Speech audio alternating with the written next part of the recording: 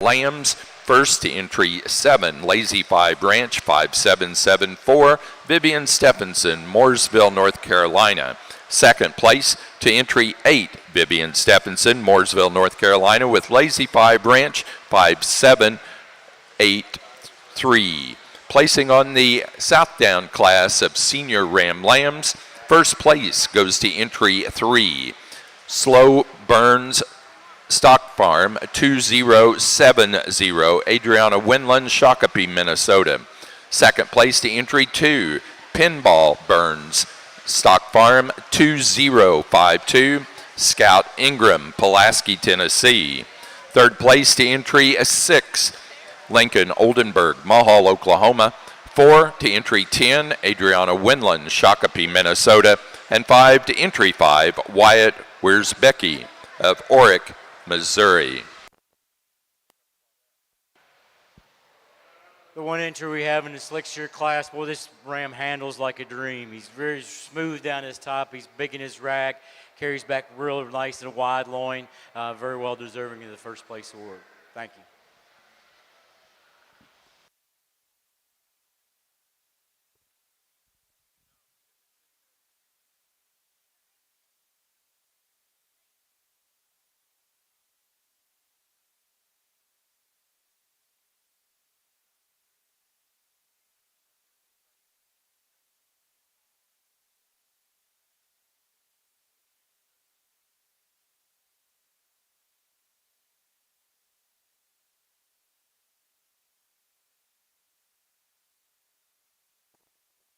Placing on the Suffolk class of Slickshorn Senior Ram Lambs, first place to entry number 8, Shank 2414, Gunner Shank, Winnebago, Illinois.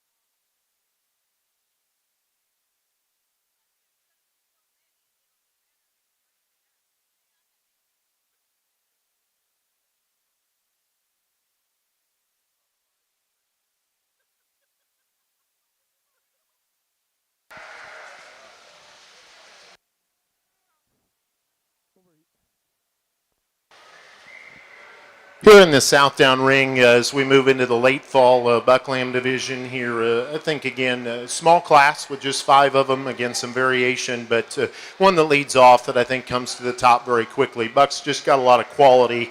If you want to make him stout, I think he does that. I think if you want to make him sound and athletic as we watch him get on the go, he certainly checks that box. He's one that's good looking from the side, a ram that's still youthful and it appears that he's got some go with him. I just think one that puts a lot of quality pieces together and again, surfaces here in this class pretty handily. The buck that's in second, I think, is the one that's most near to him in terms of his shape, particularly, and you get it on the top side of his skeleton, one that's a little bolder and square, and he's pin set comparatively to the buck that's just behind him. I think he's adequately comfortable as well when we get him out on the travel. If I'm going to change him a little bit, I want to just loosen up his spine and nickel and soften that one in his flank and make him balance just a little bit more correctly in terms of symmetry when we study him here from the side view. Young Lady Sheep in third, a very practical individual, one that's got some depth and some boldness to the center part of his body. I think there's some meat and muscle, certainly some bone work in that one. He's comfortable when we get him out on the go.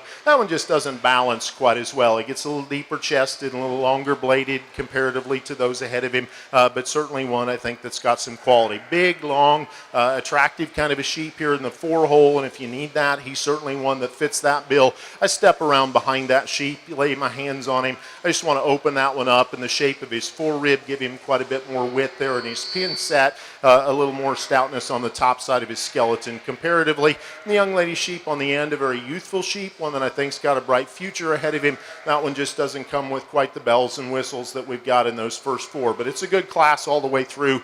Congratulations to those kids. Exceptional pair of rams here to sort up pretty quickly in our Dorper division. The ram that I chose to start with, I think, is just a notch more muscular sheep. He's the one that comes at me with more forearm shape. He's bolder through his shoulder and more impressive up top. He's the sheep, too, that has a little bit of an advantage in terms of shape out of his hip and down through his lower leg.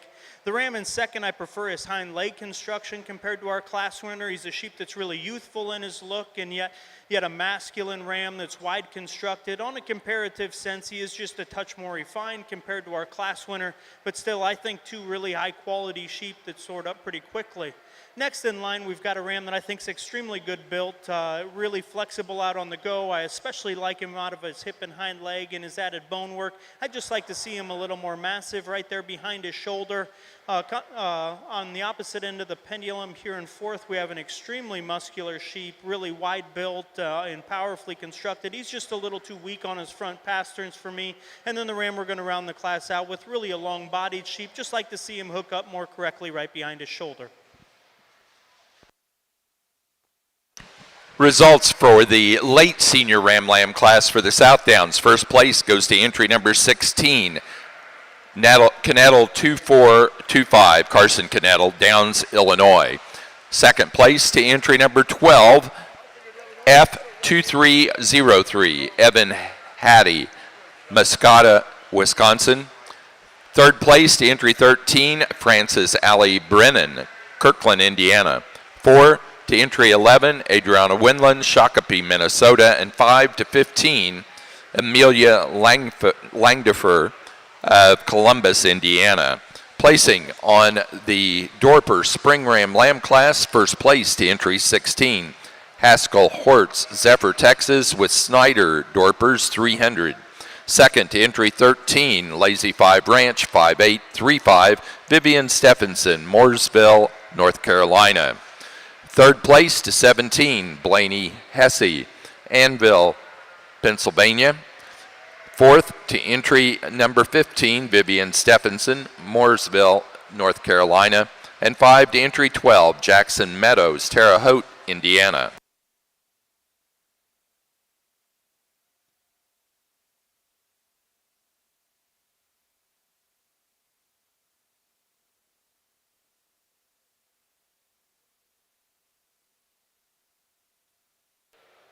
I think we got a very nice ram to start this class with. It's just a tremendous amount of body in this ram. You're seeing a little more rib shape than we have in some of these rams in here, just a little more performance. I think the thing with on this ram is that he kind of combines the size and the muscling, but also structure. I mean, he's one of the better walking rams that we have out here. I think just easily fits into the top hole. A very solid ram that we have here in second. Tremendous amount of meat, especially when you stand in behind him. He's got a decent sitting on decent amount of bone. He's got a big foot to him. A ram that handles with a lot of length in his side. Maybe a little bit smaller than a ram standing beside him, but I still think he's adequate as far as growth.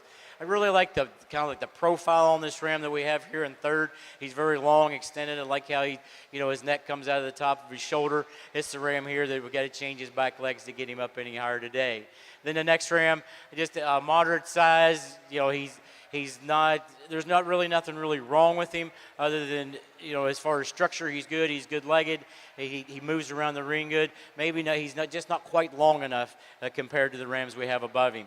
A real youthful appearing ram here, very fresh, handles great down his top, super smooth, and for his size, you got to be impressed with the amount of bone and the foot size that he has here. Just not quite enough of him to move up today. Down here in the South Down ring, as we select your senior and reserve senior champion, then go on and get your top five. Quality set of bucks, not huge numbers here, but certainly the kids, their families, those involved in the breeding programs can be very, very proud of them. I think both of the bucks that sit out here in the top side of this lineup, the first place Rams, offers us some really intriguing pieces. Again, it kind of comes down to where you want to lay your priorities and what's important to you. I think both of those bucks individually would be described as very muscular sheep. I think both of them, as you get up on the top of them, open up well in terms of the way they're shaped, in terms of their body cavity, particularly their forerib. They've got some width and some power working down the top side of their skeleton. They're impressive when you get back behind them. I think what separates the two rams as we get those guys out on the travel is that one of them's just a bit more unique, I think, in terms of the shape of his body, his ability to stay composed when we put him into motion. I think one that's a bit more unique in terms of the shape of his shoulder and his front end and just his total silhouette comparatively to the other. But certainly think both those rams offer an awful lot of value to this particular breed, and as do the ones that stand there in second to them, and a number of sheep that were further down in those classes. So again, congratulations to these kids and their families. Let's give them a nice round of applause. Now go get your champion in reserve. Placing on the Dorper pair Ram Lamb class, first place went to Vivian Stephenson, Mooresville, North Carolina. For the Suffolk class of Slick Shorn January Ram Lambs, first place went to entry 11, Slack 4151, Cooper Leininger, Akron, Indiana. Second place to entry number 16, Russell Sheep Company 2461, Davina Whitty, Owensville, Indiana. Third place to entry 14, Katie Ford, West Lafayette, Indiana. 4 to entry 13, Races Zielinski, Brookings, South Dakota. Fifth place to entry 17, Paige Minter, Brook, Indiana.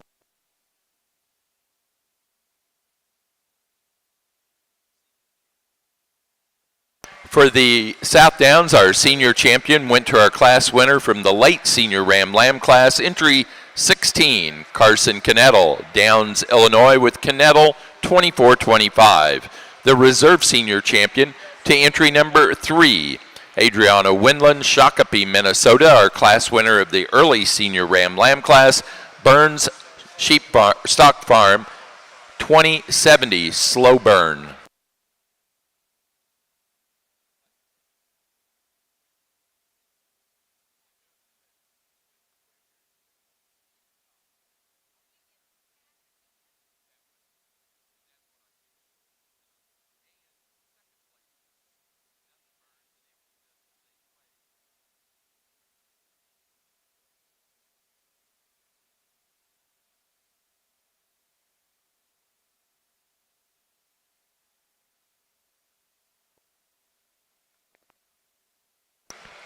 For the Dorper show, our grand champion Ram goes to the first place fall Ram Lamb, Caleb Mahan of Huntsville, Arkansas, with mirror C778.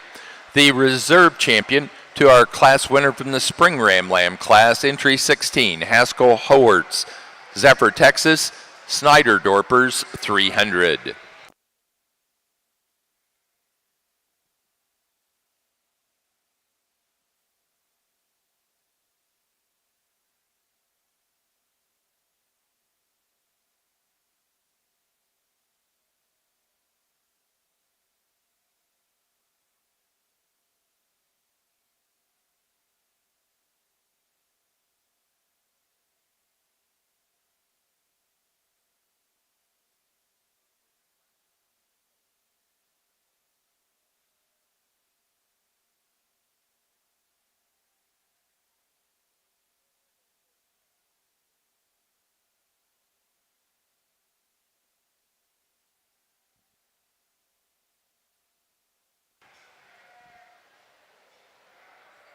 Our fitted Suffolk Rams, we get a very easy class winner to head off to head off this group of Rams here. He's fitted very well. I mean, they've done a fine job on that, but he is that straight down his top. It's very impressive on a sheep for his size. Stand on decent bone, maybe like to bulk him up a little bit there from foot size, but he's very athletic when we get him out on the move. I think just a very easy ram to fit in the top place of this class. Our next ram here, a little more extended, probably going to be a bigger ram or taller ram by this time next year. A sheep that you certainly appreciate for the length of side you have there, maybe not quite put together as well across his top as the ram that we have in first place. The second ram here, certainly appreciate the amount of length that we see in this ram. He's just super smooth. He's put together well. Structurally, just a very, very good ram. Then the ram that we have here coming next, I just need to change his testicles to get him to move up any higher today. Thank you. Placing on the fitted January Ram Lamb class for the Suffolk Show, first place goes to entry number 20, DVMS D2401, Tommy Slack, Lake Geneva, Wisconsin. Second place to entry number 21, Ruby Mountain 2401, Ruthie Bivens, Manhattan, Illinois. Third place to entry 23, Brady Henderson, Atlanta, Indiana. And fourth place to entry 22, Felicity and Austin Groves, Pinckney, Michigan.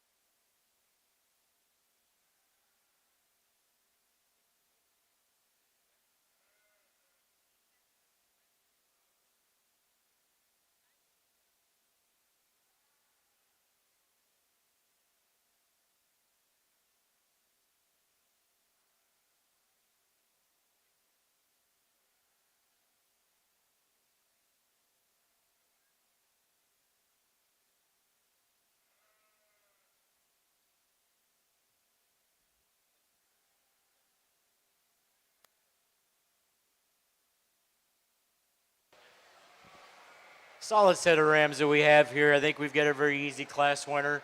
A sheep with a tremendous amount of length, tremendous amount of muscling in this ram. You're looking behind him, he's big around the top part of his hip, carries it down nice into his twist. One of the better footed sheep that we have out here. A little more refined in his makeup is the ram that we have here in second. And probably for me, I like his general outline and design because he's smooth enough down his top. He gives you a good profile. Get a little flat rib for me. I'd like to open that rib cage up, give him a little more volume. The next ram here, probably one of the better handling rams that we have out in the class as far as when you touch him down his top, a ram that carries back nice into a decent hip and down to his leg. Getting a little dark for me. I'd like to clean that fleece up a little bit. Then the next ram here is just a very solid sheep. He's not, like I said, he's not bad. Really like the foot size on this ram. This is a ram that's got big bone. He's got a big foot. He's got nice, and he's big in his loin, not long enough to compete with the other rams in the top of the class. We do have a very long-sided ram and very extended up through his front end that we're going to round the class out with. Just a ram for me. He's got a little too much set to his back legs and definitely need to darken his head up. He's a little too brown for me today. Thank you.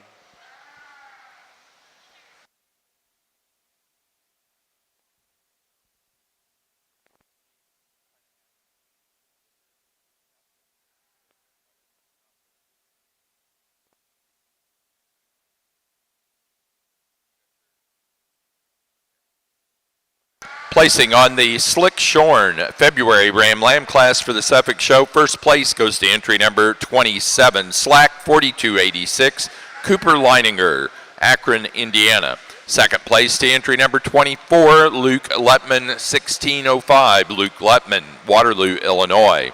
Third to entry 26, Aiden Shank, Winnebago, Illinois. Fourth place to entry number 31, Autumn, Emily, and Oliver Long, Frankfort, Indiana. Fifth place to entry number 25, Raisa Zielinski, Brookings, South Dakota.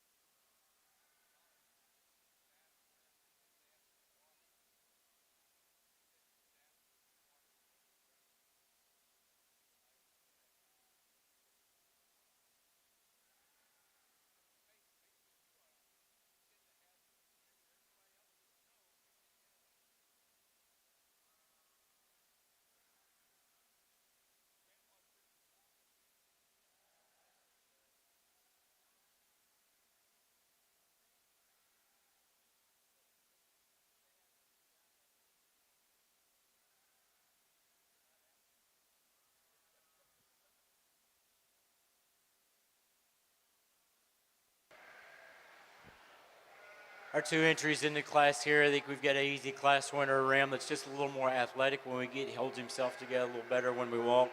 When we put him into motion, a ram that's nice down his top. I think he's got a tremendous amount of growth to him, nice and black about his points. The next ram we have are a little harder made as far as his rib design. A ram just a little more narrow, not quite as big hip as what we have in our first place ram. Thank you. Well, as we begin the junior division here in the Southdown Buck Show, again, a lot of quality. Congratulations to these kids. Again, there's certainly some parts and pieces here that you can utilize, and and think about in each one of these rams. I guess the one I'm going to put together up front here, I think the rams in first and second in particular are those that are just a bit more unique in what they can offer us. And the one I'm going to start with, hopefully I'll talk a lot about this today, just trying to put enough power, enough punch into a package that's sound and good built and good looking. And I think that's where he really has the advantage over the one in second. This guy's so much better, in my opinion, in terms of the shape of his body, the openness of his forearm, the genuine mass that he's got on the top side of his skeleton, really profiles extremely well from the side in terms of his silhouette, his proportions, and a buck that's very athletic as we get him out on the go. Some are going to want to put him in a bigger package. I'm okay with that. I realize he's one of the lighter weight bucks here in the top 5. He's certainly big enough for me if he's going to bring us that kind of quality in terms of his build and his skeleton. The ram here in second is one that's really hard to get away from when you study him from this angle. Up-fronted sheep, one that young man does a great job of driving. Really gets out and goes pretty free and easy in terms of his skeleton. He's got enough foot and enough bone, enough ruggedness to him. I think it's when you get behind him and get up on top of that sheep, you want to change him. He just gets a little too flat for me in terms of the shape of his center body. We need to open him up. We need to stout him up a little bit up high, but that's certainly one that can change some sheep in a number of really positive directions. Young lady's got an intriguing sheep here in third as well, one that's real long spine, real long strident. I like that buck just in terms of his comfort and his functionality when we get him out on the travel. I think a ram that's got some meat and muscle to him. He's big hipped. He's certainly grown well and got a lot of performance. He just comes in a few too many pieces. He doesn't collect his top line quite as neatly. His shoulder's not laid in against his body quite as attractively as those sheep in first and second, but certainly one I think that's going to go on and do nice things for that young lady's breeding program. The buck in fourth is one from his shoulder back that I admire a great deal. Big and square when you get behind him, opened up in terms of center and full rib cage. One that again is very stout in terms of his foundation. Just a little plain for me in terms of neck and front end. We've got to yank that up out of him, clean him up. I'd like to change that buck in terms of his cover or his condition, just a nickel as well today. And the ram that's here in fifth, another one that's got some natural thickness, some length of body. I think a buck again that gets out and goes all right. His proportions just aren't quite good enough when you study him there from the side view. We need to rebuild him through the lower part of his chest and his rib cage there, elevate him and make him just a nickel more attractive and cooler when we get him out on the side. But that's a good way to start the junior division. Congratulations to those kids. Here in my second day of judging at Louisville, this is without a doubt the best top 5 that I've had of any of the breeds so far. I hope the Dorper people are awfully proud of this set of females. I think they're incredible. The female that I chose to start with, I just love her broody maternal profile. She's got that big swoop to her rib cage. She's wide and powerful coming at you and sure leaves you with that same advantage. Flexible off both ends of her skeleton. I think an awfully high quality female. Here in second, we've got a ewe that's maybe just a shot more expressive on the top side of her skeleton, especially right there behind her shoulder. She's a really big racked, muscular, wide-built female. She's just a little bit shorter stepping off both ends of her skeleton, maybe just a little bit full throwing that off, but I think that she's a really high-quality female in her own right. Probably my favorite from the profile is right here in third. She's so good in her lines, incredibly level down her top line, so good out of her hip and hind leg, and yet when she gets out and goes, once again, extremely flexible off both ends. To me, though, compared to the two ewes directly ahead of her and the ewe behind her, she's probably the plainest in her muscle shape of those 4. She's one that I'd like to see just a touch square right behind her rack, but I think an awfully impressive female from the profile. Probably the high cut ability sheep is here in 4, extremely expressive on the top side of her skeleton and from behind, and you can see that outward turn to her leg. Really a massive female, and I like her added bone and skeleton as well. For me, though, at this stage of her maturity, I'd really like to drop her down in her flank just a little bit, give her just a little bit more center body, but I think an awfully high-quality female. And then another really maternal maid ewe here to round out the top 5. I love her rib cage and her center body and her skeletal mass. Compared to the set, she's the heavy-conditioned ewe of the drive, probably the most nondescript when you get right behind her, but still I think 5 awfully high-quality Dorper females.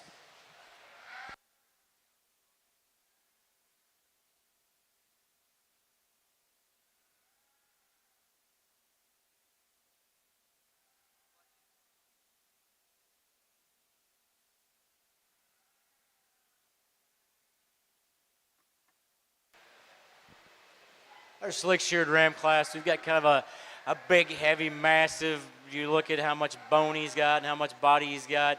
Just a ram that's going to win this class.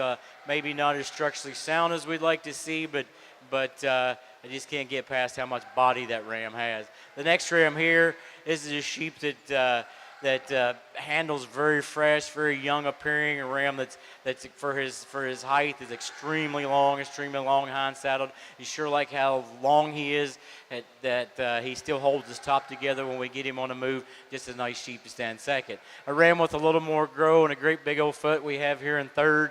This is a ram that's just a little lighter made, and you stand behind him. He's not quite got the hip that we have, and the sheep stand in front of him. Thank you. Placing on the Suffolk class of fitted February Ram Lambs, first place went to entry number 34, Van Grow Livestock, VGRL 1362, Felicity and Austin Groves, Pinckney, Michigan.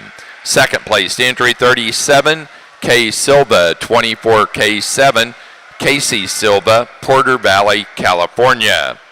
Placing on the Southdown class of January Ram Lambs, first place goes to entry number 22, Bowers 5035, Caden Lake, Norwich, Ohio. Second place to entry number 34, George Brothers 24014, Agree to Disagree, Drew George, Niles, Michigan. Third to entry 33, Brinley Kretz, Kmar, Maryland. 4 to 31, Blake Buckland, Warren, Indiana. Fifth place to entry 17, Quentin Durr, Arcadia, Indiana. Placing on the Dorper Senior Yearling U class, first place to entry number 34, Darlington Dorpers 2301, Morgan Black, Darlington, Wisconsin.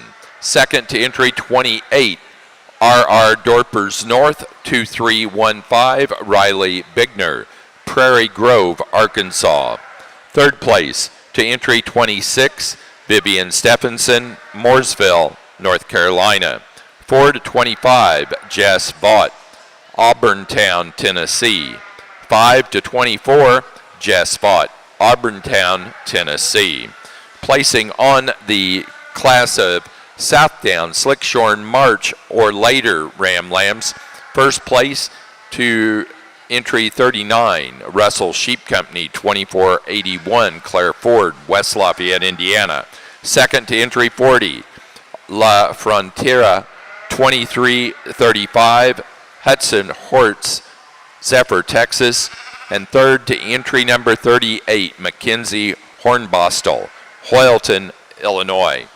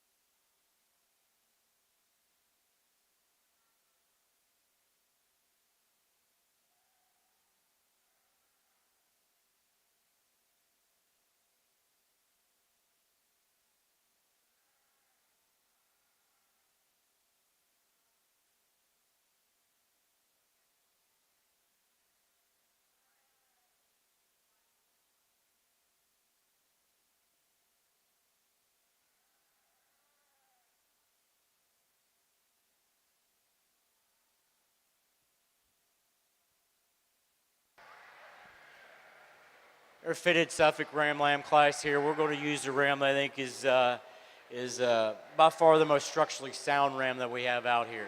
He's the best that we have when we put him in motion in his feet and legs. Ram puts him down very nicely. Relatively straight down his top, straight enough he's acceptable down his top. Ram with a tremendous amount of length. I really like the black points on this ram. The next ram we have here for sure going to be the tallest ram this time next year. A ram with a tremendous amount of grow and extension. Ram, you like to handle him down his top. He's got some muscle in his top. Just gets a little bit narrow when we get him, put him in motion. I'd like to widen him up in his skeleton to put him up any higher. The next ram we have here, he's kind of a big, well, he's a little thin, but I think he's going to be a big-bodied sheep. I like the rib shape I see in that ram at this point. Just a sheep that I think is going to fit nicely into the third place. The next ram that we're starting with, the ram in the fourth place, he's got a tremendous amount of thickness in this ram. He's big top, he's big hip, got a big old lower leg on him. That's a ram that we stretch him out just a little bit. If we give him a little more length of body, he could definitely move up. And we've got a long-sided, more extended ram that we have here in fifth place. This is a ram that's got a tremendous amount of length from that last rib back. A sheep that's just a little bit green for me today. We get some more pounds on him and look at him later. Thank you. Really good set of Februarys here in the Southdown ring. Top two in particular are sheep that I've played back and forth in my mind quite a bit here, and again, be comfortable with starting with either one of them. Again, I think they offer some really unique pieces and parts from a breeding perspective. The ram that I'm going to start with is one that I think the longer they're out here, he just kind of puts it all together for me. Certainly a buck that's got some performance and grow in terms of his physical size. I think that's a ram that's acceptably stout. When you get back behind him, he wedges the right direction. I think he's one that's built significantly bigger and stouter at the ground in terms of his foot, and his skeleton assembled pretty good up front, still pretty youthful in his look. Just a high quality buck that I think brings a lot of positives to the table. Just simply parked here at the side in terms of just a silhouette and touch as well. I think you have to give the advantage to the buck in second. I do like that ram shape and just description of muscle, the way he comes to your hand as you get your hands on his back. I think one that when we get him out on the go wants to narrow up just a little bit, both coming and going. One that's a little frailer in terms of his skeleton, and I just don't know that he holds himself together from a balance perspective quite as well when we get him out on the travel. Parked up here, though, that one gives you an awfully good look. I think there's some things to appreciate about both of the bucks in 3, 4, and 5. This one in third is certainly one that's square. He's big in terms of his foot and his skeletal build. He's one that balances pretty well when the young man puts him together. The sheep gets a little knottier and plainer in terms of the shape of his shoulder, a little plainer up through his front end, and one that, again, as bold as he is, I'd just like to see some more genuine muscle tone and description to him as you lay your hands on him. The buck here in fourth, one that's long, one that's very athletic in terms of his ability to get out and take a step and stay sound. I just don't think that buck wants to put himself together quite as neatly today. I like to correct him just a little bit right there behind his shoulder, tie his forerib into him a little bit more uniquely as we compare him to the first three. But again, an athletic one, a long-bodied one that's still got some power and some mass. There's no question if you're just into shape and squareness, the buck in fifth may be the one that's the most appealing to you, and he does hit me hard when the young ladies gather him up and put him there from the side view. He's one, again, that's very, very impressive when you put your hands on him. We get him in motion, and that's where he becomes a problem for me. Just a little too round off of both ends of his skeleton. Need to get that one to just get out and reach with a little more authority and comfort than what he does. But that's a high-quality set. Congratulations to all those kids and their families. Let's give them a nice hand. Another extremely high-quality set of Dorper yearling ewes here for our second drive. The ewe that I chose to start with, I think does so pretty handily. She's one to me that's really maternal in the way she's made through her head and neck, yet really powerful through her shoulder and forerib. She comes at you with a pile of base width and sure leaves you with that as well. Really a massive female from front end. I think just an awfully nice place to start. You in second, I really like for added shape and muscularity, really powerful up top. A female that you can sure see that outward turn to her leg, really attractive out of her hip and hind leg. There's just not quite enough of her compared to our class winner. I think that you just kind of outpowers her, but I think an awfully nice individual as you evaluate her just as an individual. You that we have next in line, really a bold rib, big-bodied female, really wide-chested as well. She's the heavy-conditioned ewe of the drive, and so consequently is a little bit softer to the touch, but I still think an awfully high-quality ewe. Next in line, we've got one that I sure like for her added ruggedness and dimension. She, when we get out and go, is just a little bit shorter stepping, and then the ewe we're going to round the top 5 out with, I think extremely high quality in the way she's put together. A really neat female. She's just more refined in her bone work, maybe a little more youthful in her look, but I think a high quality individual in her own right. Placing on the Southdown class of February Ram Lambs. First place to entry 37, George Brothers 24018, Ricochet, Drew George, Niles, Michigan. Second to entry 42, Forsey Miller R 24-126, Matty Hogger, Connorsville, Indiana. Third place to entry 39, Brady Brandt, Rock Springs, Wisconsin. Fourth place to 46, Charlie Ryan, Taylorville, Illinois. 5 to 45, Emma Lease, Plant City, Florida. Placing on the class of Suffolk fitted March or later Ram Lambs. First place to entry number 46, G Silva, 24G9, The Rock, Grace Silva, Potter Valley, California. Second place to entry 43, Tom Burke, 24-68, Joey Slack, Lake Geneva, Wisconsin. Third place to entry number 42, Jace Brome, Brillion, Wisconsin. 4 to entry number 44, Ella Buells, Bremen, Indiana. And 5 to 47, Jacob Lindau, Chile, Wisconsin. Placing on the Suffolk March or later fitted Ram Lamb class. First place to entry 40.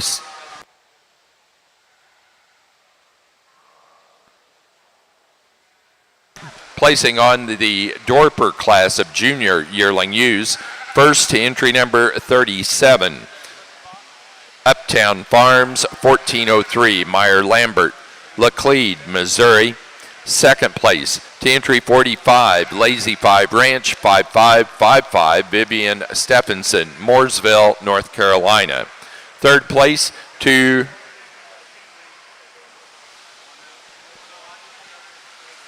entry number 50, Peyton Nix, Winoka, Oklahoma. Fourth place to entry 44, McKinley Settle, Mooresville, North Carolina. And 5 to 46, Peyton Nix, Wacona, Oklahoma.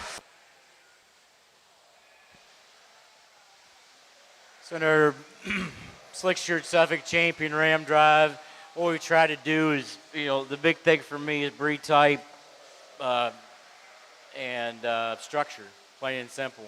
And then trying to put that, take those two priority points and put some muscling in there, put some length of body in there, and I think we've got it in the set of rams that we have out there for the most part.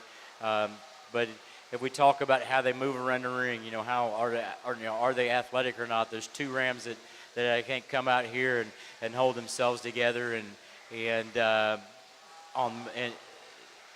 they put their feet and legs down the way I think they should be when we put them in motion. So I'll go ahead and pick your champion in reserve.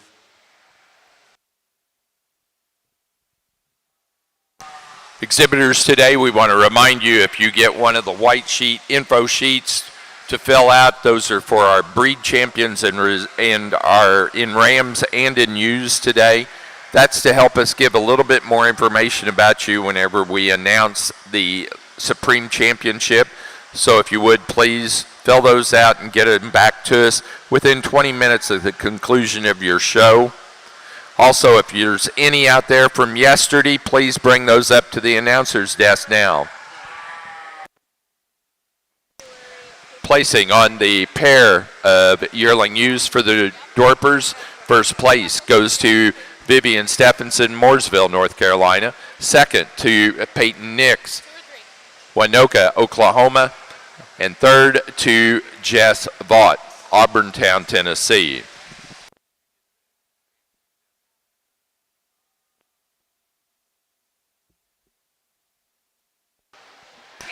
For On our our Suffolk March- show, our champion Slickshorn Ram goes to the Slickshorn January Ram Lamb. Cooper Leininger, Akron, Indiana with slack 41.51. The reserve Slickshorn to our February Ram Lamb, Cooper Leininger, Akron, Indiana with slack 42.86.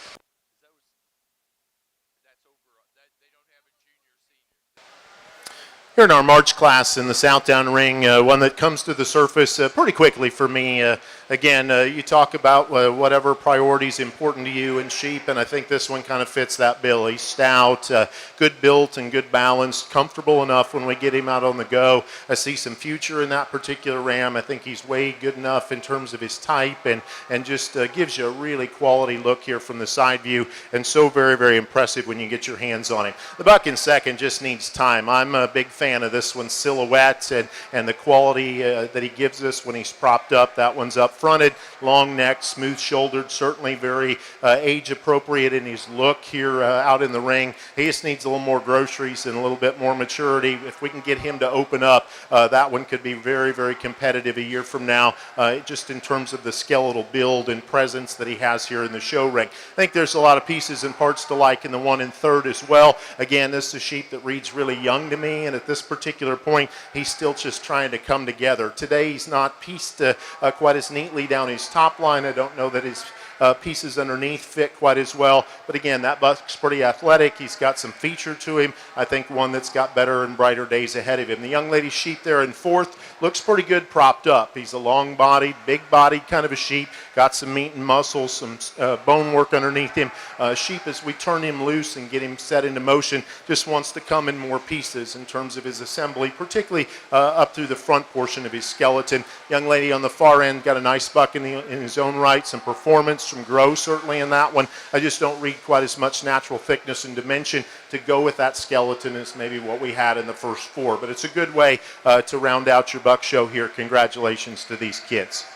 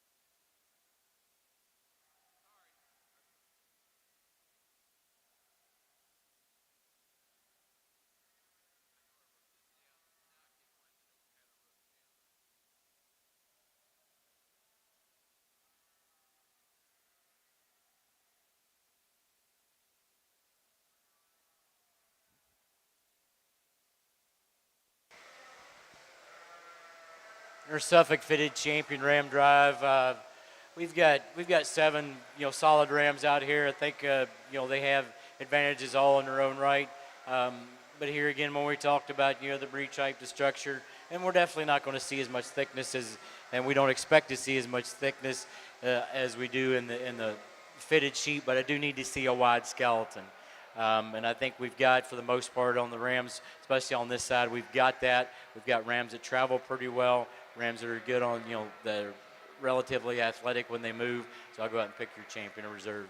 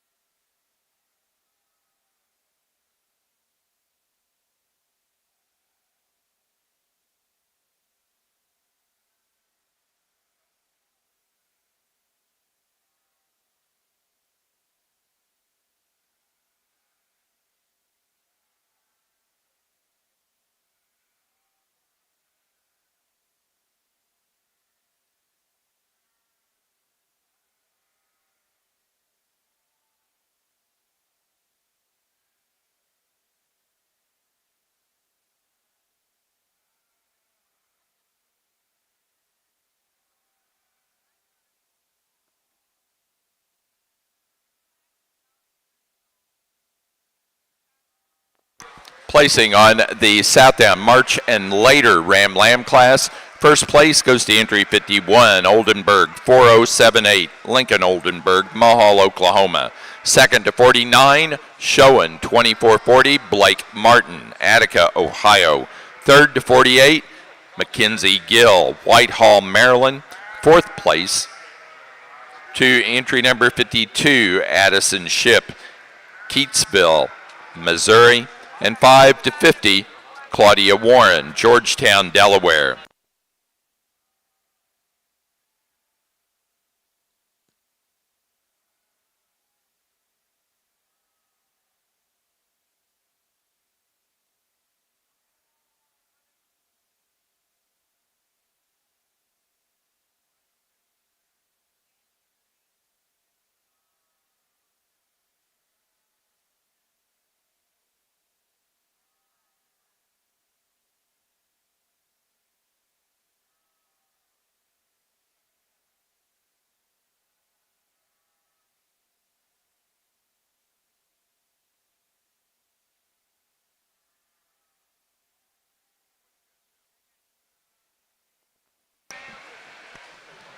For our Suffolk show, our champion fitted ram goes to our fitted January Ram Lamb.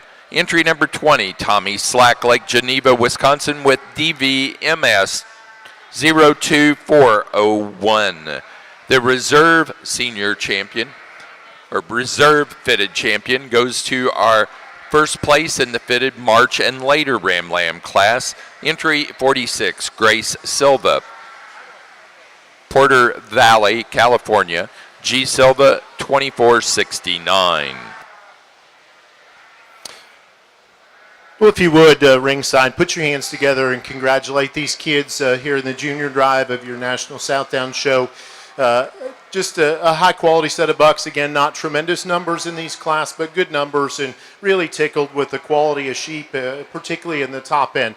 They're not all cookie cutters. I'm not going to try and convince you of that, but they are the three sheep, these on this side and those that followed them, that I thought needed to surface out of those particular classes, because I think they have some quality. I think they offer some unique pieces, and those aren't always going to look exactly alike when we get them out here in the champion drive, and that's okay. The buck that comes out of the January class is one that I like awfully well, particularly when he's parked up like this. I think, again, if you're just going to talk about one who's really good in his silhouette and whose proportions are extremely good, that one's soft and practical in his center body and flank, and yet still got his old breastplate chucked up in him where he can give you a nice look. He's certainly one that's got some mass and some power up on the top side, and I think he's more than ample in terms of just power and from a bone and a stoutness, a skeleton perspective. Pretty good and pretty comfortable as we get him out on the go. The ram out of the February class is one that's in a bigger package and just a little different kind, and that's okay.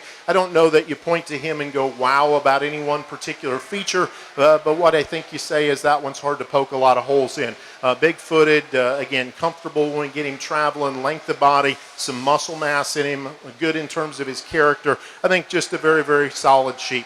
And the buck that comes out of the March division is one that certainly you do go wow when you get right around behind him and you get a chance to put your hands on that buck. He's even more impressive on the top side of his skeleton. I think one, again, for that kind of mass is way more than good enough at the surface in terms of his feet and his legs and the way that he goes. Some are going to want to just read a little more go to him, perhaps up through his front end than others. But again, when you're going to put that kind of power and spread in one, you're going to have to give him just a little bit more density up front to make it all work. I think they're really, really high-quality sheep. I think, again, there's some very interesting pieces and high-quality ones that the kids have done a great job of exhibiting here in the ring in your junior division. I'm going to go out and peek at them for just a second more. We'll get your champion reserve in top 5. But, again, congratulations to all these exhibitors.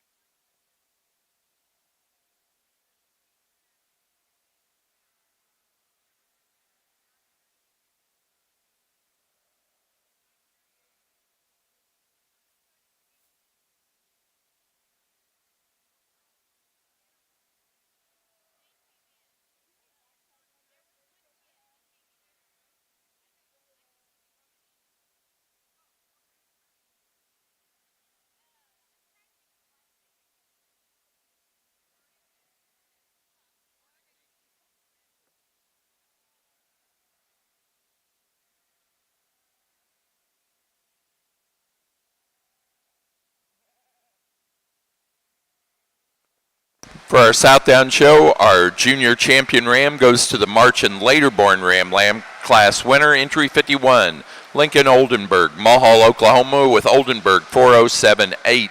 The reserve junior champion was out of the January Ram Lamb class, entry 22, Caden Lake, Norwich, Ohio, with Bowers 5035.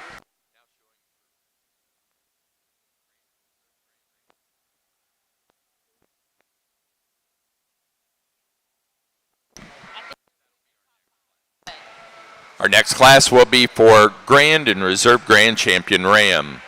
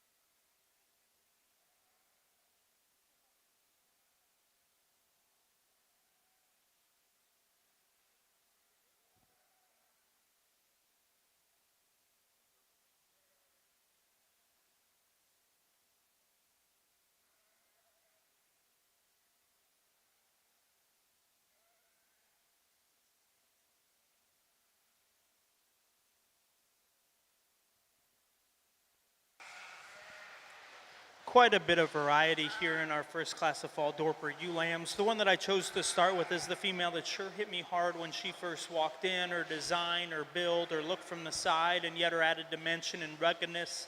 One thing I'd change about her is when she comes at you, she wants to paddle out of her front end just a notch. But other than that, I think that's an awfully high quality female. A little bit smaller package here in our second place ewe, one that I really like for added dimension and femininity. I love the way that she's built through her shoulder and her neck, and yet she's really powerful when you get right behind her. I think an awfully high quality female, just gives up a little too much performance really to the ewes on either side of her, but I think a nice individual in her own right. Really the high-performing, big-bodied ewe comes here in third, extremely long-bodied, probably the heavyweight ewe of the drive as well. To me, though, she just gets a little bit off in her balance from the profile, the way she wants to kind of suck down her loin, and she's got a little additional set to her hind leg, but still you sure have to appreciate that rib cage she has, that mass, and that added dimension. Really an awfully nice profiling female that we've got here in fourth, so good in her lines, really neat and attractive up through her front end. For a Dorper, maybe not quite as muscular and powerful coming at you, but still a female I really like the way she's designed from the side. Maybe just a little more of a weather type sheep, but I think an awfully high quality one. And then we're going to round the top five out with really rugged and powerful, just like to neaten her up from the profile some.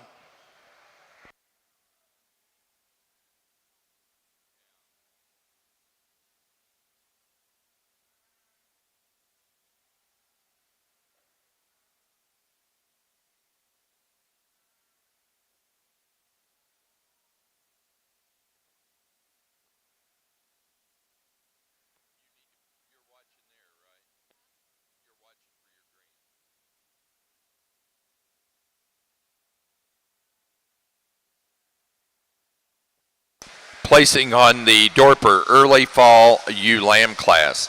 Placing first is entry 67. RR Dorpers North 2387, Riley Bigner, Prairie Grove, Arkansas. Second place to entry number 72, KB 380, Catherine Richter, Corsicana, Texas. Third place to entry 60, Meyer Lambert, Laclede, Missouri. Fourth place to entry 66, Jess Vaught, Auburntown, Tennessee. And fifth place to entry 63, Vivian Stephenson, Mooresville, North Carolina.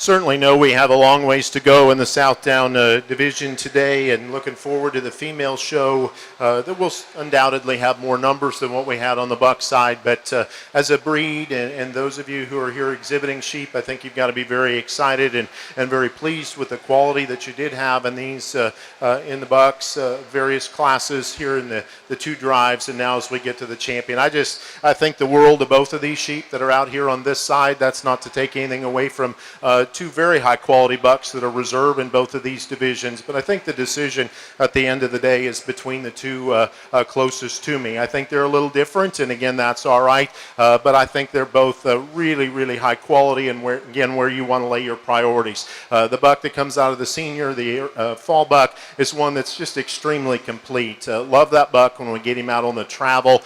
He's just so good in terms of the flexibility of his skeleton. I think that's a buck that's built extremely big at the ground in terms of his foot and his bone work. He's long bodied. There's some muscle in that ram. He's certainly not as stout featured up top as the one that's just behind him, but that's one that's big enough in his back, certainly square enough when you get back behind him, and he's coming to us with a little bit more maturity, obviously just because of his age, and I think his proportions and his silhouette certainly is still one that you can appreciate a great deal when you get off here on the profile. Young gentlemen do a really good job of getting him exhibited out here. The March buck lambs at the other end, from the age perspective, a buck that's got a long ways to go, very, very youthful, and I read that in him. Certainly one, some are going to say he's not the shallowest one in the world, and if I was going to change him at all, that's what I'd maybe do to him, but again, it takes some power to run that kind of caboose, and he's got a big one when you get back behind him. Huge pinned, great spread. He wedges the right direction. That buck's good in his fore and his center rib, and again, what's most impressive to me about a sheep with that kind of muscle and that kind of power is when we just let him relax and get out and travel. That one again is very, very secure at the ground in terms of his skeleton, his stride, his structure, and I think that one again is way more than acceptable in terms of his shoulder and his front end build. I think his balance is good. Again, I think an exceptionally high quality sheep. I'm going to look at them for just a second and get your champion in reserve. I think they're an extremely good pair. Congratulations to all those involved with all four of these sheep on a great set, and looking forward to this female show as well. Let's give these kids a well-deserved hand as we pick your champions.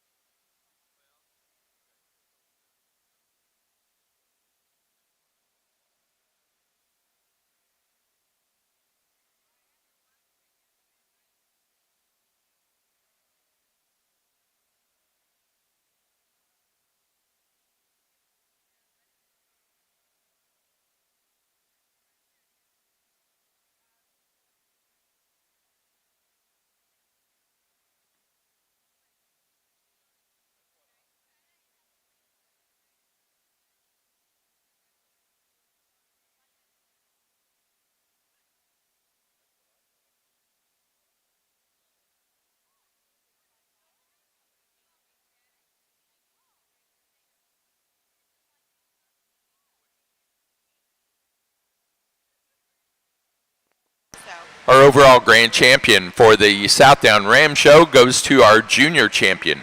Out of the March and later born Ram Lamb class, entry 51, Lincoln Oldenburg, Mulhall, Oklahoma, with Oldenburg 4078. The reserve champion overall was our senior champion. From the late senior Ram Lamb class, entry 16, Carson Knettle, Downs, Illinois, with Knettle 2425.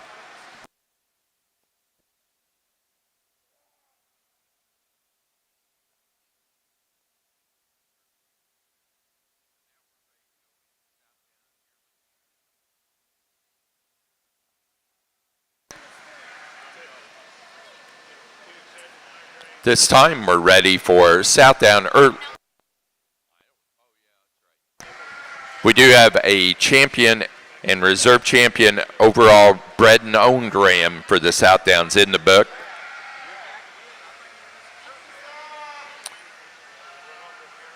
And I believe those will be brought to us or just recorded by the secretary. Next up is our early class of yearling ewes. These animals born December 5 of 22 through and including the 14th day of January of 23.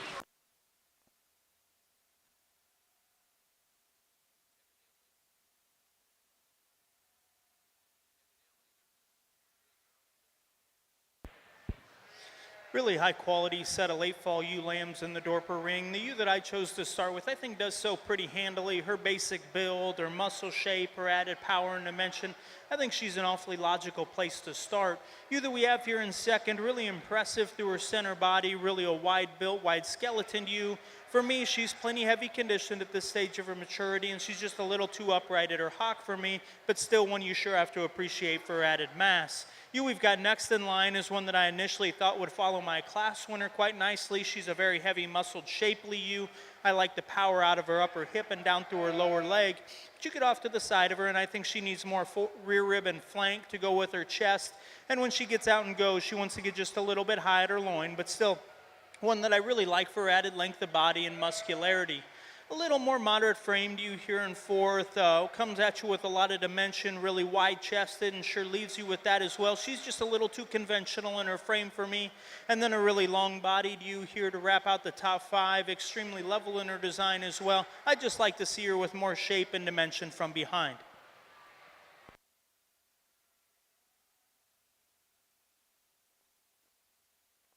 Placing on the Dorper late fall ewe lamb class. First place to entry 75, NK 2382, Kinley Rathman, Slayton, Texas. Second place to entry 81, Lazy 5 Ranch 5645, Vivian Stephenson, Mooresville, North Carolina. Third to 76, Peyton Nix, Winoka, Oklahoma. 4 to 77, McKinley Settle, Mooresville, North Carolina. And 5 to 82, Blake Huff, Pomfret Center, Connecticut.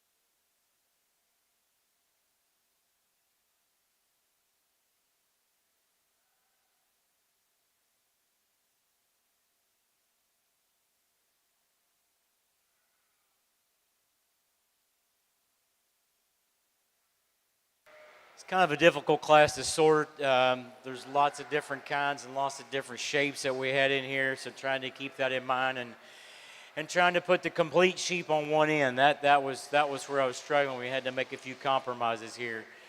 You were going to start with, I think, if she was a little bit longer, if she was a little neater fronted, it'd be simple. I mean, she'd win the class handily, without a doubt. So I'd like to make her just a little more feminine. Appreciate the amount of body and the mass she has, and she's big ribbed and bold. Just once we start getting that front end, she just gets to look, like I said, I'd like to make her more feminine.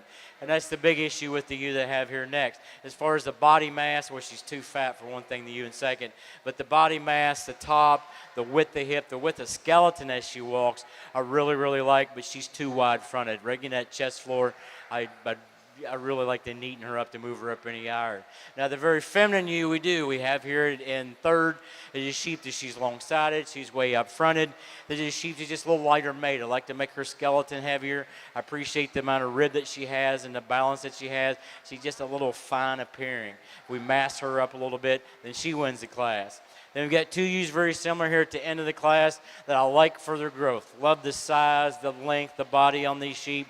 Both these ewes kind of have the same problem. The back third of their underline, I'd like to drop their flank down, drop that belly down. I appreciate all the rest of the part of the back because I really, really like how broody they are and how big they are, but I just need to make them just a little deeper in that back third. Thank you.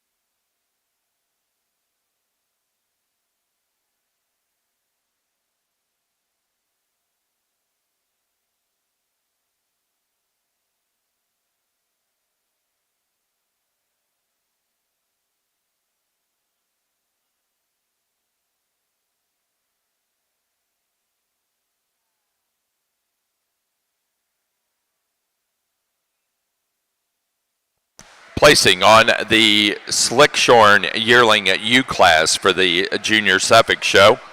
First place goes to entry number 72, Macaulay 6168, Paige Minter, Brook, Indiana. Second place to entry number 119, Hannah Warnicki. Third place to entry 63, Clayton Heisey, Lebanon, Pennsylvania.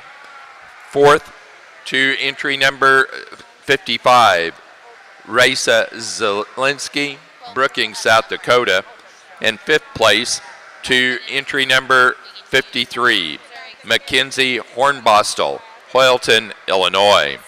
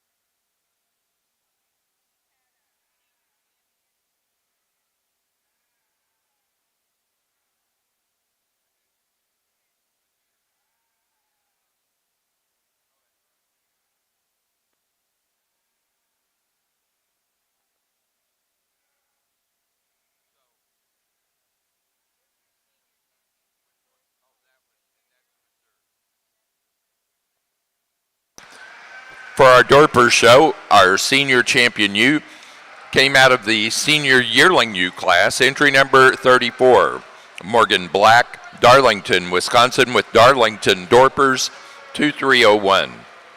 The reserve senior champion, also from that senior yearling U class, entry 28, Riley Bigner, Prairie Grove, Arkansas, with RD Dorpers North 2315.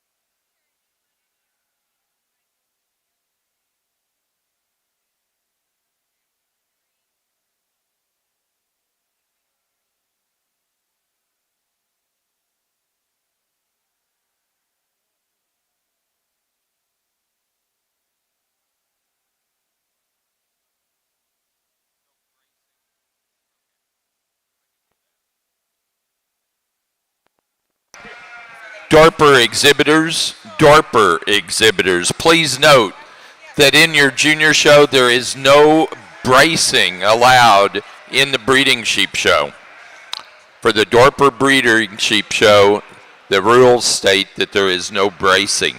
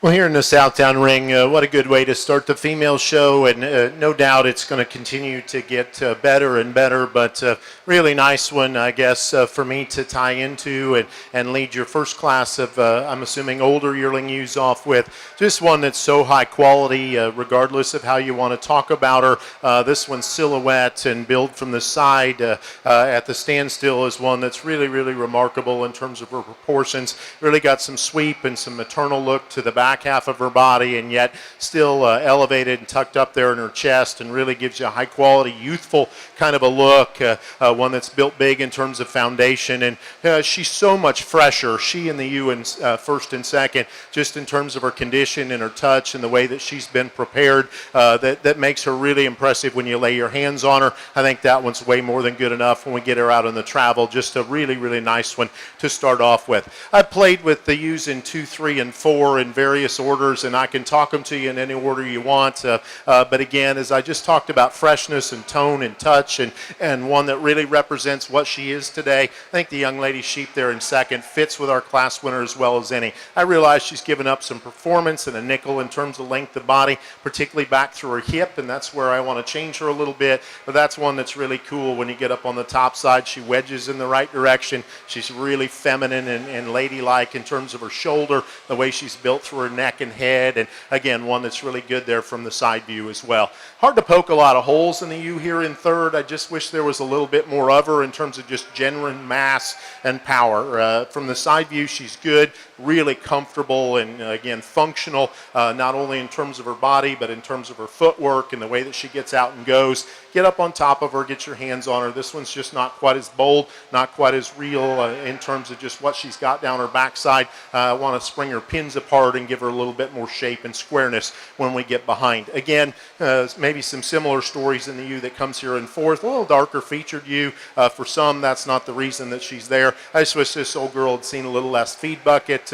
She's awfully heavy in terms of condition, and I think that's detracting from what is a really, really good sheep. This one's a big old horse in terms of performance, good bone, good bodied, stout enough, just a little off in terms of just tying it all together, and I think that condition is part of it. Maybe the most massive sheep in the drive, just from her fore-rib back and the way that she's built there, is the ewe that comes in fifth, and I do appreciate that about her. I think from a mating perspective, that's one that's really, really intriguing. We just need to clean her up considerably there in terms of her shoulder, front end, or neck, and make that one a little bit more feminine and refined in that region, and then she can move up a spot or two. But this is a great way to start your Southtown Female Show. Congratulations to those kids, their families. Give them a nice hand.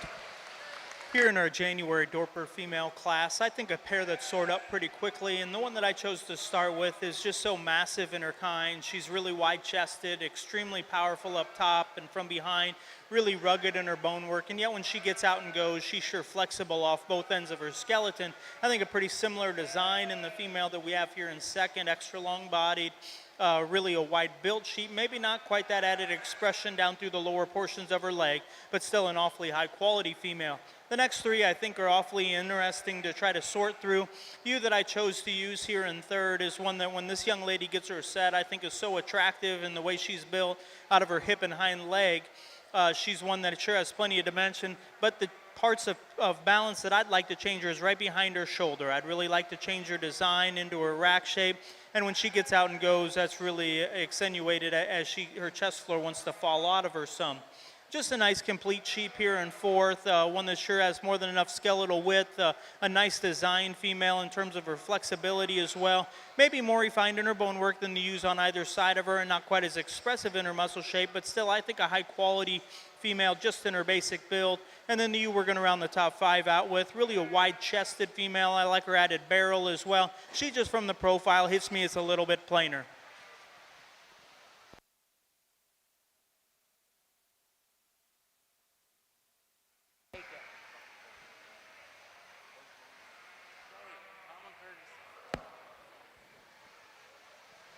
So in her slick-sheared yearling ewe class, the ewe we're going to start with, I think, is just a big, powerful, broody ewe. She's got as much fluid to her movement as anything out here. I think a sheep that, yes, she could be a tick longer maybe, but just the body mass that we see in that female I really like. And you certainly like the femininity of the second place ewe. She's super neat up through her front end, really straight down her top. Love the rib shape on this ewe. The longer she's out here, the worse her feet are getting. I like to fix her back pasterns to make her up, to move her up any further today. The next ewe we have here, another really long-sided sheep, just a little more refined in her makeup, not as heavy in her skeleton, not as the ewes we have standing around her. I certainly appreciate the red meat, the raw muscle that we have in this sheep. Maybe not quite big enough in her forerib. Like to drop her down there just a little bit. The next ewe here, you bet, we've got plenty of rib in this ewe. She's got a lot of mass to her. She's really wide hip when you stand in behind her and look at her. Just here again, another sheep I need to stretch out just a little bit to move up any higher today. Length of side we've got in this ewe. From her hip forward, this ewe I like a lot. She is just gorgeous. Her front end, she's feminine. She's black about her points. But when we get from her hip back, that's where she kind of loses it for me. She's not near as wide in that area and definitely not deep enough in her flank. Thank you.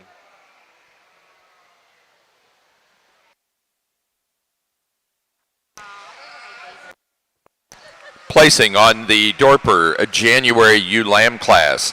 First place to entry number 104. FMSR 402W, Jess Fott, Auburntown, Tennessee. Second place to entry number 88.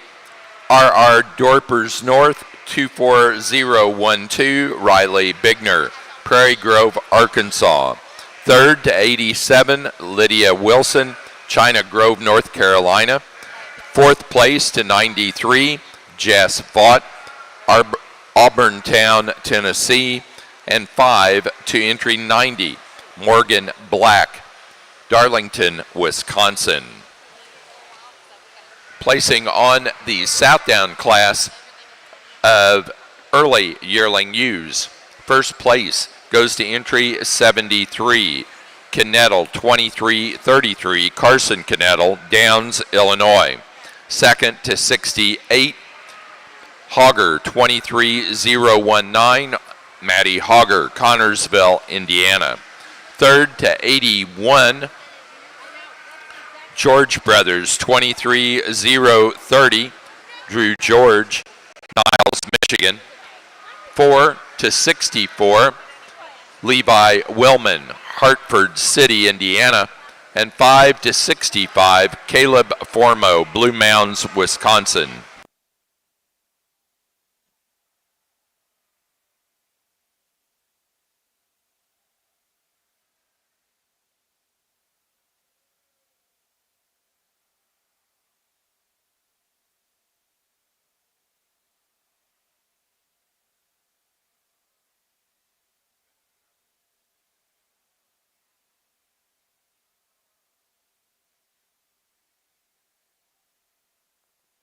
Placing on the Suffolk Slickshorn Yearling U class, first to entry number 79, Macaulay 6289, Bo Howe, Danforth, Illinois. Second place to entry number 73, Macaulay 6183. Clayton Heisey, Lebanon, Pennsylvania. Third place to entry number 81, Cooper Leininger, Akron, Indiana. 4 to 62, Katie Ford, West Lafayette, Indiana. And 5 to 65, Raisa Zielinski, Brookings, South Dakota. In our fitted yearling U class, the sheep that we're going to start with, I think they're just more of her. Not so much height, but I look how much body she's got. Much wider in her top when you handle her from front to back. It is a sheep that just comes out, I think, just very handily wins this class. The next one, you love the profile, the extension, the length of side, the straightness of lines. She is that straight top, incredibly straight down her spine. I really like her underline better than you were starting the class with. Or just not as much of her when you stand in behind her. She's a little more narrow than you that we have that's going to win the class. Thank you. Placing on the fitted yearling U class for the Suffolk Show.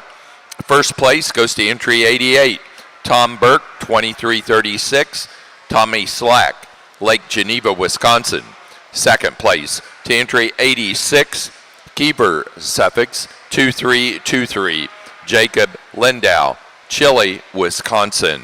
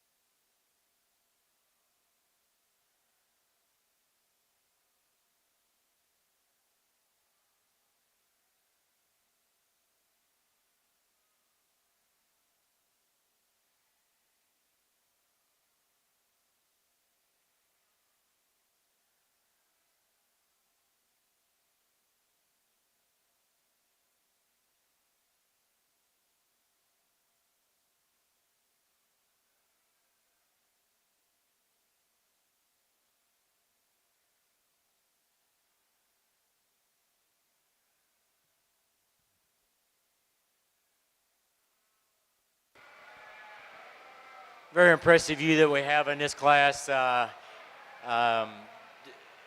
Really too bad we don't have any more in there because I think she can handle quite a bit of competition. If you look at the rib shape in this shoe, she's big, she's broody.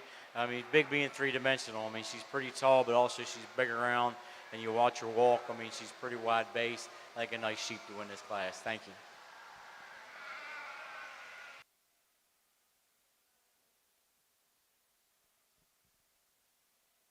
For the Suffolk Show, placing on the late fitted yearling U class. First place to K Slack, 2351, Joey Slack, Lake Geneva, Wisconsin.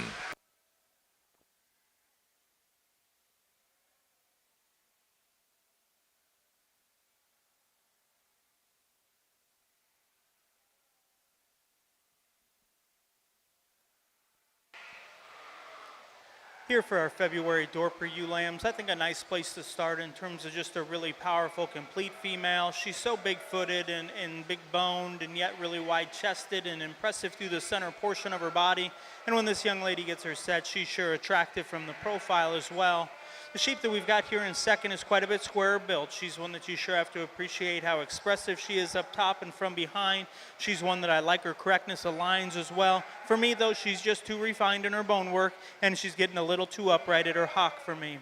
Another wide-built female here in third. Really comes at you with a lot of power and dimension. Unfortunately, though, she doesn't want to handle the rear portion of her skeleton quite as nicely as the two females above her.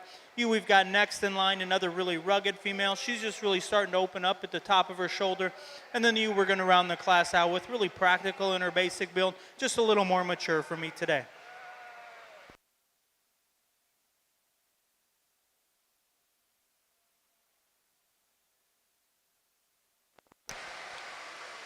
Placing on the Dorper February ewe lamb class, first place to entry number 116, Darlington Dorpers 2413, Morgan Black, Darlington, Wisconsin.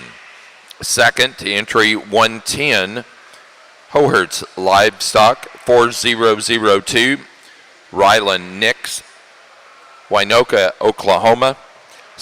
Third place to entry 111, Vivian Stephenson, Mooresville, North Carolina. 4 to 112, Charlie Settle, Mooresville, North Carolina. And 5 to 114, Vivian Stephenson, Mooresville, North Carolina.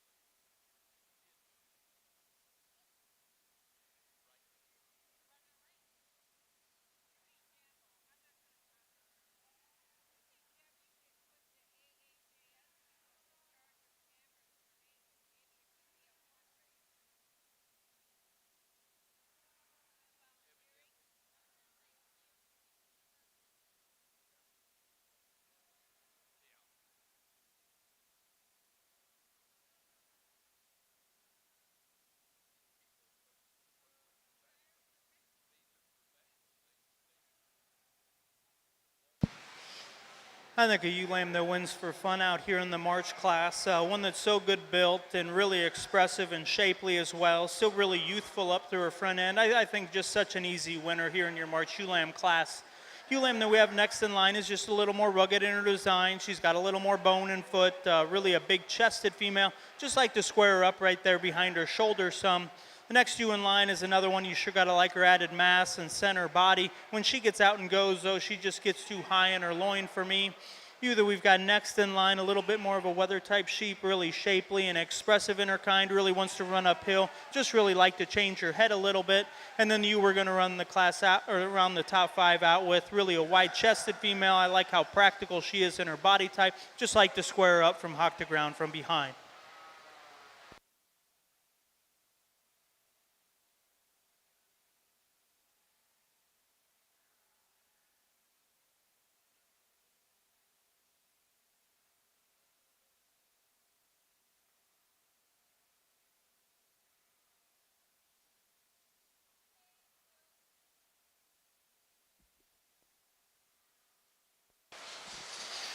Another really high quality set of females here in the middle of the yearling ewe division, and I think a couple of ewes in particular that surface for me, and the longer they're out here, it's just hard to pick holes in the this girl that the young lady's going to bring to lead off with. I think one that's exceptional and high quality and really cool from the side in terms of just the way she collects her top line, her symmetry underneath, and she stays collected and correct as we get her out on the travel. So good in her chest floor, the shape of her shoulder, and what's most impressive is again just how fresh back this one is, the amount of power that she's got from behind. She goes with some width. I like that one awfully well. I think there's a lot of pieces to like in the one in second as well, and so many of those things that I just talked about in terms of body cavity and balance and all of that, the ewe in second has. She comes in a nickel smaller package. I'd like to relax her spine just a little bit as we get her out on the travel and see her be just a nickel more comfortable and want to throw her head a little higher in the air.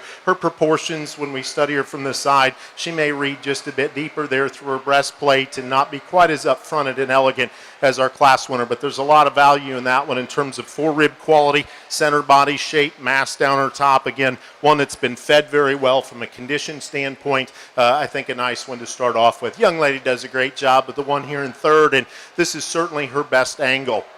One that's really high-fronted when she gets her propped up, very elegant and cool about her neck and her front end. I think, again, one that touches very well and certainly is in the right kind of condition. It's when she turns her loose and gets her out on the go that we see her challenges. She wants to come apart a little bit there behind her shoulder. She's not as bold in her forerib. She's not as big in her top side as what we find in those first two, and that's why I'm comfortable with her in third. I wouldn't argue with anybody that wants to switch those ewes in 3 and 4 because there's a ton of value in the one in the fourth spot. I like that one from her forerib back extremely well. Big hip, stout-ended, stout-featured in terms of her bone. She's good in terms of her body shape. That one's just not assembled with as much quality up front. She wants to get a little plainer in her shoulder, wants to come apart there in her neck shoulder attachment, and that's particularly evident when we get her out on the travel. I think the one in fifth, just from a fundamental skeleton and balance standpoint, particularly when you get back 20 feet off of her, is one that's got a tremendous amount of value and just flexibility as I read that one in terms of her breeding options. That one's skeleton is so very good. Top line construction is extremely nice. One that's feature is pretty good, and she's sound and elegant. That one's got a little more condition on her. She's just certainly not as genuinely wide and cracked open in her body. She's not laying as much muscle on that foundation, and that's the reason why I move her to fifth. That's a high quality ewe to round out a high quality top 5. Congratulations again to those kids. Let's give them a nice hand if you would. Placing on the Dorper March ewe lamb class, first place goes to entry 124, Avery Walton of Cisco, Texas, with J&J Livestock 157. Second place to entry 121, Vivian Stephenson of Mooresville, North Carolina, with Lazy 5 Ranch 6101. Third place to entry number 122, Vivian Stephenson, Mooresville, North Carolina. Fourth place to 118, Elena Smith, Kentland, Indiana. And 5 to entry 117, Avery Mills, Ashley, Michigan. Placing on the Southdown intermediate yearling U class. First place to entry 90, Lily Williamson, Elwood, Indiana, with Kuhn Mills 2322. Second place to entry 87, Riker Beckmeyer, Morrisonville, Illinois, with Beckmeyer Brothers 2326. Third place to 86, Brindley Kretz, Kmar, Maryland. 4 to 84, Riker Beckmeyer, Morrisonville, Illinois. And 5 to 88, Emily Mills, Ashley, Michigan. Here in our ULAM class, slick-sheared ULAM class, so the one we're going to start with, and I admit that we got like 6 different sheep out here, 6 different kinds of sheep. But I'm trying to find the one that kind of hits the happy medium between the frames, the fitted sheep, the slick-sheared sheep, the weather sheep, whatever you want to call them. The ewe we're going to start with, I think, is the nicest balance. She's by far the best moving sheep that we have out here. She takes a nice long stride. She holds her top level when she's moving. I think that's a sheep there that is the most balanced animal that we have in this class. The next ewe here, appreciate the amount of just width that we have. Her body, her top, her rib, really, really like that about her. She's not quite as feminine in her front end as that ewe we have that we're going to start the class with. The next one here, I really like this ewe from a brood ewe standpoint. I think if we could just neaten her front end up a little bit and make her look more feminine, then she wins your class. But for today, like I said, from her shoulder back, I think she's a great sheep. Just like to neaten that shoulder up a little bit and make her look more like a female.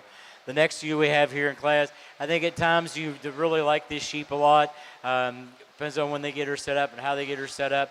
She's really straight about her lines and smooth. She's very smooth. I do think she's a tick small. I would like to see a little more grow in her.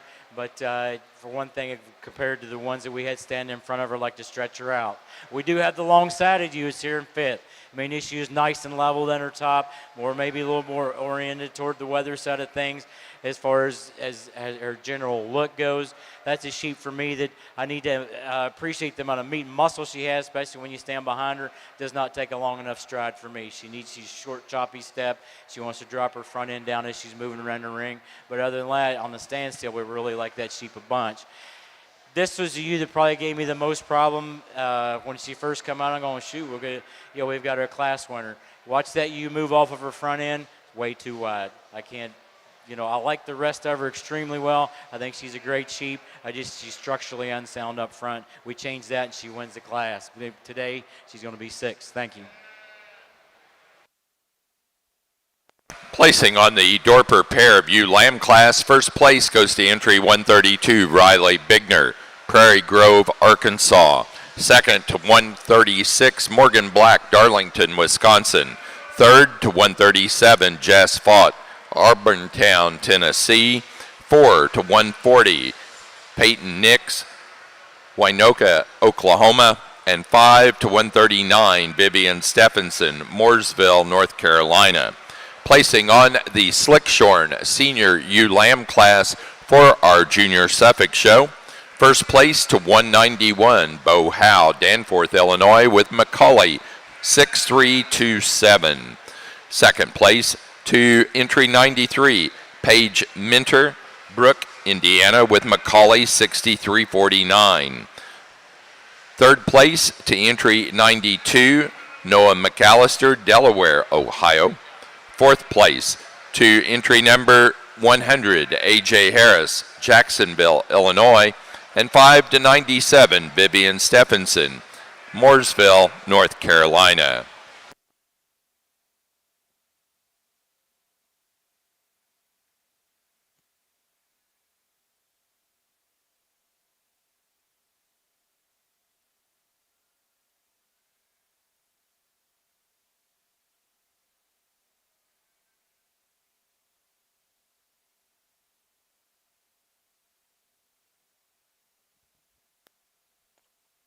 Junior champion ewe for the Dorper Show goes to the January ewe lamb class winner, entry 104, Jess Fott, Auburntown, Tennessee, with FMSR 402.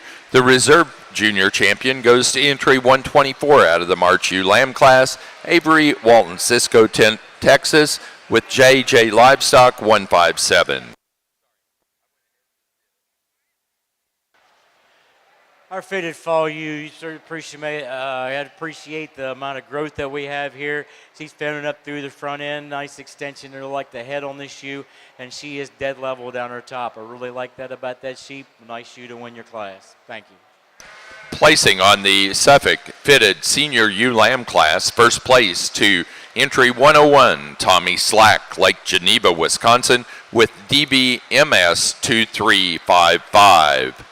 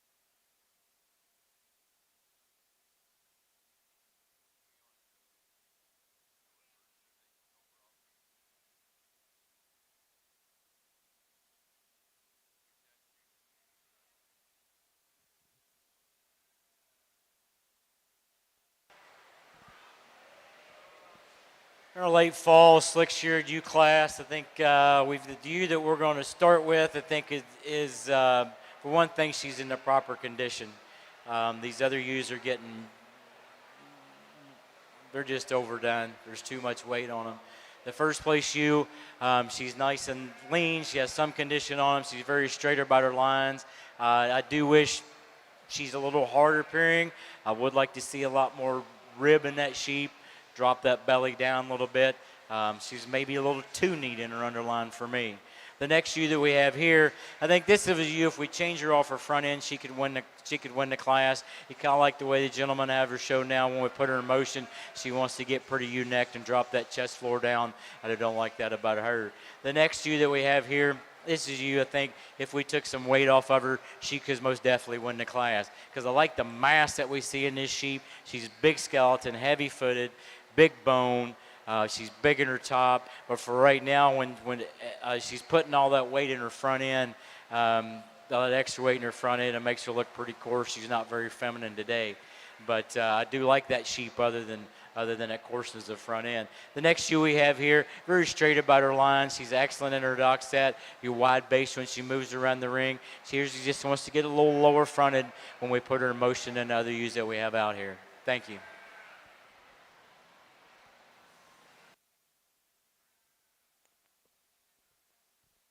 For our Dorper show, our grand champion ewe goes to our junior champion out of the January ewe lamb class, entry 104, Jess Fought, Auburntown, Tennessee, with FMSR 402W. Our reserve grand champion ewe was our senior champion ewe from this senior yearling ewe class, entry 34, Morgan Black, Darlington, Wisconsin, Darlington Dorpers. 2301.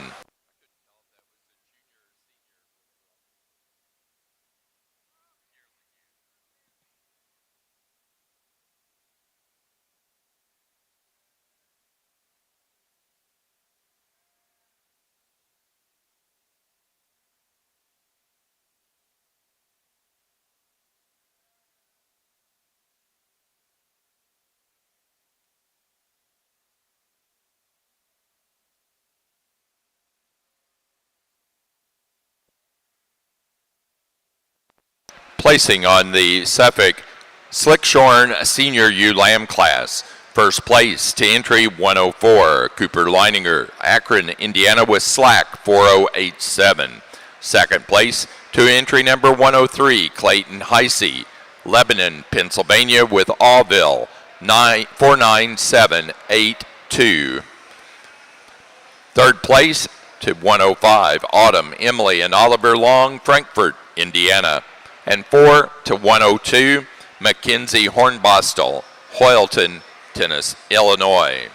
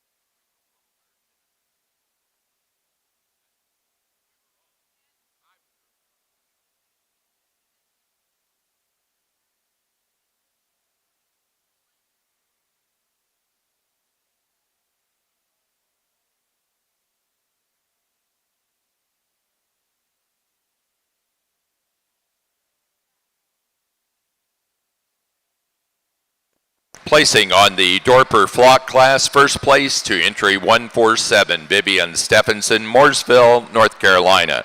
Second place to 146, Peyton Nix, Winoka, Oklahoma.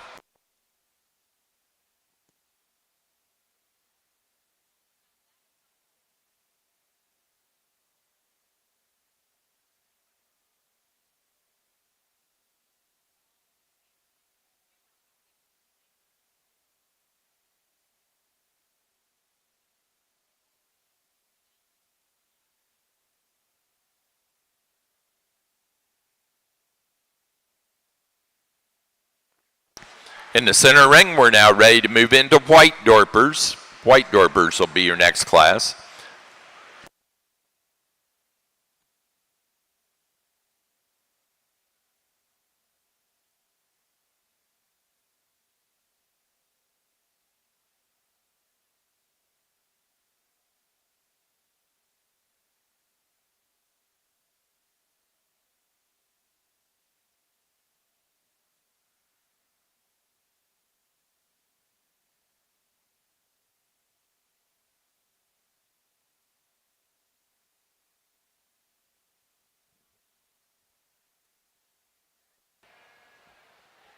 I think we've got a solid set of ewes out here in our Slick Shear Champion Drive. Sheep that I think for one thing, I like the breed type. We're all black-headed.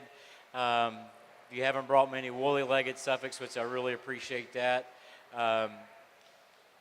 Set of sheep, I think from a breed type standpoint, they look nice. Good job. We're all straight. We're all thick enough. There's a little bit different in conformation as far as structure and underline and whatnot, but I think they're all solid females. That being said, I'll pick your champion in reserve.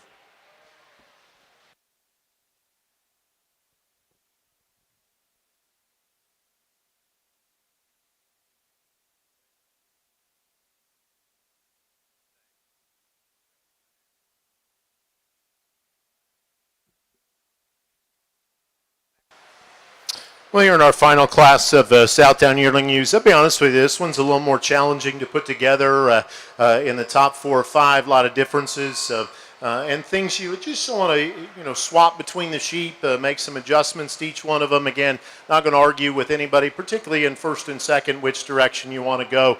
There's just things to like about this one. If you just want to have a barn full of functional, good-looking, attractive females, and I guess those are the kind, in my opinion, you can go any direction you want with on the buck side and make better sheep. I think that one fits that bill. Really, really comfortable when she gets out on her go. So much more correct in the angle to her shoulder to me and the way that she hinges out of her hip and hind leg as we compare to the ewe in second, and one that's really elegant, got more honest neck and reach in her up front. She's got a nickel more condition on her than she probably needs, and if we're going to change her a little bit, I just like to give that one a shot more in terms of just muscle shape up high, and that's certainly where the ewe in second has a little bit of an advantage. One in second looks really good when the young man gets her propped up, certainly prepared extremely well just in terms of her presentation out here. Her touch is pretty good up high. She likewise has got quite a bit of bark on her when you get down low on her body, and perhaps my concern about her in that regard is that one reads a little drier and more impractical in her flank, and I'd like to soften that, get her to balance just a bit more differently from the side, and certainly as you compare to our class winner, I just want to see her get out and reach and be more comfortable off of both ends of her skeleton. I think there's a lot of value in this young gentleman's sheep in third. Again, one that's a little past 12 o'clock from a feed bucket standpoint, and if we could lean her up, I think she'd give her a nicer look out here. This one's built big at the ground. She's stout in her bone work. She's good in her body. She's not nearly just as wild and cool, particularly up in the front third of her skeleton as what we've got in the ewes in first and second. The ewe in fourth's an interesting one. She certainly reads like she's getting pretty close to lambing, and I think that's taken a toll on her just a little bit. Boy, again, you just talk about fundamentals of skeleton and functionality, length of body. That one certainly has that. She's not as bold. She's not as muscular. She's not as fleshy today as those ewes in 1, 2, 3, and 4. And when you get up on top of her, you just want to open up her cage and give her a bit more expanse. maybe settle her loin down in her just a little bit when we get her out in the travel. But that one's joints and angles are really good. Her length is very, very impressive. I told the young ladies there's no doubt they'll be easy to find in the show ring. Those are some cool pants, and I sure like them. They've got a nice sheep to go with it. That one from her shoulder back is one that I like a bunch. Round-bodied, square-hipped, stout-ended. Just a little plainer in terms of her shoulder. Again, a little plainer in terms of her composition, and that's why she slides into fifth. That's a good class, good way to end our final class of yearling ewes. Congratulations to all of those kids. Give them a nice round of applause. In ring one on our Suffolk show, our senior champion Slickshorn ewe goes to the first place yearling ewe in class 2. Entry 79, Bo Howe, Danforth, Illinois, with Macaulay 6289. The reserve senior champion Slickshorn ewe was our first place animal in the first Slickshorn yearling senior ewe lamb class. Also Bo Howe, Danforth, Illinois, with Macaulay 6327. Placing on the Southdown class of late yearling ewes. First place to entry number 119, Olivia Lanky, Bedford, Pennsylvania, with J23-51. Second to 121, Drake Slutz, Maple Park, Illinois, with Oldenburg 3157. Third to 105, Brady Brandt, Rock Springs, Wisconsin. Fourth to 114, Charlie Ryan, Taylorville, Illinois. And 5 to entry number 123, Scout Ingram, Pulaski, Tennessee. In our fitted senior champion, here again, breed type, good job. We're black-headed for the most part, black-legged. I think sheep that have nice balance. I think sheep that have some body, some rib to them. Sheep that are, and when you come out and handle them, yes, they are fitted, but they are, for the most part, they are that straight down their top. They've done a fine job there, so I'll go pick your champion in reserve.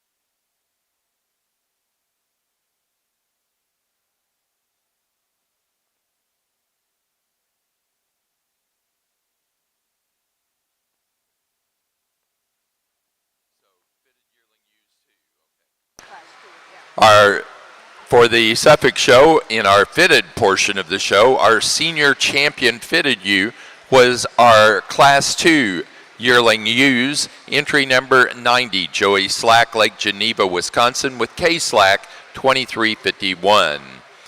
The reserve senior champion for the fitted division is our class winner of the senior ewe lamb class, entry 101, also Tommy Slack of Lake Geneva, Wisconsin, with DVMS 2355.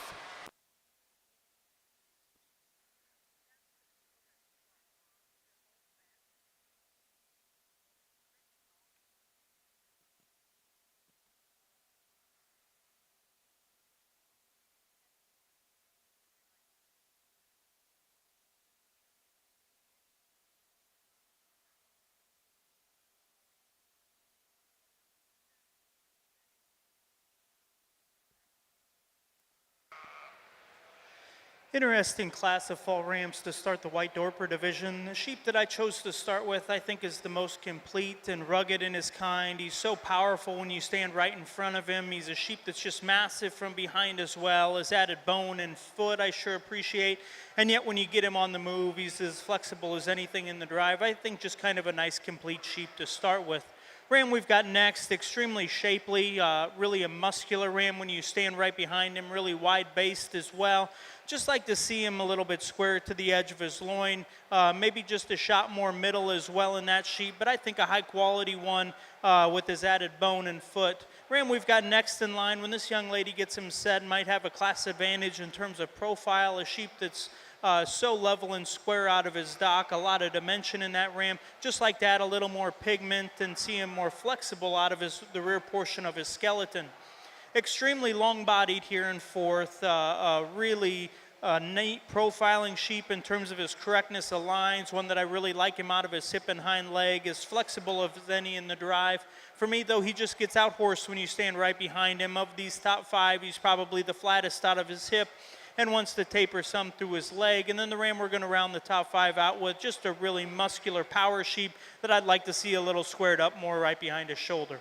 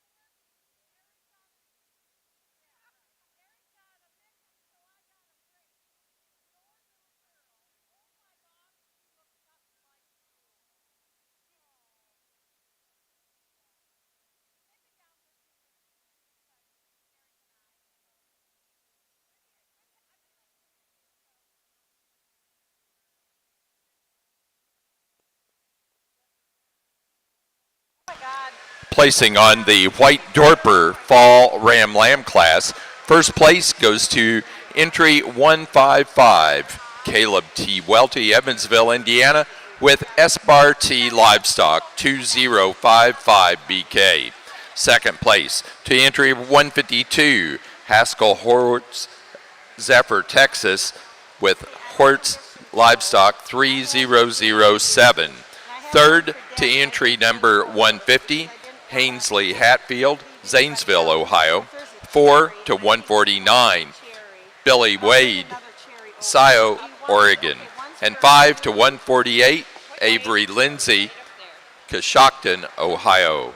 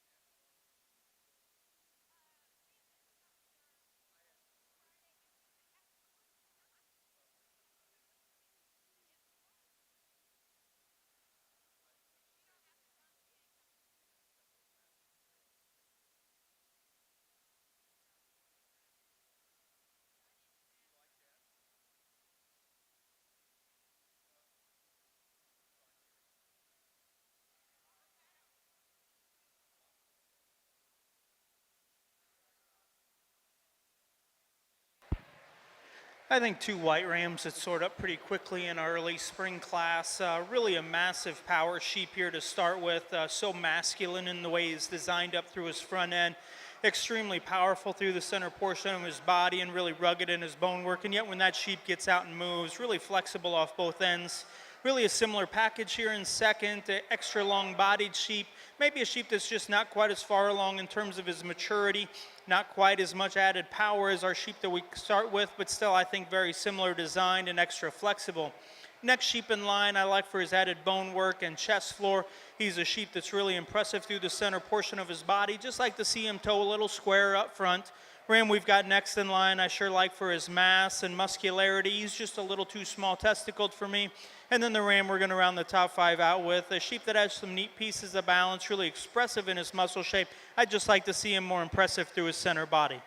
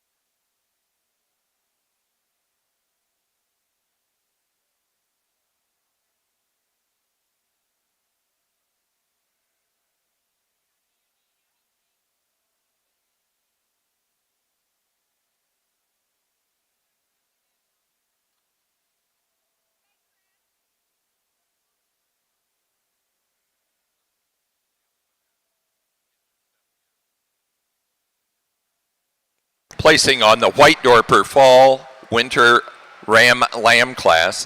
First place goes to entry 161, Caleb T. Welty, Evansville, Indiana, with S. Bar T. Livestock, Y 2193.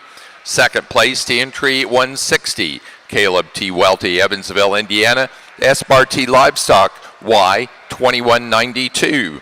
Third to entry number 158, Vivian Stephenson, Mooresville, North Carolina. 4 to 157, Vivian Stephenson, Mooresville, North Carolina. And 5 to entry 156, Hainsley Hatfield, Zanesville, Ohio.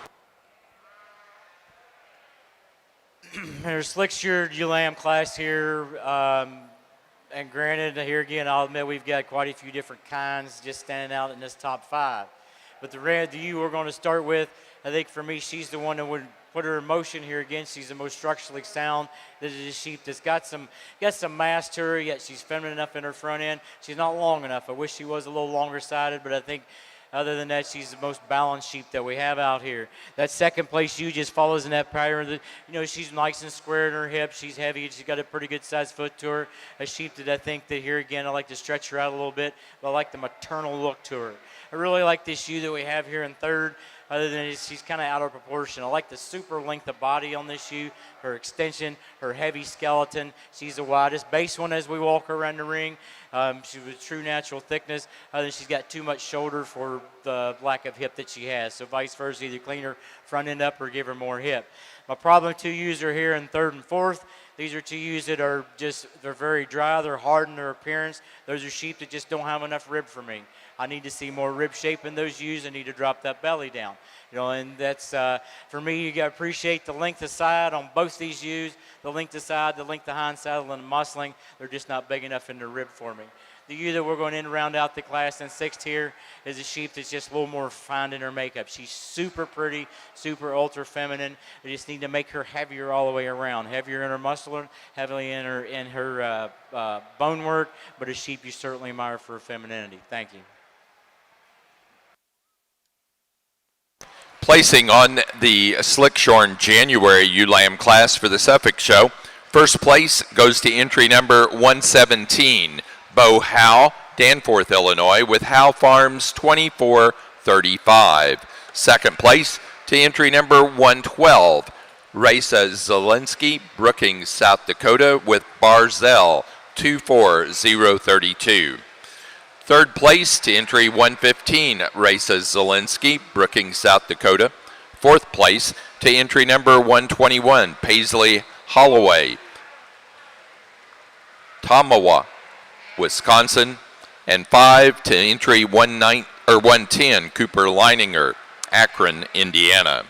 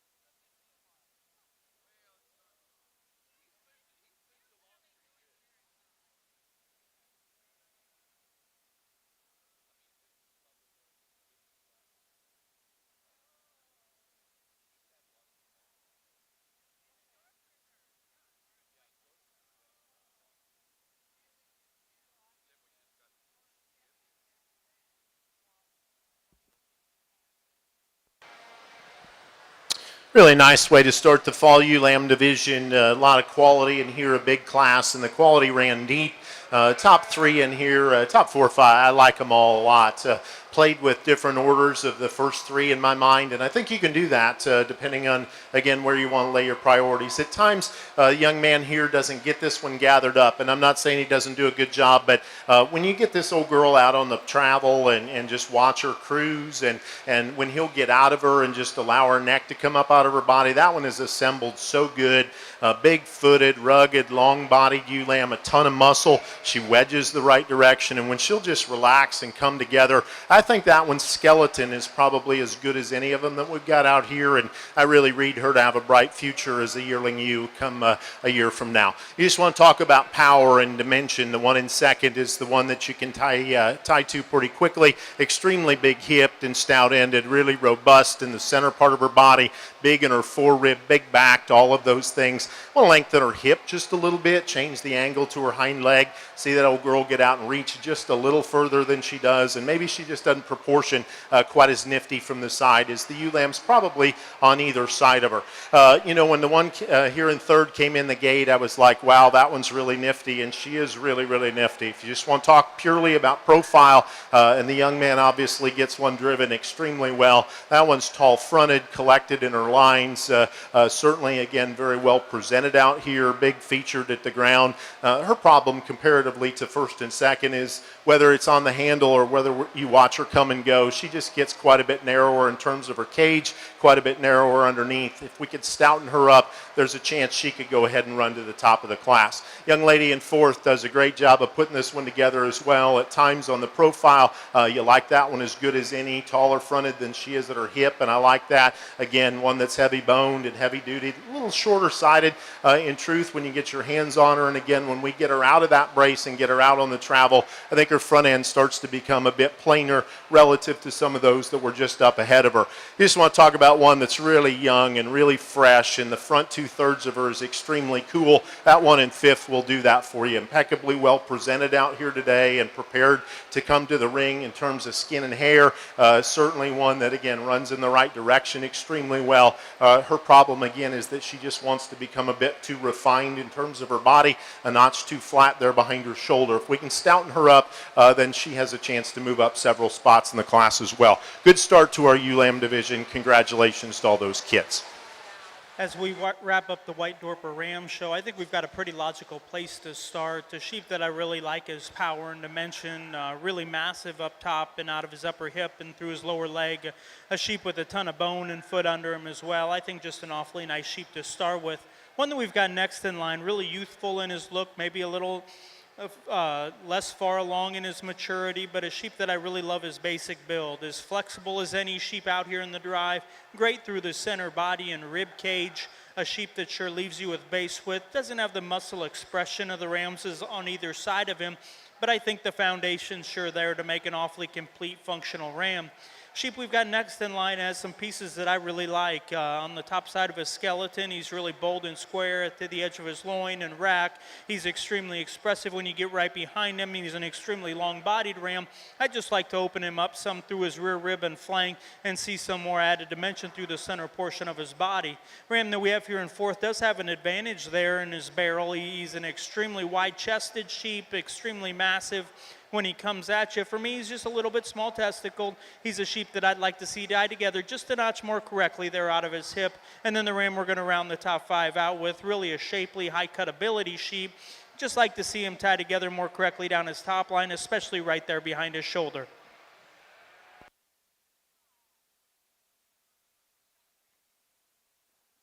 Placing on the White Dorper Spring Ram Lamb class, first place to entry number 165, Victoria Kovacs, Fulton, Ohio, with V Kovacs 24-12.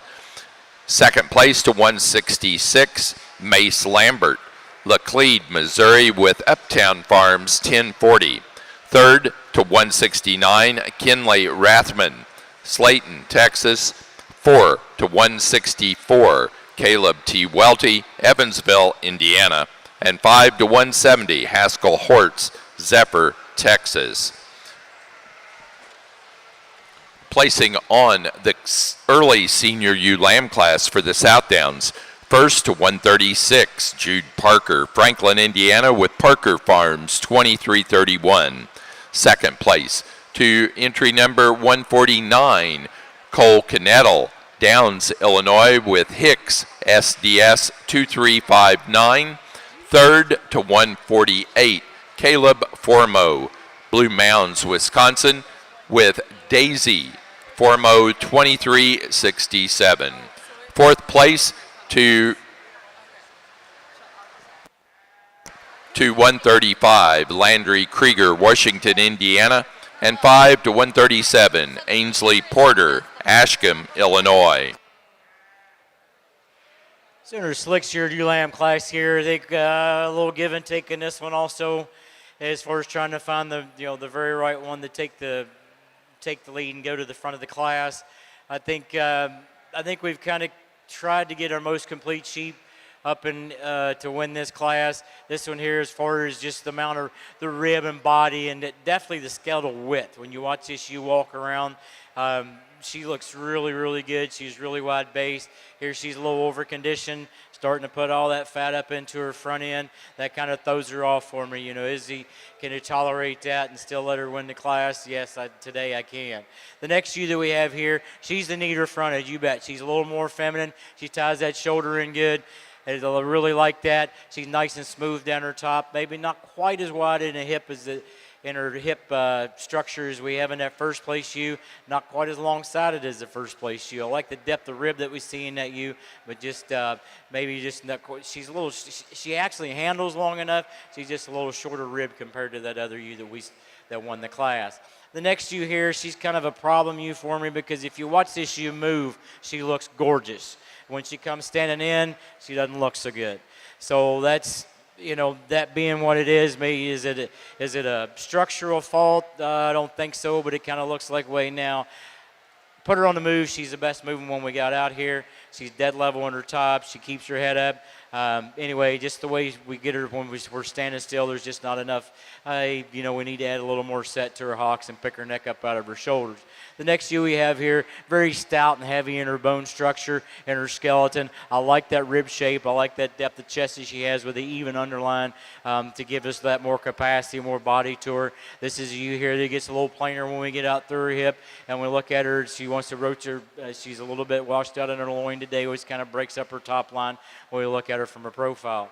A very feminine ewe that we're starting with, that we're going into class with. She's super long-sided, nice fronted, just not enough to her. I wish there was just a little more mass to her, and maybe that'll come with some age. But I just like her outline is very nice. She's very even and very straight. Thank you. Placing on the Suffolk Slick Shorn January ewe Lamb class, first place to entry 128. Noah McAllister, Delaware, Ohio, with Macaulay, 65-16. Second place to entry 124, Katie Ford, West Lafayette, Indiana, with Russell Sheep Company, 24-13. Third place to entry number 132, Andrew Friedenstein, Youngsville, New York. Fourth place to entry 129, Brady Henderson, Atlanta, Indiana. And 5 to entry 125, Davina Whitty, Owensville, Indiana. Placing on the White Dorper pair of Ram Lambs, first to entry 175, Caleb T. Welty, Evansville, Indiana. Second to 174, Vivian Stephenson, Mooresville, North Carolina. And third to entry 176, Abigail Hauser,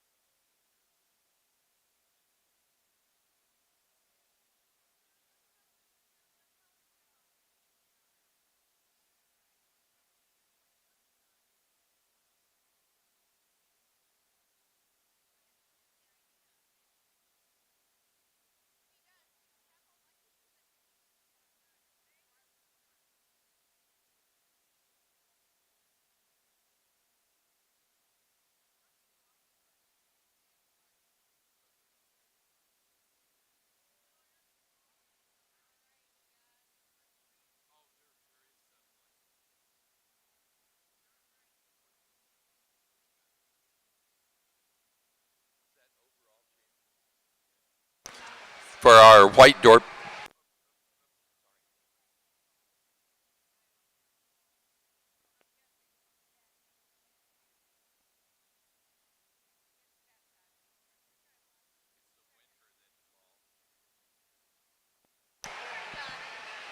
For our White Dorper show, our champion ram went to our class winner of the Winter Ram Lamb class, entry 161, Caleb Welty, Evansville, Indiana, with Espartee Livestock Y2193.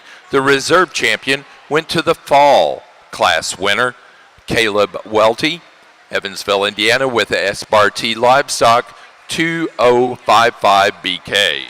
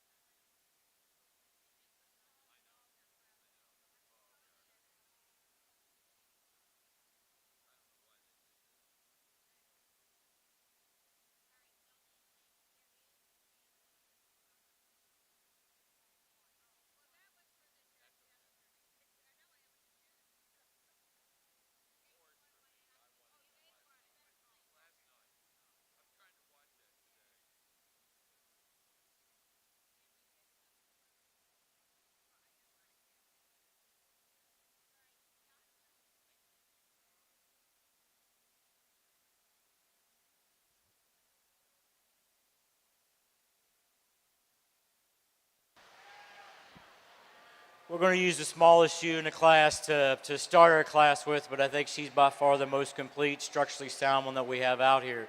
She's just really straight down her top, super well balanced. I think very feminine, but still got some body to her, like that sheep quite a bit. Appreciate the growth that we have in this second place shoe. This is a sheep that's very well extended. She's long-sided. She handles long, relatively straight down her top. When we get her in motion, boy, I do not like the way she gets U-necked and drops that chest floor down, as you can see as right now. That really need to change that front end to get her move her up.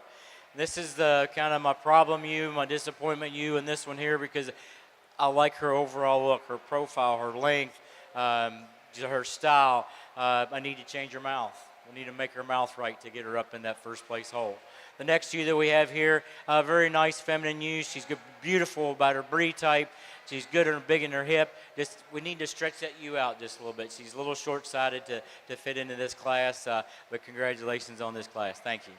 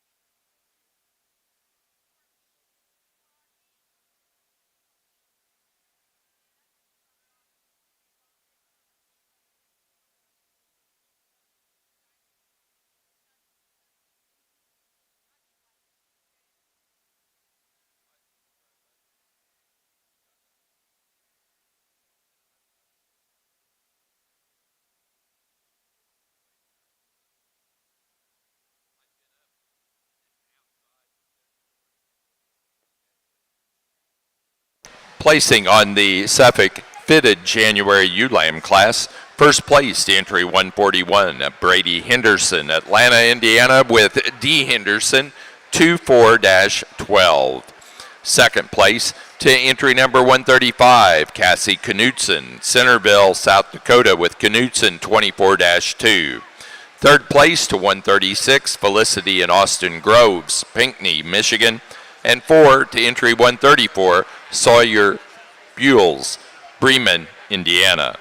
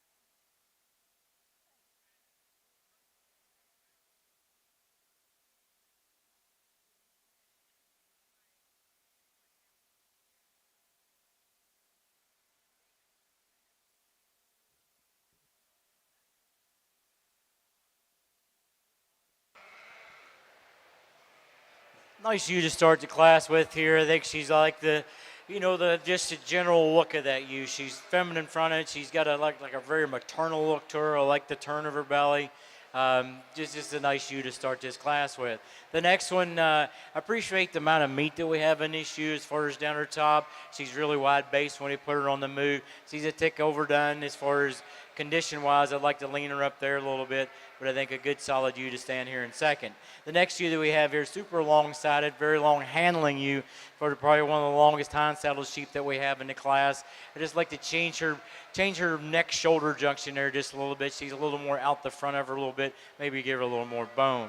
And here again, I like the general look of this U that we have here. She's nice and balanced, other than she's level down her top, comes out really good at her dock set. Wants to get a little, here again, her neck wants to come out a little bit out the front of her.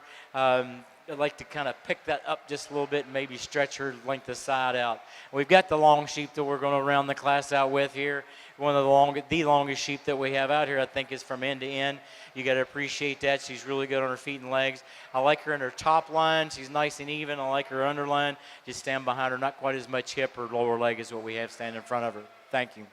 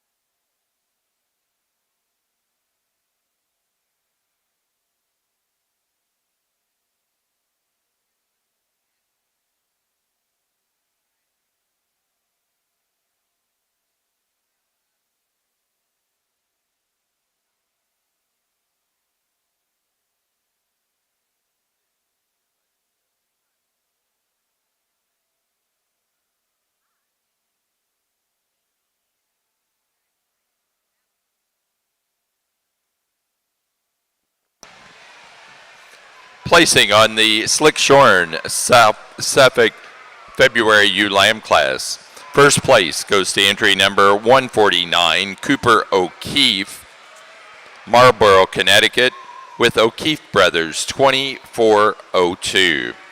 Second place to entry number 147, Vivian Stephenson, Mooresville, North Carolina. Third place to 145, Kellen Algar, Fredericktown, Ohio. 4 to Brody Boyd, entry number 150. Brody is from Latonia, Ohio. And 5 to entry 144, Lauren Thompson, Woodville, Wisconsin.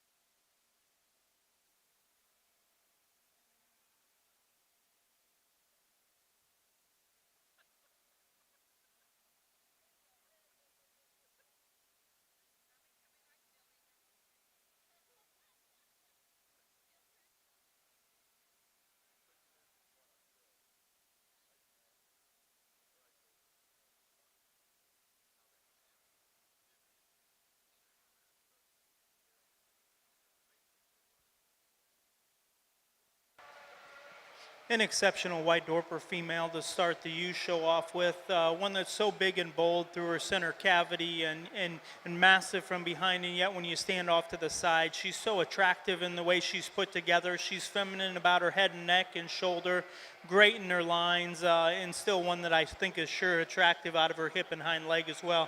I think just an awfully logical place to start. You that we've got here in second might be just a notch stouter featured you.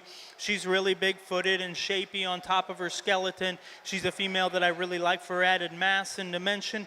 Maybe doesn't have that added maternal look, that added swoop to the rib cage that our class winner does, but I think a high-quality individual in her own right. Similarly, our third place ewe is extremely square-made, really massive up top and from behind. She's just a little more open and round through her shoulder for me. Ewe we've got next in line, I love her from her rib forward, really great through her front end, flat-shouldered, big swooping rib cage, really impressive through the center portion of her body. I'd just like to change her off the rear portion of her skeleton. She's really wanting to round out to her dock some. And then the ewe, we're going to round the top five out with really a wide skeleton female, maybe a little more conventional in her frame size. I'd just like to change that ewe when they get out and go, but sure, one that you have to appreciate for added dimension and chest width as well.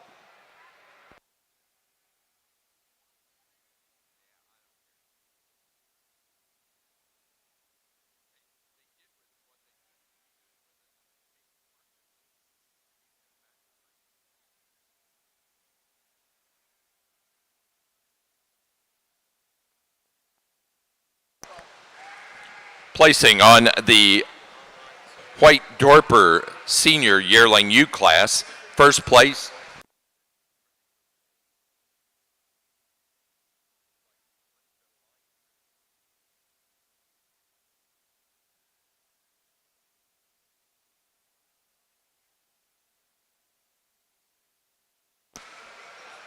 placing on that white Dorper senior yearling U class, first place to entry 181, Mace Lambert, Laclede, Missouri, with Uptown Farms, 10:02.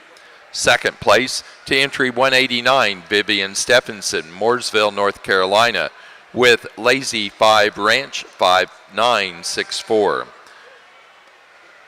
Third to entry number 188, also Vivian Stephenson.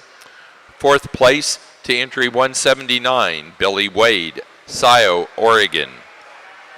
Fifth place to 187, Abigail Hauser, Pikeville, Tennessee.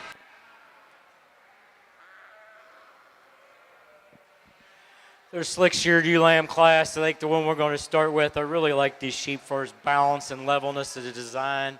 I think a sheep to hear it's how that neck comes up out of that shoulder is the big difference between that first and second place ewe. That second place ewe wants to get a little ewe-necked.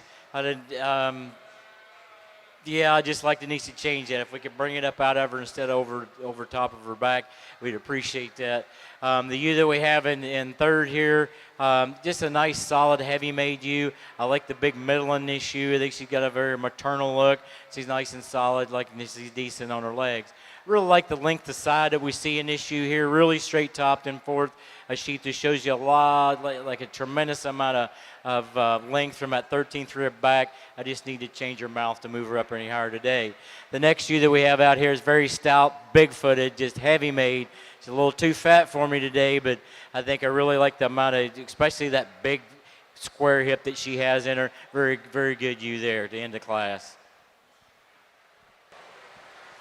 Well, here in the late fall division of the South Downs, great class, challenging one to work through in terms of numbers, and just so many good ones here. And again, not going to argue with anybody when it's over. If you want to switch a few of these in the top five around, I certainly can see that, and I have in my mind. I guess the longer they are out here, I think the young lady just brings one that surfaces for me, and she's pretty fault-free. You want to make one pretty, you want to make one stout, you want to make one right in their composition. I think this girl does that. Really one that's good when we get her out on the travel. Beautiful silhouette, some quality and femininity and refinement up front, and yet so impressive and pleasing when you go put your hands on her just in terms of the direction that she wedges, stoutness that she has behind. I think that one has got a bright future ahead of her. The one here in second is the challenge for me, I guess. She's given up just a little bit of performance and dimension and mass, but I'll be in trouble a year from now, I think, on the sheep with that kind of quality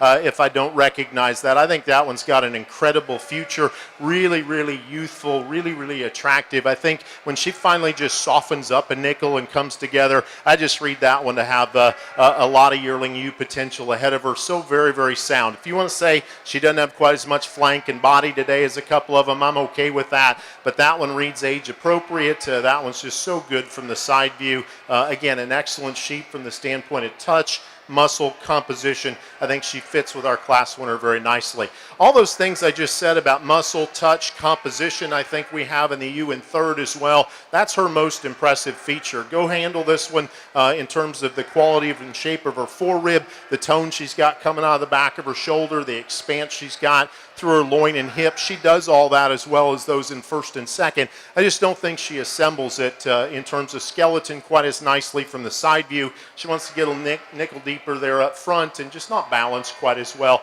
and that's why I'm more comfortable with her in third. So pair of just bigger, stouter, heavier weight, stout featured ewes here in 4 and 5, and I chose to keep them together in those particular spots. They share some similarities in that they're extremely stout featured in terms of bone and structure. Those girls are opened up in their skeleton.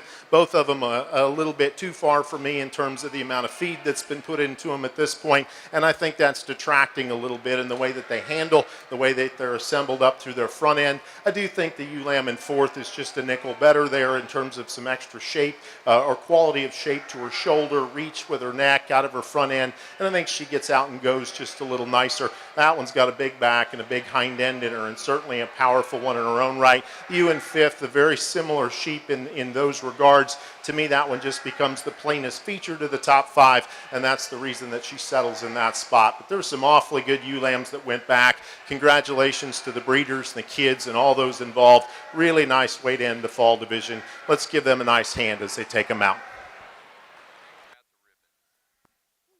Placing on the Suffolk Slickshorn February ewe lamb class, first place to entry number 156, Emery Gottlieb, Salem, South Dakota, with Van Dyke suffix 24-173. Second place to entry 158, A.J. Harris, Jacksonville, Illinois, with Harris Livestock HA 24104. Third to entry 155, Aubrey Henderson, Atlanta, Indiana. Fourth to entry 157, Kellen Algire, Fredericktown, Ohio. And 5 to entry 151, Autumn, Emily, and Oliver Long, Frankfort, Indiana.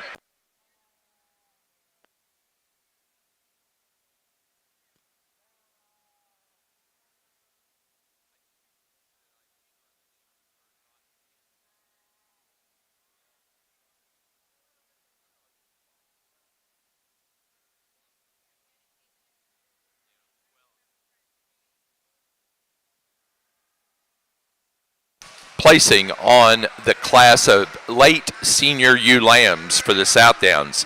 First to entry 179, Lily Williamson, Elwood, Indiana, with Coon Mills 2402.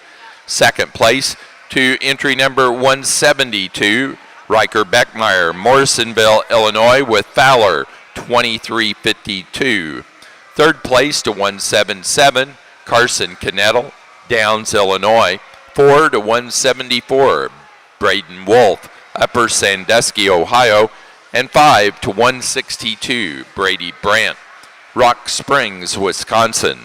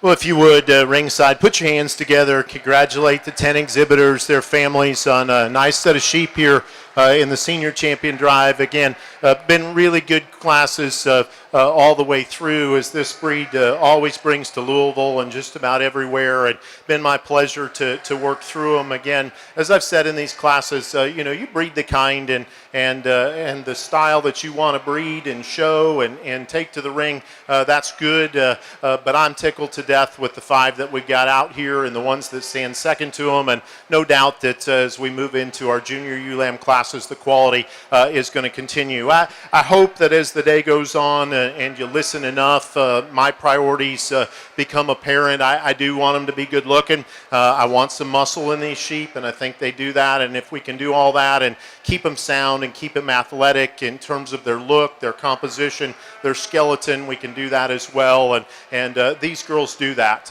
Really, really pleased, particularly with my first 5, just in terms of how they handle from the standpoint of freshness, and what you see is really what you get in terms of some natural dimension. There's some minute differences. I won't go back through and take a lot of time here and talk each one of them. I do think that there are several, depending on where you want to lay your priorities, you can go with, but ultimately I think there's a pair for me that fit together extremely well. I think they're sheep that again are extremely mobile and functional in their skeleton. I think they're sheep that have real genuine muscle, and I think they're sheep that are unique in that they can run uphill and look good both on the profile and on the travel as well. I'm going to go use those 2 for your senior champion and reserve, and then we'll work through the remainder of this group. But again, hats off to all of you and a tremendous set of females. Want to congratulate you and all the people associated with them and the breed just in general. Look forward to the second half of the female show. Again, I'll go get the champion and reserve. Let's congratulate them one more time. Another high-quality set of white dwarfer females as we wrap up the yearling ewes. The one that I chose to start with, I think, does so very handily. Massive, attractive, flexible, just a really, really complete female to start with. Ewe next in line, I think, is very similar in terms of her design, out of her hip and hind leg. A great female that's sure great in her lines as well. Maybe just like to see a little more pigment in that female, but still one that I think's got an extra high-quality look. Maybe as unique of a breeding piece as we've seen today, right here in our 3rd place spot, a yearling ewe that's just so heavy muscled and powerful up top and from behind, so much dimension and added mass to her. It's just when she gets out and goes, she really wants to roll up in her top some and get a little bit tighter off the rear portion of her skeleton, but a female that I think will be pretty interesting to mate down the road. Really complete female here in 4th, one that I really like for her correctness of lines and her femininity up through her front end. Maybe just like to smooth her up in her mouth just a touch. Maybe like to see her just a notch more rugged in her bone work. And then the ewe and lamb that we have here in 5th, extra long-bodied, really a wide skeleton to ewe. Nursing a lamb, those just taking a little bit of a toll. Maybe not quite as expressive in her muscle shape anymore, but sure, still a high-quality female.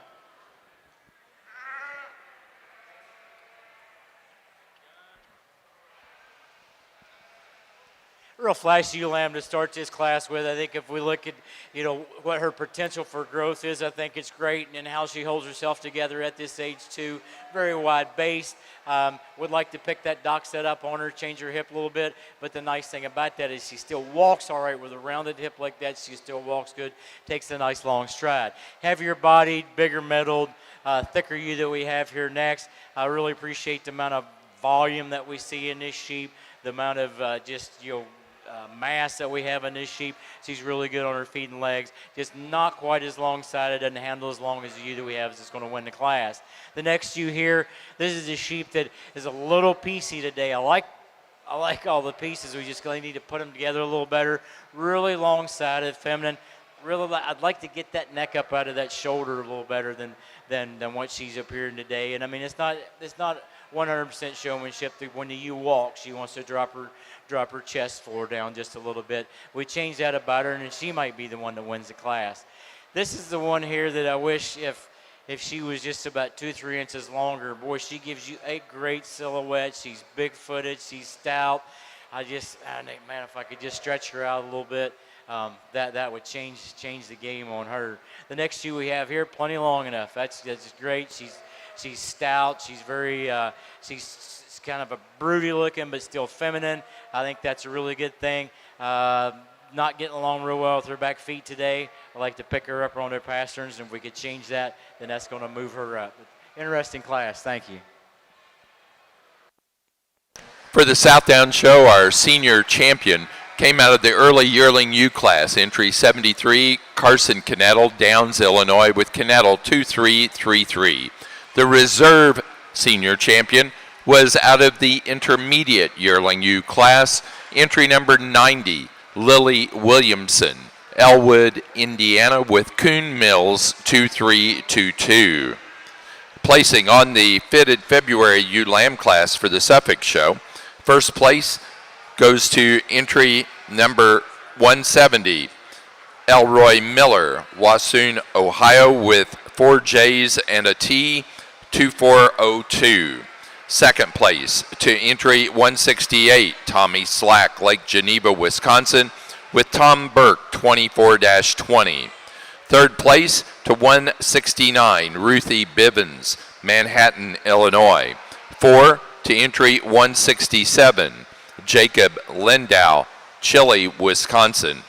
And 5 to entry 162, Savannah Bailey, Casco, Wisconsin.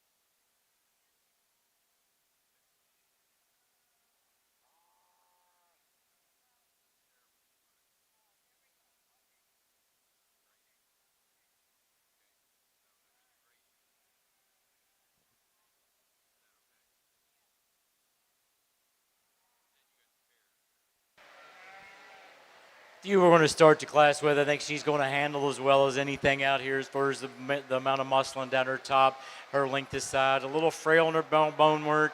She's starting to get a little weak on those back pasterns, but I think body-wise, she's the best one that we have out here. The next shoe that we have in class, here, I do like the bone, the foot size on this shoe. She's stout. She's a heavy skeleton. Wish that top would fit together better. She's really washed out in the loin. She breaks hard right before she gets to her hip. That kind of breaks up her outline when you stand back and look at her. The rest of her I like real well. We change her loin, then maybe she's the one that wins the class. The next shoe here is the smallest shoe we had in the class, but she's made right. Her only problem is, she hadn't been around as long as some of these other ones have. Now, you handle her down her top. She's thick, comes into a nice big hip. I think the big thing on her is just give her a little more time and bring her back. We'll see. Then we'll come down to this, the darker you here. Here again, plenty of muscle in her top. She's really smooth from that shoulder back into her rib. It needs to be deeper flank. Just not, she wants to get way tucked up on her flank, especially on the move. Just a sheep there, we change that, and maybe she moves up. But you that we have coming here next, real just heavy featured. I mean, she's big and heavy in her jaw, which is good. She's big and heavier in her bone. She's foot. We like that very well. Maybe a tick short-sided compared to the other sheep in here. I think she's adequate for her size. I think the problem is we're getting them too heavy. That starts to get too much condition on them, and that fat starts getting down in the front, makes them look a little coarse-fronted. They lose a lot of femininity there, though, but I certainly appreciate the mass that this sheep has. Thank you. Placing on the White Dorper class of fall junior yearling ewes, first place goes to entry number 206, Rylan Nix, Winoka, Oklahoma, with NK Ranches Incorporated 2334. Second place to entry number 194, Hainsley Hatfield, Zanesville, Ohio, with Dorsets and Daylilies 384S. Third place to 196, Caleb T. Welty, Evansville, Indiana. Fourth place to 201, Rylan Nix, Waynoka, Oklahoma. 5 to entry 200, Caleb T. Welty, Evansville, Indiana. Placing on the White Dorper pair of yearling ewe class, first to 213, Rylan Nix, Waynoka, Oklahoma. Second place to 216, Vivian Stephenson, Mooresville, North Carolina. Third to 212, Caleb T. Welty, Evansville, Indiana. 4, Allie Begman. And 5 to 214, Jackson Hauser, Pikeville, Tennessee.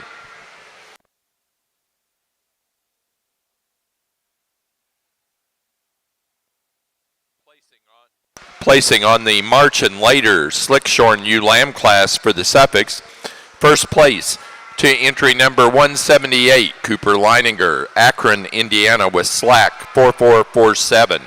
Second place to 183, Clayton Heisey, Lebanon, Pennsylvania, with Harris Livestock Company, HA 24227. Third to 185, Brooklyn Tyrone, Veneta, Oklahoma.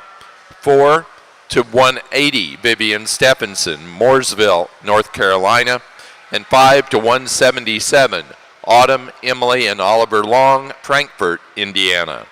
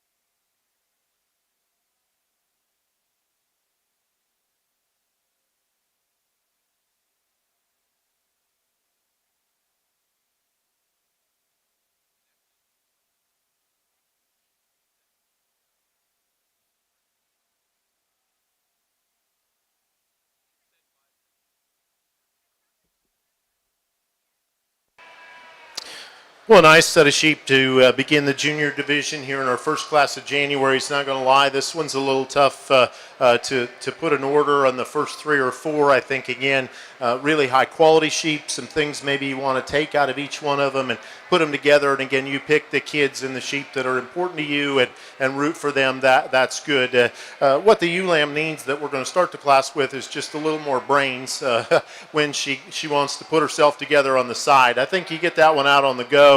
You watch her travel, you watch her bring herself together, and you realize that's a really good sheep. She wants to duck her top just a little bit on the young lady and not be smart for her when she gets here in the ring. You get up on top of that one, put your hands on her. That's a fresh back, big, stout one that's got tremendous look. And I think her proportions, the read that I have in terms of her future and her outcome, I see more future in her than maybe what I do in 2 and 3. And I think that skeleton is awfully good comparatively.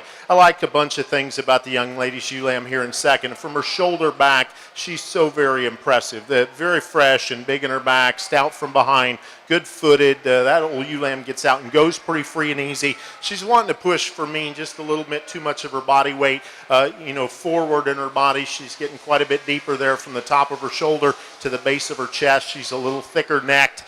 Comparatively, maybe not quite as long when you lay your hands on that one, but certainly if you just want one to fresh touch or touch fresh and big up high, she will do that for you. The one in third touches extremely well also. Again, a very clean condition, stout one in terms of feature, one that gets out and goes okay, a little more compact kind of a sheep for me. Again, one that reads just a nickel deeper in total at this particular stage in her life, and that's where we change her just a little bit. I just don't see her having quite as much wow as we take her on. Big-bodied, practical ewe that's got a lot of value there in 4. She just comes in a few more pieces and doesn't assemble herself quite as neatly as what we've got in those first 3. Young lady's sheep in 5th is, again, one that's very challenging for me. I like that one a lot when she gathers her up, puts her together. I think that one reads young and fresh and youthful and like she's got a bright future. We get her out on the go, and she just really wants to fight herself, get a little lower fronted and out of balance, and if we could change that about her,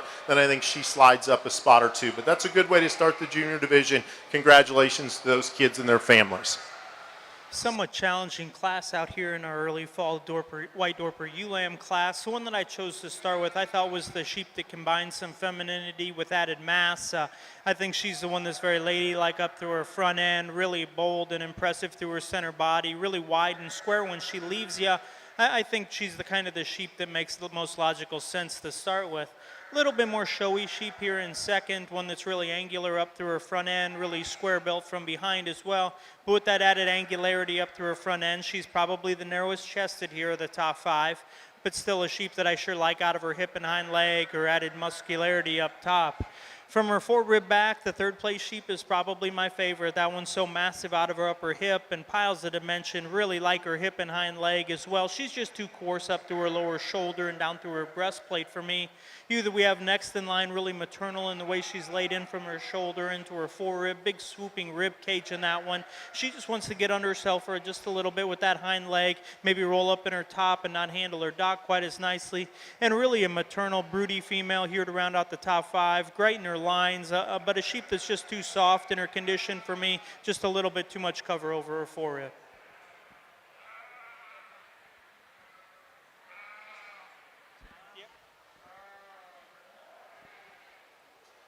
Really fresh, young appeal, eye-appealing ewe that we have to start the class with. Looks like I think she's got a bright future. She just, she's so neat up through her front end and straight down her top. Yet she's not carrying a whole lot of condition. I think she's perfect for her age as far as body conditions wise. That is just the easy way to start this class. We'll have your maid sheep that we have here in second. She's got more bone. A sheep that you really like the extension up through her front end. Is this sheep just not maybe quite as long-sided as we see in our first place ewe, not as neat through that shoulder as our first place ewe. Our next ewe, big-bodied, heavy-made, really deep-sided. I love that ribbon, that female there. That's a sheep that when she first came out, I'm thinking, she's definitely going to be in the top end of the class because she catches your eye. The longer we stay out here and the longer we move, she's just starting to fall apart just like the rest of us, man. Her feet are starting to hurt her. She's just getting a little tired. We get into that fourth place ewe. here, this is another sheep that's got appreciate the amount of the bone and the foot size she has for a female. Really straight about her line. She's nice in her line, nice in her top. Just maybe not quite as feminine as some of the ewes that we have in front of her. Now, top feminine, well, that's what we've got here in this last ewe. She's a little finer made, but you certainly appreciate how neat she is in her front end. And, you know, she's really straight down her top. She's even and level in her lines. This sheep just a little lighter made. Like to bulk her up just a little bit, you know, to compete with these other ewes in the class. Thank you. Placing on the White Dorper Early Fall Ewe Lamb class, first place to 123, Mace Lambert, Laclede, Missouri, with Uptown Farms, 1025. Second place to entry 221, Hainsley Hatfield, Zanesville, Ohio, Dorsets and Daylilies, 392F. Third place to entry number 226, Claire Pyroquits, Lesbon, Ohio. 4 to entry 219, Billy Wade, Scio, Oregon. And 5 to 225, Austin Inbody, Bluffton, Ohio. Placing on the Suffolk class, fitted March and later ewe lambs. First place to entry number 193, Elroy Miller, Wassoon, Ohio, with a T, 3 J's and a T, 2403. Second place to 190, Cassie Knutson, Centerville, South Dakota, with Knutson, 2481. Third to Joy Slack, Lake Geneva, Wisconsin. 4 to 192, Felicity and Austin Groves, Pinckney, Michigan. And 5 to 187, Ruthie Bivens, Merritt, Manhattan, Illinois. Placing on the Southdown class, 1 January ewe lambs. First place to entry number 214, Gracie Lopez, Plant City, Florida, with Coon Mills, 2413. Second place to entry 203, Madison Dwyer, Arco, Minnesota, with MN 445915826. Third to 209, Logan Beckmeyer, Morrisonville, Illinois. 4 to 205, Elaine Hoflinger, Columbus, Indiana.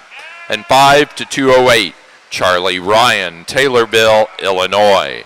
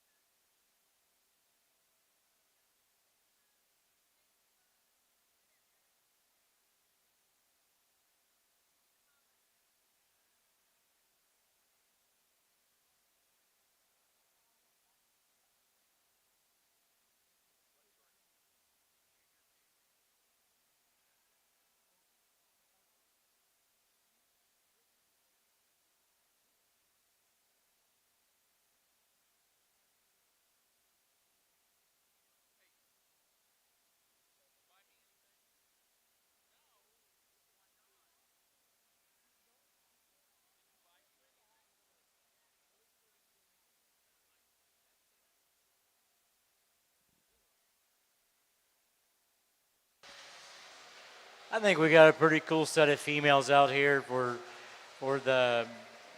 our junior champion slick shear drive. I think I'm happy with them for the most part. I think we've got sheep that can actually add something to the add some positive things to the Suffolk breed. I like the thickness that we have. I like the straightness that we have. I like the bone.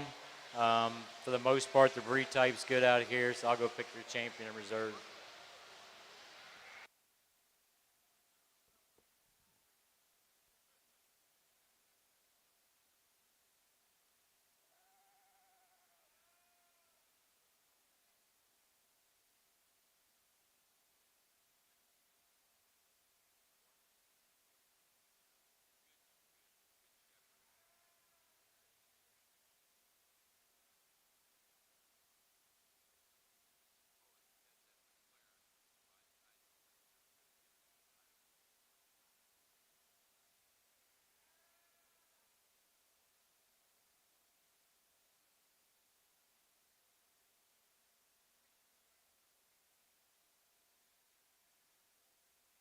For our Suffolk show, our Slickshorn Junior champion went to the first place Class 1 January Slickshorn ewe lamb. Entry number 117, Bo Howe, Danforth, Illinois, with Howe Farms 2435. The Reserve Junior champion for the Slickshorn division came out of Class 2 Slickshorn January ewe lambs. Entry 128, Noah McAllister, Delaware, Ohio, McCully 6516.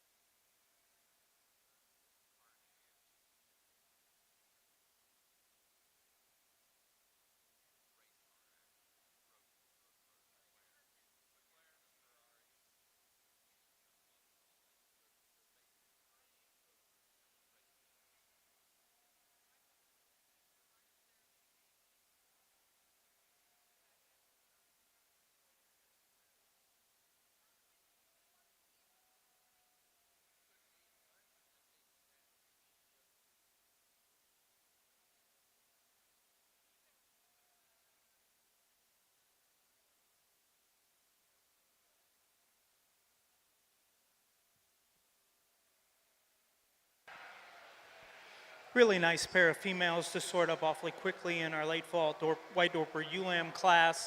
Two that are very different in their kind, though. The one that I chose to start with, I think is unique in how wide-chested she comes at you, yet she's extremely flat-shouldered. She's one that blends really good there into her forerib and really big ribbed and big topped as well.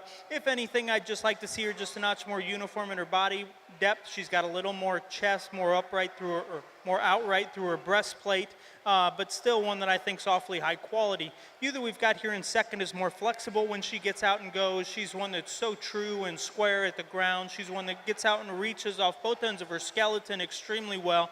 In direct relation to the ewe on either side of her, though, a little bit plainer in her muscle shape, maybe not quite as upstanding in her rack as the ewes on either side, but still one that I sure like that added maternal look from the profile and flexibility.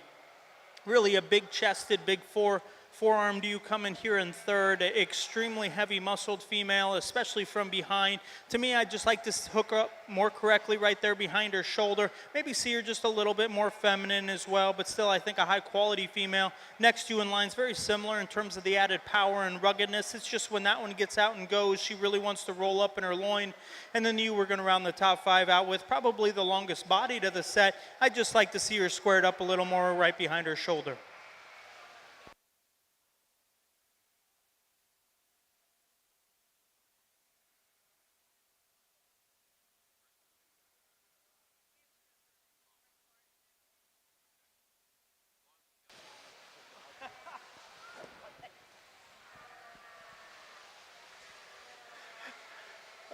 Their fitted Suffolk junior champion drive here. 6 very nice females. I think especially if we look at feet and legs. I mean, I think that's impressive that we put together a set of fitted sheep that or it could be a slick shirt sheep are getting pretty rough too. But to be that good footed, I'm really impressed with that.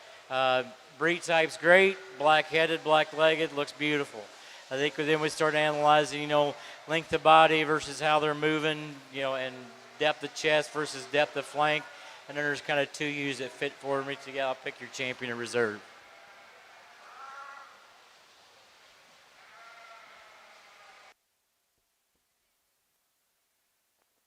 Placing on the White Dorper late fall ewe lamb class. First place to entry 233, Hudson Hortz, Zephyr, Texas, with Hortz Livestock 3008. Second place to entry number 232, Billy Wade, Scio, Oregon, with BW3 F322.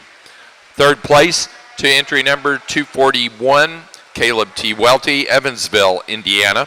Fourth place to 234, William Deering, Fraserburg, Ohio. And fifth place to 239, Caleb T. Welty, Evansville, Indiana.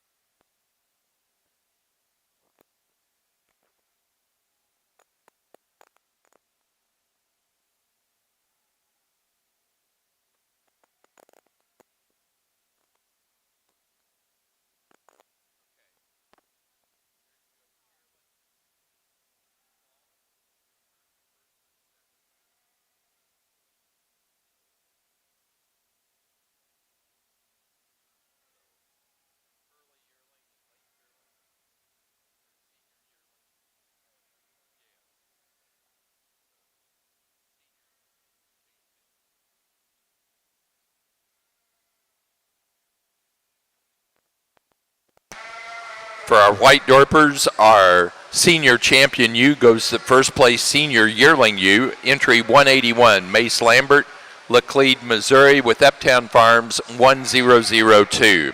The reserve senior champion to our junior yearling class winner, 206, Rylan Nix, Waynoka, Oklahoma, with NK Ranches 2334.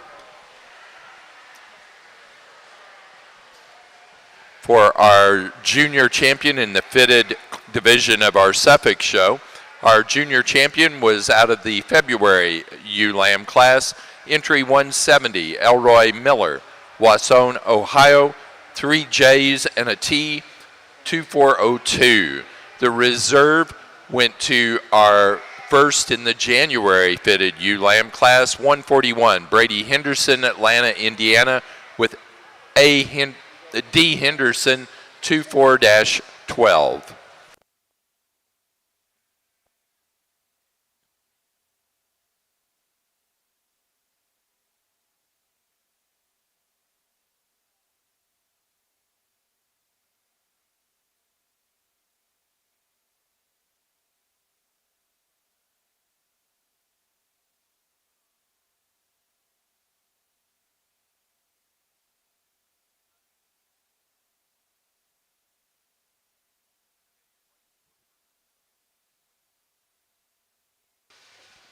We got 4 very stout females out here for your champion ewe. Just they're big-footed, they're big top, they got some hip, they got some, but the nice thing about that with all that, they still have some depth of rib, they've got some flank. I think sheep that have that you can show you some serious performance once you get out of this pampered show ring life. But I'll go out and pick your champion in reserve.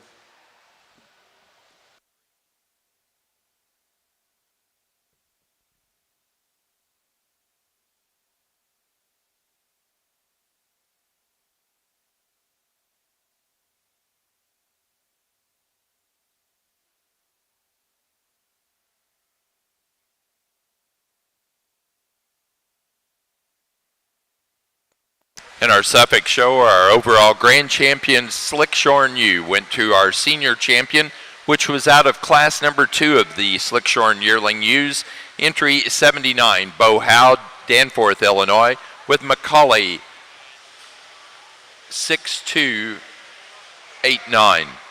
Our reserve Grand champion Slickshorn U was our junior champion. Out of Class 1 of our January ewe lambs, entry 117, Bo Howe, Danforth, Illinois, Howe Farms, 2435. Here in the second class of our Januaries on the Southtown side, one again that I think surfaces fairly logically for me. This one's stout and muscular, good looking, runs uphill the right direction, and the young lady does a great job of propping her up and making her look good on the brace. Why this one wins for me is because when we set her out in motion, she's just as comfortable, she's just as elegant, she's just as balanced, and that one's just good from all perspectives. So really, really like that one a lot. One here in second doesn't want to tie herself together quite as neatly down low in terms of her shoulder. She doesn't want to reach with quite as much elevation up front as does the ewe lamb that wins the class. But I think from there back, she's the closest thing to her in terms of just roundness of body, some squareness up high, some feature underneath, and one again that I think can go on and have a very, very bright future. The ewe lamb in third, again, super attractive. Young lady does a great job with that one. Ewe lamb has got some grow and some framework to her, and there's nothing wrong with that. I don't read quite to just the sheer power in that one, the width underneath. The feature underneath that we find in those in first and second, but I think that one's going to make a super good looking, really maternal kind of a yearling ewe, and certainly one that fits here in the top 5. I just love the balance and quality of the one that's here in 4. She's a little softer, there's a little more on that one, and I think that takes away from her a bit as you put your hands on her. I think it's going to start to take away from her a little bit up through her front end, but you just want to talk about proportions and good build and good quality livestock. I think that one certainly does that. We just need to give her a shot more in terms of shape and power, and then she can move up a little bit. The one just behind her that we round out the top 5 with is very, very good in terms of shape and power. That one's got some tone. She's been well fed and prepared to this point. She just becomes more out of balance. That one's a little heavier up through her shoulder and front end, and things just don't assemble quite as nicely from the profile as what we've got in the first 4, but still one that I think has a lot of value as we take her forward. Good class. Again, congratulations to all those kids.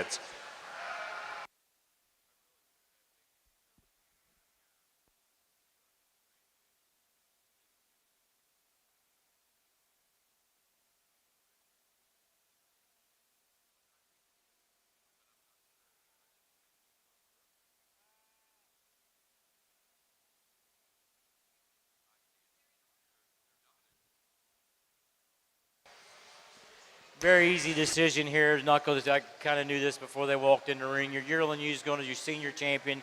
Your yearling ewe is going to be your champion ewe. It's so much body and mass, and just a very nice female. And then we'll go from a structure standpoint, the straight lines and feet and legs. We're going to go with our junior champion for reserve. Congratulations.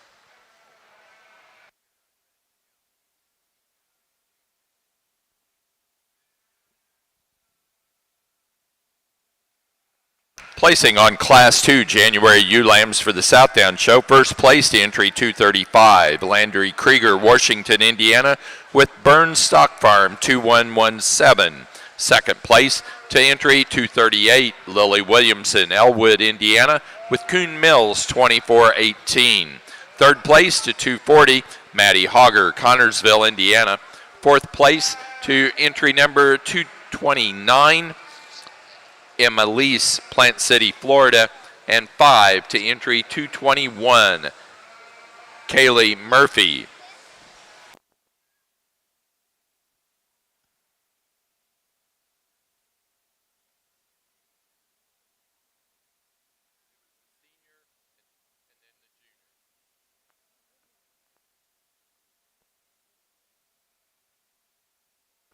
For our Suffolk show, our grand champion fitted ewe went to our senior champion ewe. The senior champion ewe was out of Class 2 of our fitted yearling ewes. Entry number 90, Joey Slack, Lake Geneva, Wisconsin, with K Slack 2351. The reserve grand champion ewe was our junior show champion ewe. She was out of the fitted February class. Number 170, Elroy Miller, Wausau, Ohio, with 3 J's and a T, 2402.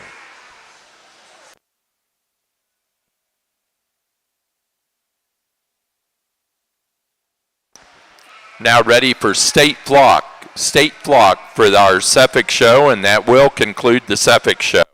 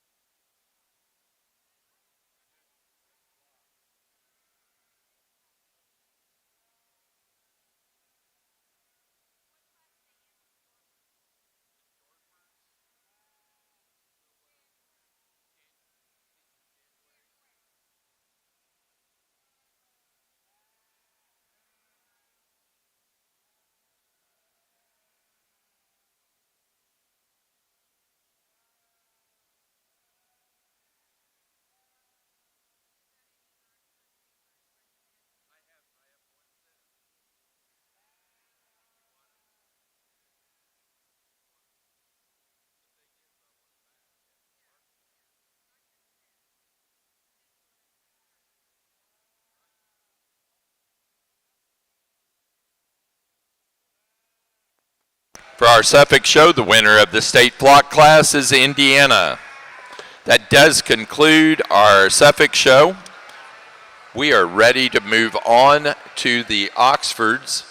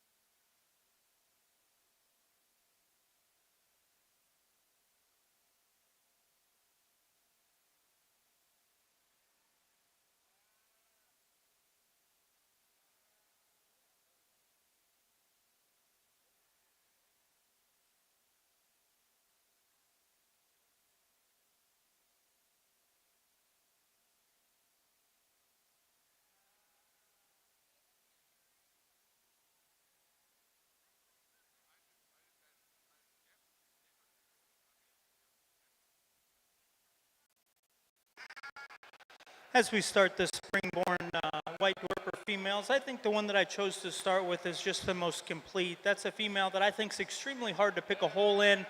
She's really big and swooping in her rib cage, really square and wide out through her dock set. When she gets out and goes, she's extremely flexible off both ends, like her added pigment as well, and an extra flexible maternal female in my mind. I think just an awfully neat, complete female. Ewe that we've got next in line is probably the high-performing ewe of the drive. Extremely big barreled, deep-ribbed ewe. Maybe just a touch pink for me around her eyelids. A ewe, though, that I really like her out of her hip and hind leg, and I really like her added rib and dimension. Next ewe in line is probably the biggest footed, stoutest structured ewe of the drive, one that's especially flexible when she gets out and goes. For me, though, she's just a notch more pronounced through her breastplate, and that throws off her balance a little from the side. Extremely heavy muscled female here in fourth, big shapy top, extremely expressive from behind, just wants to get outside of herself a little bit with that hind leg.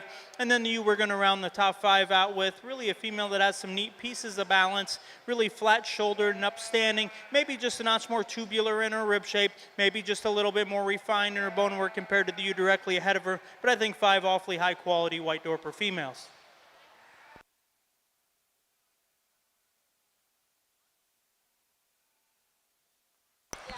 Placing on the January class of white dorpers, first place goes to entry number 254, Rylan Nix, Waynoka, Oklahoma, with Deer Run RPN 24-6. Second to 251, Caleb T. Welty, Evansville, Indiana, with Two Rock Ranch 24010. Third place to 246, Billy Wade, Scio, Oregon. Fourth place to 250, Caleb T. Welty, Evansville, Indiana. And 5 to entry 1010, Megan Silverthorne.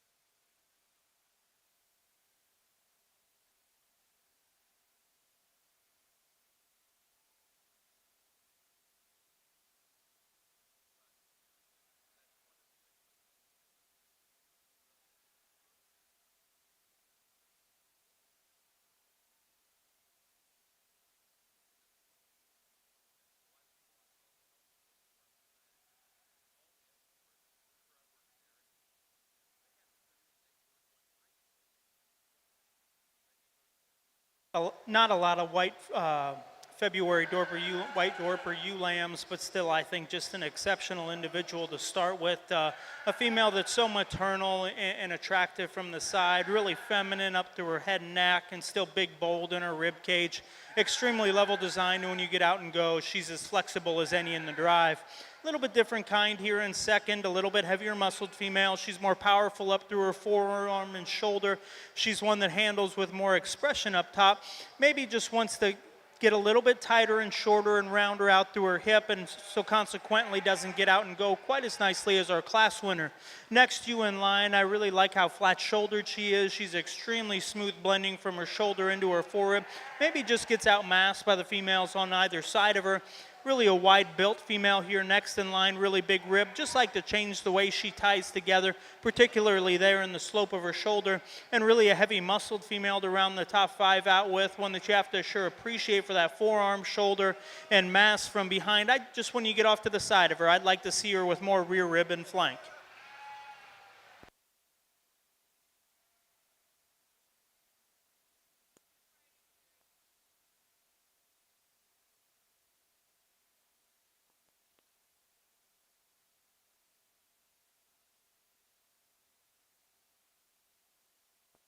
Placing on the February ewe lamb class for the White Dorpers, first place goes to entry number 258, Caleb T. Welty, Evansville, Indiana, S. Bar T. Livestock, Y 2198. Second to 261, Caleb T. Welty, Evansville, Indiana, with Welty Dorpers 0061. Third to 256, Ryan Nix, Waynoka, Oklahoma. Fourth place to 259, Abigail Hauser, Pikeville, Tennessee. And 5 to 255, Logan Deering, Frazeysburg, Ohio. In our Oxford Ram, start our Oxford Ram show, I think we've got two very, very nice rams to evaluate in this class. I think we could talk the same about both of them, is how straight top they are, how long hind saddle they are, tremendous amount of bone, very good footed. I think for me that the difference is I'm going to use the longer topped ram to win the class. I think he's showing us a little more length this side than the ram that we have in second. Really deep bodied, heavy made ram that we have in second. But here's just a tick shorter than the one that's going to win the class. Thank you. Really good set here in the third class of January's. I like the one we're going to lead off with a lot. I think this one, boy, you just get her propped up on the side view, and that one's pretty hard to ignore. Step around behind her, get your hands on that one. She's not gaudy in terms of muscle, but she's certainly opened up and shapely. It's sitting on a good kind of a rib cage, one that's still got some softness and some maternal to the center and the flank part of her body. Good bone and still comfortable enough as we get her out on the go. I think it gets a little more interesting in the next trio, in particular 4 or 5 ewes here that follow in terms of what direction you want to go, and it depends on where your priority is for following. I think the ewe lamb here in second just follows our class winner from a build and a look and a youthfulness standpoint a little bit nicer. No doubt to me this one in terms of front end assembly, quality of her neck and the way it sits on her body and her ability to stay symmetrical and balanced as she travels, she follows that ewe lamb the best. Is she as stout as the ewe lambs on either side of her? No, and this one really suits me well from the side. If we could stouten her up just a little bit, that pair gets extremely close. Boy, if you just want to talk about power, the ewe lamb in third will offer that to you. That one's really bold and opened up and huge in terms of her rib cage. Big back, big stout-ended, got a good leg underneath her. We just got to change the way her neck is attached to her body. She wants to get a little too far forward, and she's reading just a notch deeper and a notch plainer up front. Boy, you breed her to one that's whistle-fronted, I think that one can generate just based on the body and the dimension that she's got. Similar story for the ewe lamb here that's in fourth. The two young ladies do a great job of gathering her up, making her look really good on the side view, and she still looks pretty good when we get her out on the travel. This one wants to hit her hind feet just a little harder to the surface. maybe not reach out with quite as long and comfortable a stride. But again, I think one that'll make a tremendous kind of a yearling. The ewe here in fifth that we're going to round out the class is another one that's just barrel bodied and really stout from behind, just a little too much front end at this particular age of her life. And I don't read quite the continuation in that one, quite the elegance in that one up front that we have in those first four. But that's a good set, really a solid class all the way through. Congratulations to the kids.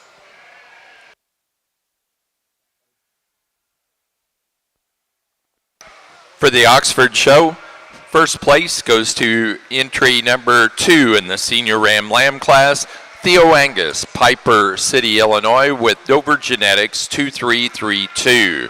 Second place to entry number 1, Jared Neumeister, Greenfield, Indiana, with Nichols Sheep Farm 2350. Wasabi. Placing on class 2 of 3 of the January ewe lambs. For the Southdowns, first place to 246, Jinsley Ball, Greenville, Iowa, with KDK 2424 Dixie.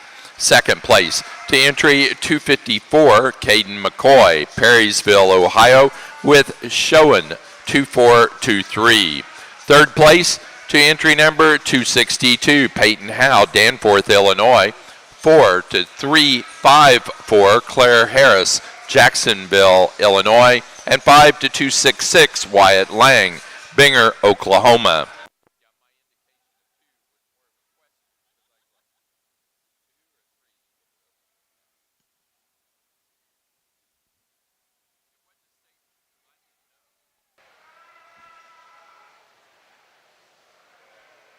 The ram we're going to start the class with, he certainly like his ring presence. I mean, if you watch that gal walk, how up-headed and proud he is. You know, the only way they can walk that way is as long as their skeleton is right. You know, if it's all put together properly, and that tells you that about what you need to know about his structure when you watch him walk the way he does. Just a very impressive ram to start the class with. The next ram we have here, extremely long-sided ram. He handles with a tremendous amount of length from the last rib back. Big-footed, a lot of bone. Maybe if we could just pick him up a little bit in his front end when he gets to walking around the ring, then it might change his placing today. A very young appearing, fresh-looking ram that we have here next. Maybe not quite as true down his top. We are very long-sided. Here again, a lot of bone, a big foot. Just like to neaten him up in that top line a little bit today. Thank you. Placing on the class of Oxford Early Junior Ram Lambs, first place to entry number 6, Morgan Crouch, Maroa, Illinois, with Rocky Hill 2406. Second place to entry 4, Brooklyn Vondenheuvel, St. Mary's, Ohio, with Misty Meadows 1434. Third place to entry 3, Paisley Sprawl of Wooster, Ohio. As we wrap up the White Dorper female show, I think an awfully logical female to start with. Really a great built female from the profile. I like her added bone work and frame, and yet she's still really great in her line. She gets out and goes and leaves me with the most base width and dimension. Pretty unique that she can be the most massive female in the drive and still one of the more attractive ones. The female that we have here in second really has a lot of pieces of balance that I really like. I really like her out of her hip and hind leg. I like how flexible she is off both ends of her skeleton. It's just when she's standing there like that, she really wants to run downhill a little bit. I'd like to lift her up in her chest fore and breastplate and see her run downhill just a touch more, but still an awfully nice female. Next in line, we've got her wide-chested, wide constructed ewe, like that center body in that female. She's just more refined down through her bone work. On the opposite end of the spectrum, we have a really rugged made female here in fourth and fifth. The fourth place ewe I thought was just a little more flexible off both ends of her skeleton. Really like the added mass and dimension of our fifth place ewe, just a little too piecey from the profile.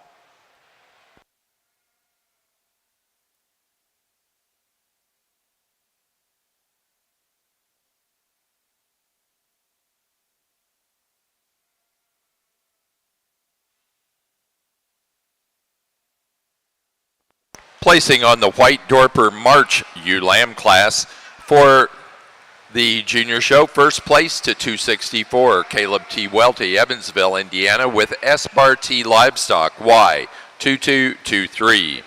Second place to entry.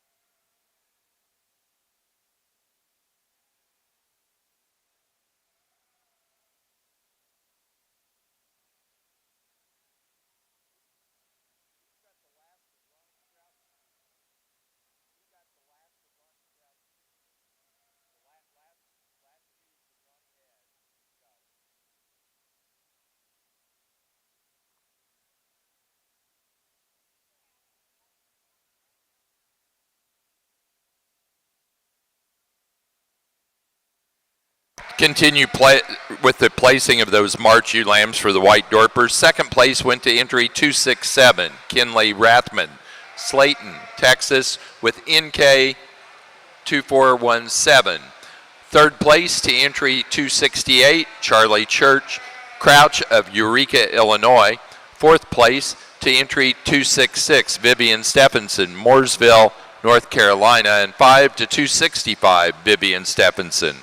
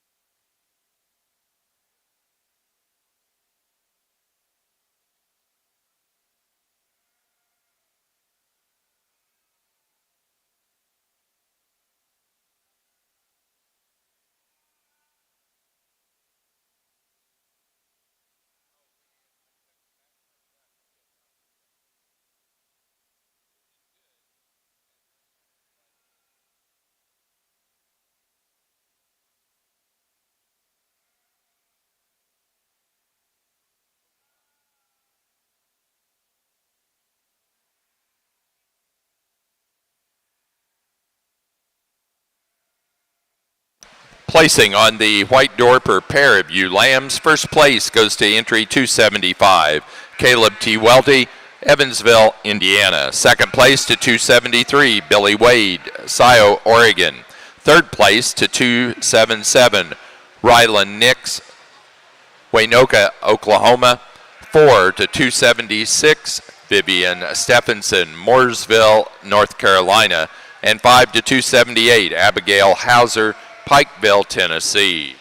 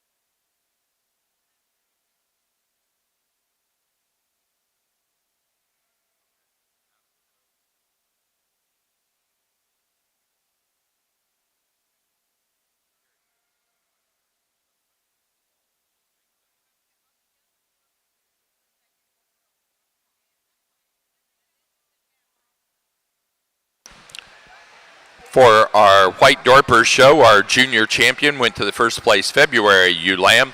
Entry 258, Caleb Welty.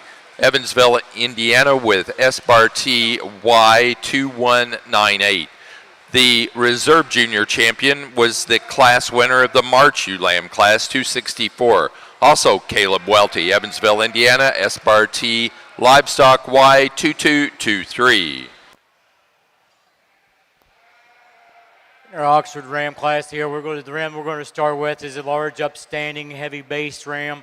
A sheep that's standing on a tremendous amount of bone and foot size. Here's a ram I would like, and he's still pretty young in his growth curve looking, but I would like to give him just a little more rib, just kind of open him up down that lower part of that body. But I think a nice ram to start the class with. Super well extended ram, probably when it's all over and done with next year that he might be your tallest ram.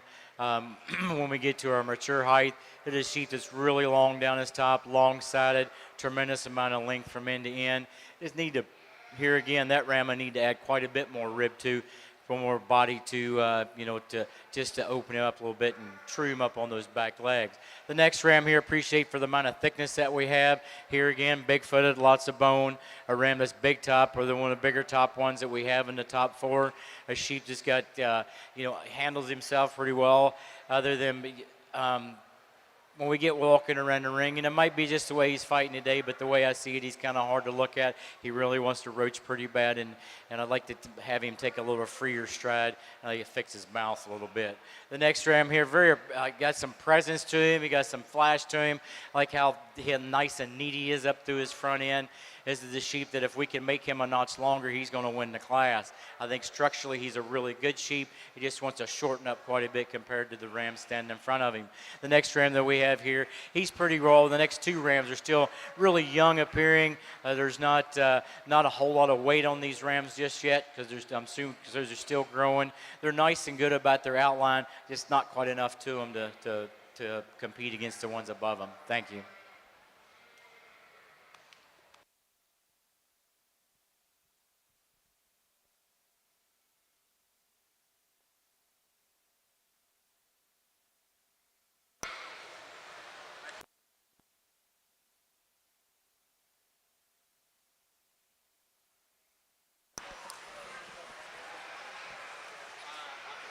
For our White Dorper show, our overall champion, you went to our senior champion, you out of the senior yearling U class, entry number 181, Mace Lambert, Laclede, Missouri, Uptown Farms 1002.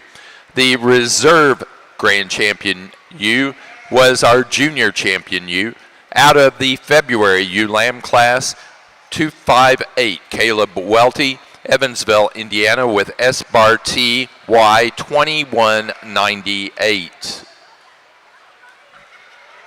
Now ready for flock, White Dorper flock.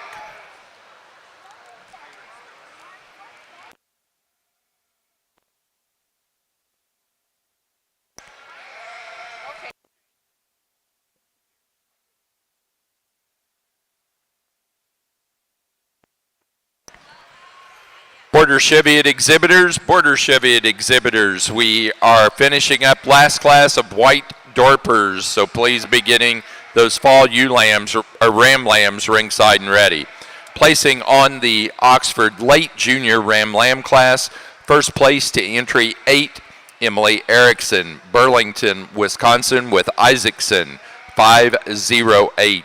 Second place to 009, Jonah Elvidge, Farmersville, Illinois, with Elvidge 2403. Third place to Ty Miller, Huntington, Indiana. 4 to Jared Neumeister, Greenfield, Indiana, entry 10. And 5 to entry 11, Adrian Decker, Vincennes, Indiana.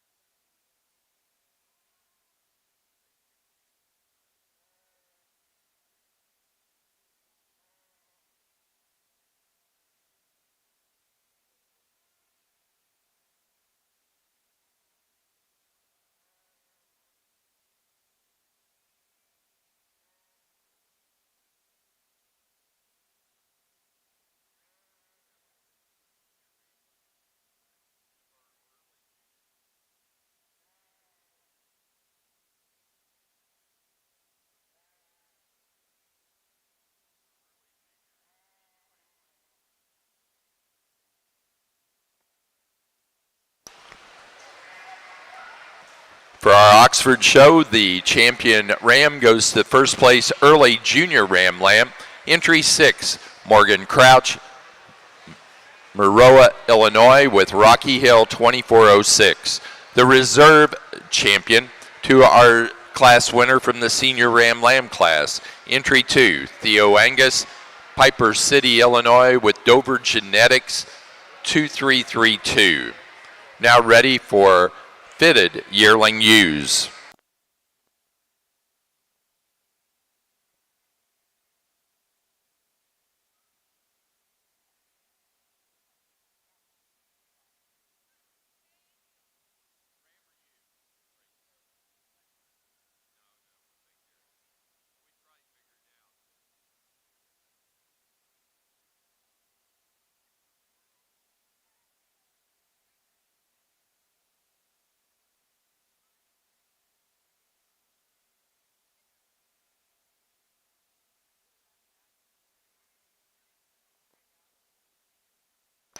Placing on the White Dorper flock class, first place to 285, Caleb T. Welty, Evansville, Indiana. Second to 287, Vivian Stephenson, Mooresville, North Carolina. Third to 289, Abigail Hauser, Pikeville, Tennessee. And 4 to 290, Jackson Hauser, Pikeville, Tennessee.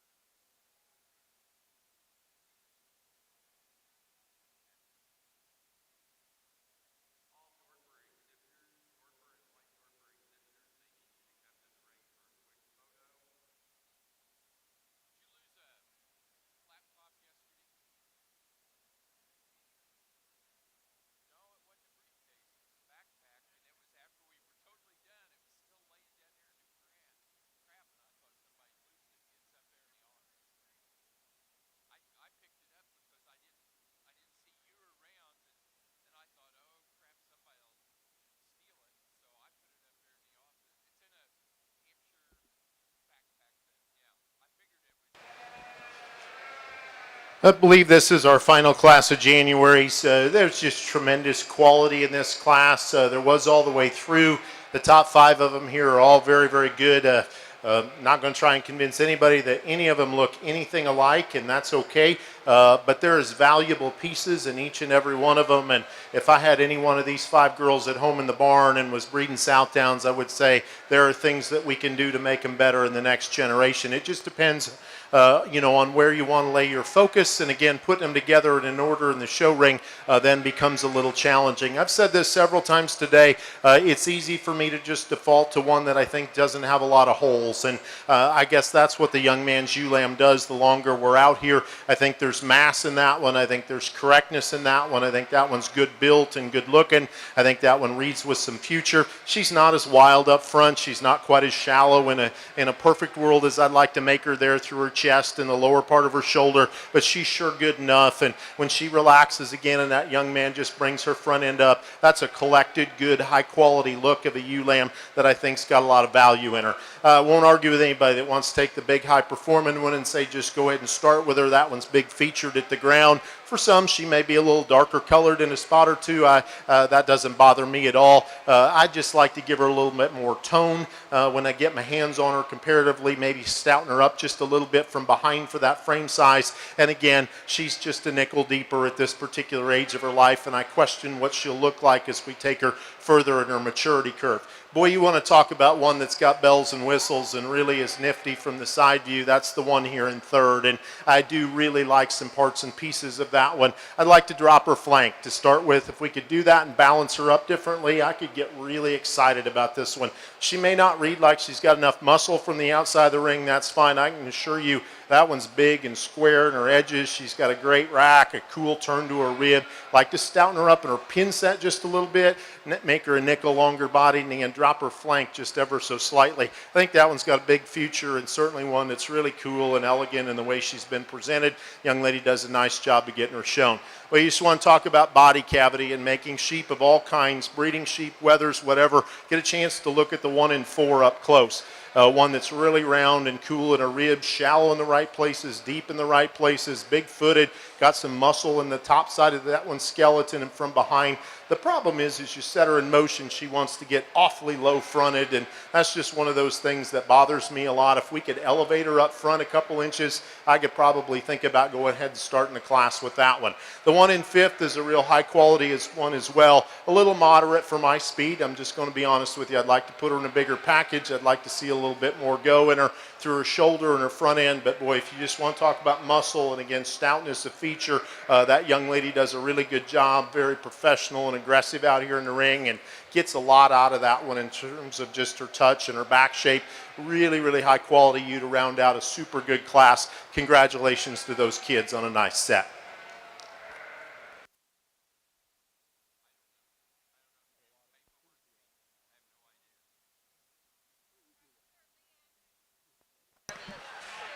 For the Oxford show, the best-headed ram went to our reserve champion ram, which was Theo Angus from the senior lamb class. Theo's from Piper City, Illinois, with Dover Genetics 2332. Placing on Class 4 of January ewe lambs for the South Downs. First to 274, Jude Parker, Franklin, Indiana, with Parker Farms 2416. Second place to entry 289, Drew George, Niles, Michigan, with George Brothers 24-013. Third place to 279, Charlie Ryan, Taylorville, Illinois. 4 to 278, Mallory Bowers, Lafayette, Indiana. And 5 to 290, Isabella Thompson, Lebanon, Indiana.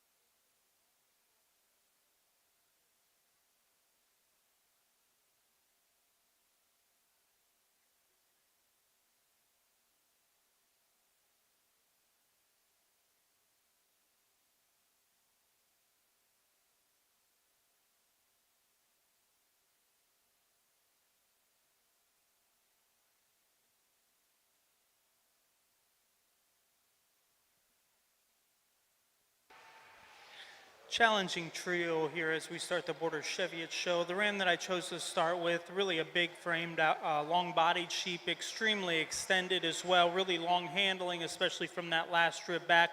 I also like his uniformity of body depth as well. Ram that we have here in second is just a notch stouter structured, stouter featured sheep. He's one that's maybe has a notch advantage in terms of muscularity. He's pretty concerning up front for me. I'd sure like to square him up on those front two. And then the ram we're going to round the class out with, really a level design sheep, just a little too bareheaded for me.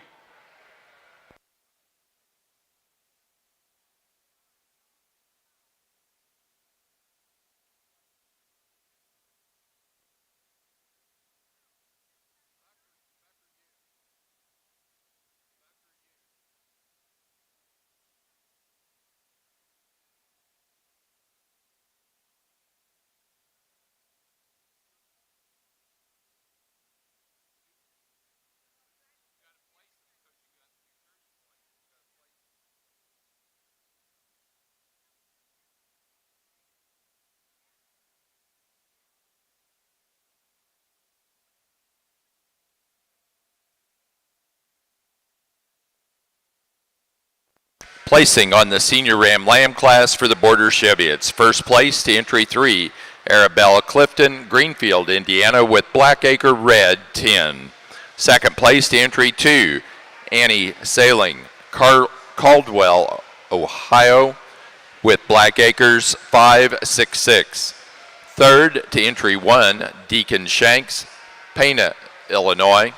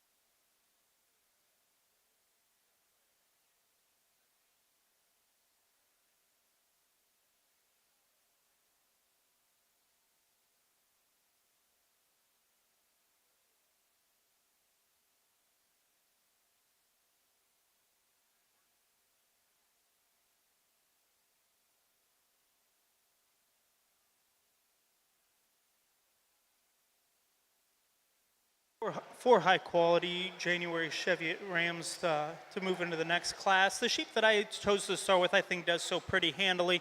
Really a wide-built, heavy-muscled sheep. Definitely has a class advantage in terms of skeletal width and mass. Ram that we've got next in line, extremely flexible off both ends of his skeleton. I really like this sheep on the move. Obviously a large outline, long-bodied ram, maybe just a little too freaky for me. Next sheep that we've got in line, really a high-performing ram, really wide-chested when he comes out at you. Just like to square him up right behind his shoulder a little bit and drop him back down through his flank. And then the ram we're going to go around the class out with, really a level design sheep. I really like how correct he is out of his hip and hind leg. Just like to change his ear set and his hair coat up on his head. Thanks.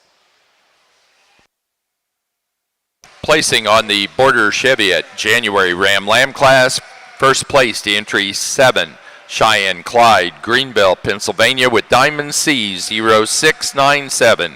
Second place to entry 6, Caitlin Von Behrens, Stewardson, Illinois, with Rinker 2723.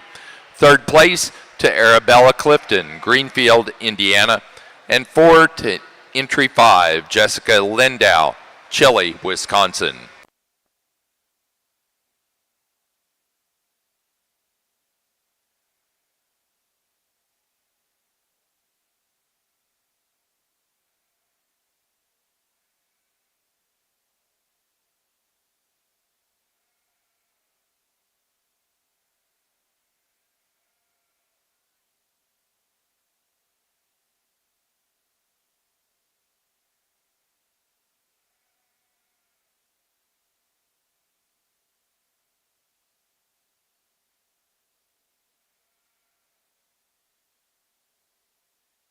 Exceptionally high quality February ram out here is a single entry, one that's so good built from the side, so good in his lines and correct, and yet really flexible when he gets out and goes. Sheep that'll sure be intriguing to see out here in Champion Drive.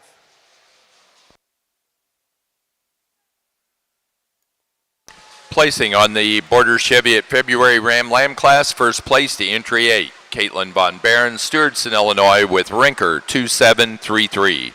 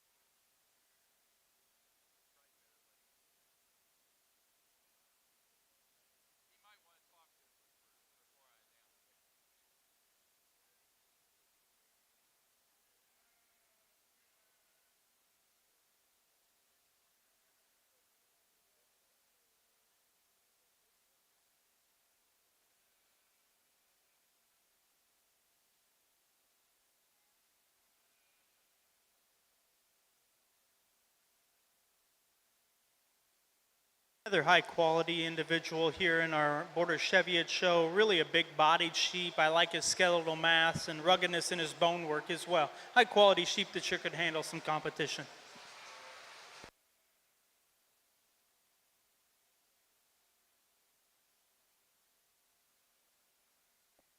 Placing on the Border Cheviot March Ram Lamb class, first place to entry 9, Courtney Copeland, Lewistown, Ohio, with Copeland 23101.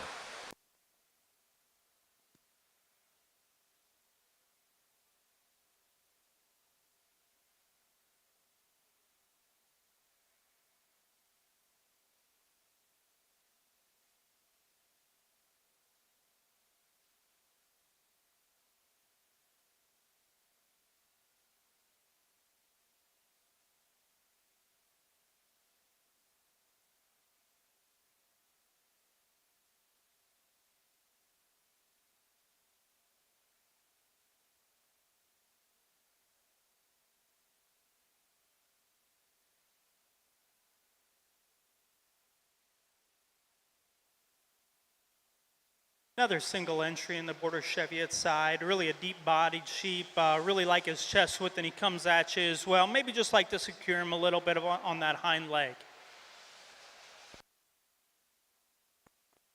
Placing on the Slick Shorn Ram Lamb class for the Border Cheviots, first place to entry 11, Arabella Clifton, Greenfield, Indiana, with Blackacre, Green 603.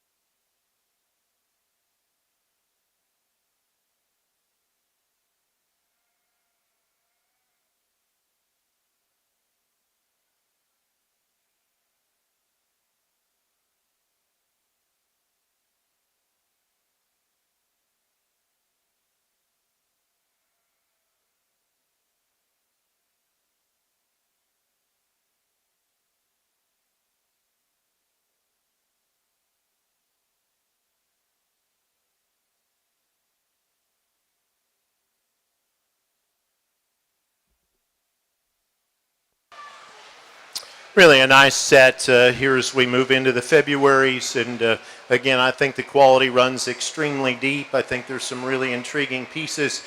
Well, if you want to change them in terms of just body shape and mass and roundness of cage and feature underneath, this ewe lamb will certainly do that. And she's just so bold and so impressive. And at the same time, I think that's one that assembles herself extremely well.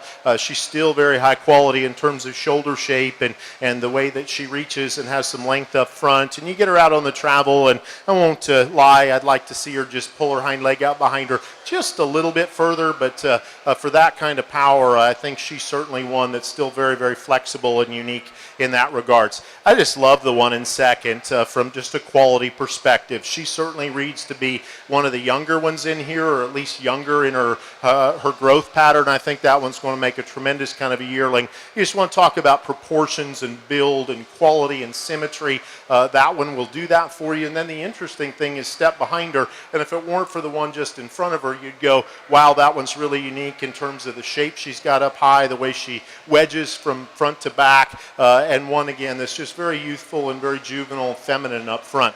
Nothing wrong with the ewe lamb here in third. I just don't think she's quite as neat and nifty up front. I don't think she maybe offers us the wow pieces. If you want to call her one of the more complete ones, I certainly wouldn't argue with that. I think you can breed that one a lot of different directions. She's long-bodied, she's stout-featured, she's pretty comfortable. She's maybe not quite as square and true. You get to the top side of her hip, she doesn't yank her pins apart in her quite as much as a couple of the others do, but that one's pretty solid as well. Love the touch and tone of the one that's here in fourth. We just need to go to the bottom side of her skeleton and rearrange her proportions a little bit. She wants to get a nickel deep there through her shoulder and chest, and just doesn't balance up quite as well. But again, one that's very comfortable, great type in that one. I like her a bunch. Similar with the ewe lamb that's there in the next spot, one that's muscular and stout and great touching and been very well prepared here. I just want to change that one a little bit in terms of the way she's built up to her front end. I think she gets a little piecier and more out of herself as we get her out there on the travel. That's a great way to start the February division.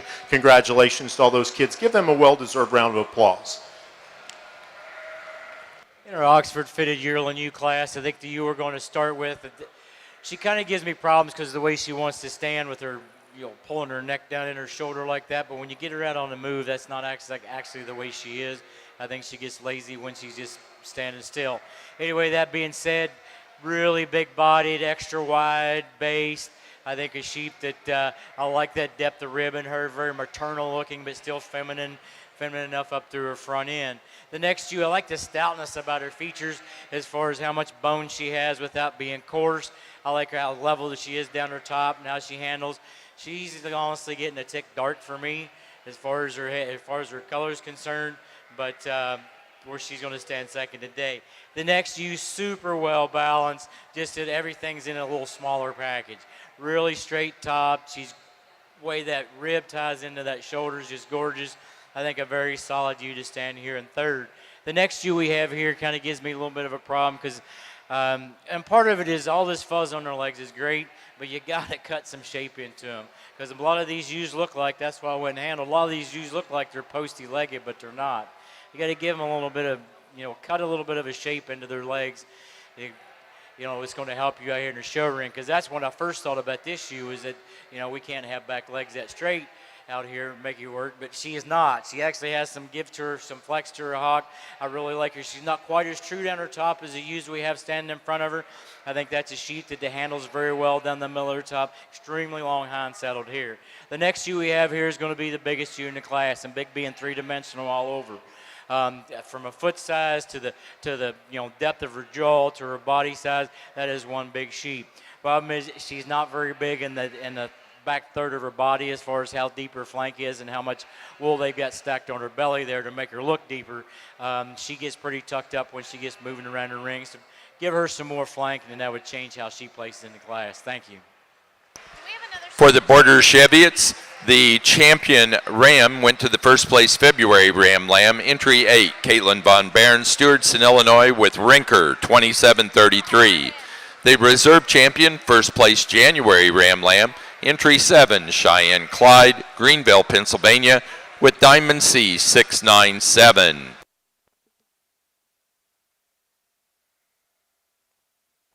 Placing on the class of Oxford yearling ewes fitted, First place went to entry number 29, Aubrey Miller, Huntington, Indiana, with double A, 2304. Second place to entry number 41, Morgan Crouch, Maroa, Illinois, with Rocky Hill, 2319.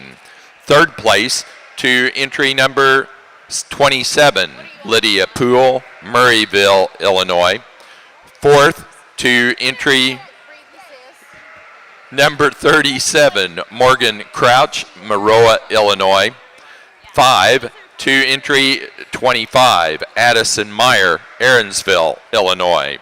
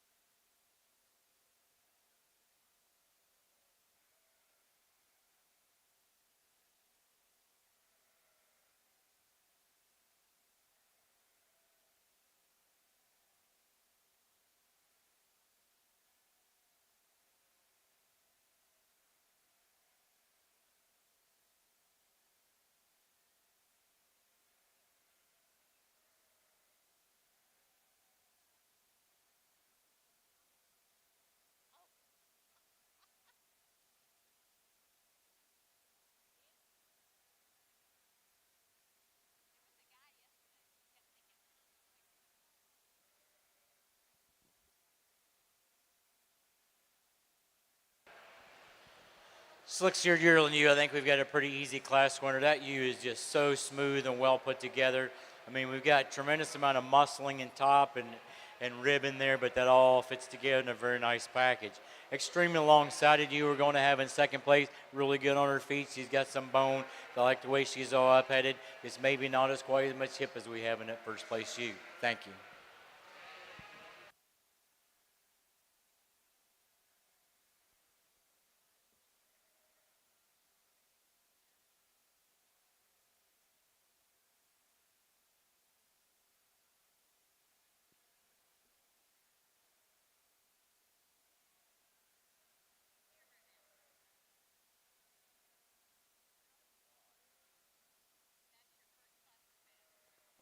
Placing on the slick-sheared yearling ewe class for the Oxford yearling ewes, first place to entry 43, Adeline Kendall, New Philadelphia, Ohio, with Wolpe 0139 Pat. Second place to Chloe Decker, Vincennes, Indiana, with Weber 1256. Placing on the class 1 February ewe lambs for the South Downs, first place to 305. J.C. Johnson, Delavan, Wisconsin, with Schrock, 2479. Second place to 297, Riker Beckmeyer, Morrisonville, Illinois, with Beckmeyer Brothers, 2414. Third place to entry 306, Aubrey Brandt, Rock Springs, Wisconsin, 4 to 302, Charlie Ryan, Taylorville, Illinois, and 5 to 300, Drew Hoflinger, Columbus, Indiana.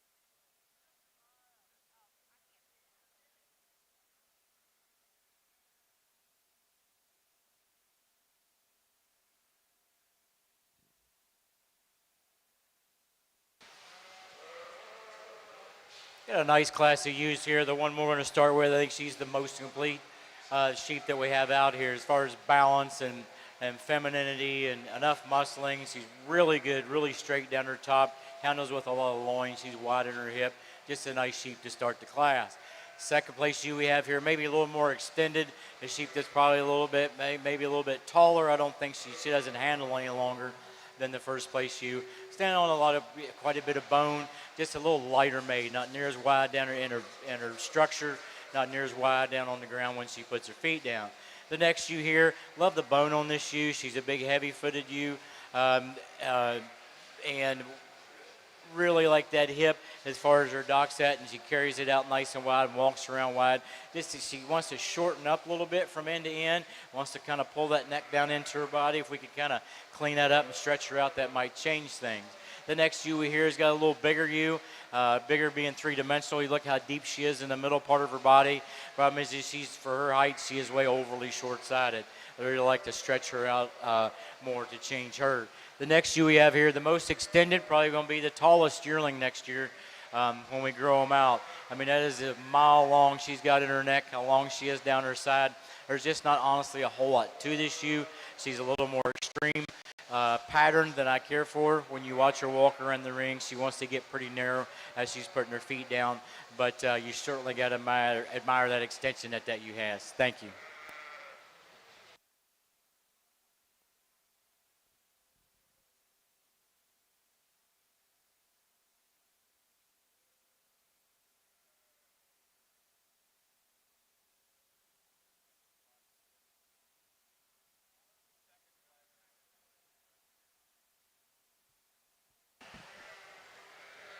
Really high quality set of border Cheviot yearling ewes. The one that I chose to start with might be the smallest of our top five, but man, I think she's so good built. That sheep is extremely good in her lines. She's deep and uniform in her body depth, really long bodied and correct down her top line. Easily the squarest hipped one of the drive, and yet when you get her out and move, she's the one that's the most correct in her angles and the freest moving off both ends. Ewe that we've got next in line, I like for her added dimension, really a wide-chested, big-ribbed female, really wide skeleton when you stand behind her as well. Maybe just getting a little bit weak off her pasterns just a little bit. Maybe not quite as square in her hip as the ewe directly ahead of her, but still I think an awfully high-quality individual. The large outlined ewe of the top five is here in third. Extremely long-bodied, really upstanding female. I'd just like to see more center body and mass to go with that added frame, but still one you sure got to appreciate for her levelness of top and added frame.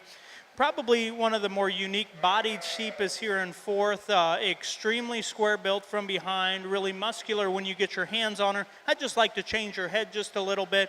And then another rugged female here to round out the top five, really massive in her kind. I'd just like to clean up her chest floor a notch.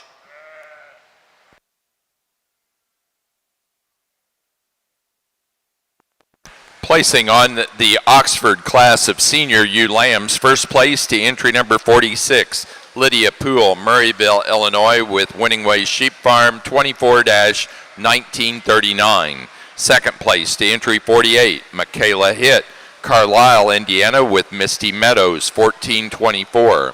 Third place to entry number 51, Morgan Crouch, Maroa, Illinois. Fourth place to entry 44, Ava Donlinger, West Lafayette, Indiana. 5 to entry number 49, Credence Lancaster, Modesto, Illinois. 6th place to entry 45, Chad Hoover, Washington, Pennsylvania. 7th place to 52, Isabella Foley, West Alexandria, Ohio.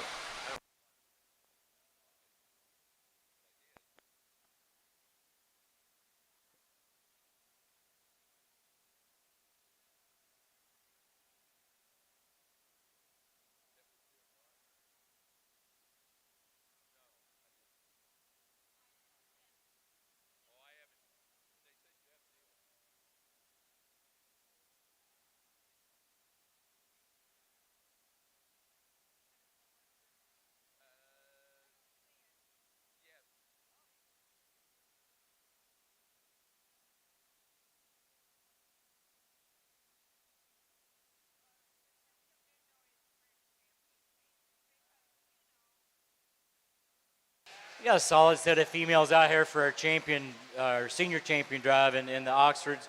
I think if we look at, the younger ewes, and they got the flash and the look, and then the older ewes here, we've got our body and our mass, and trying to put all this together in an attractive package and still keep the feet and legs right. I think it's easily done on 2 of these ewes, so I'll go out and pick your champion in reserve.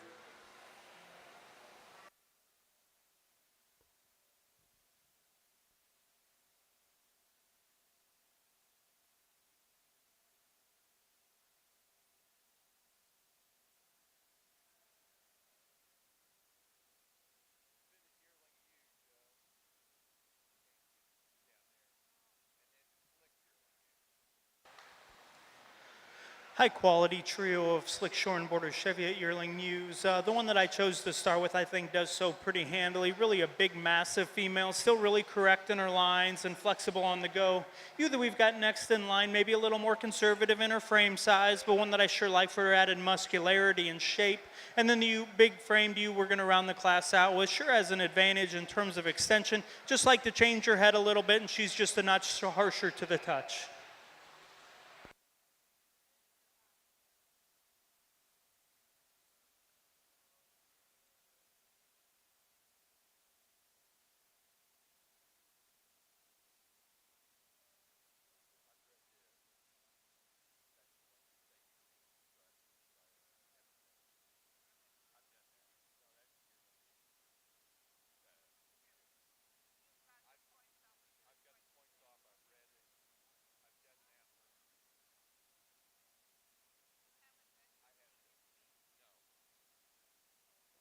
For the Oxford show, our senior champion went to the first place fitted yearling ewe, entry number 29, Aubrey Miller, Huntington, Indiana, with AA 2304. The reserve senior champion was first place Slick Shorn yearling ewe, entry 43, Adeline Kendall, New Philadelphia, Pennsylvania, with Walpy 139, Pat.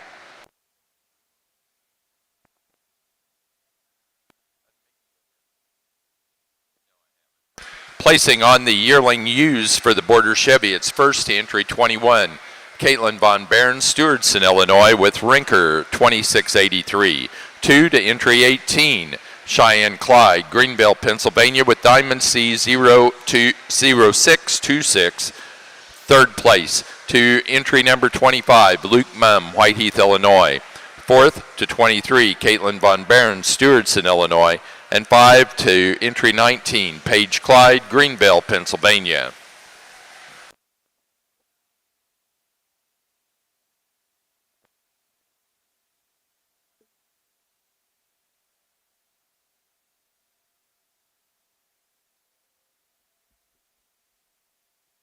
Placing on the Slick Shorn yearling ewe class for the Border Chevy, it's first to entry 30, Caitlin Von Barron, Stewartson, Illinois, with Rinker 2662.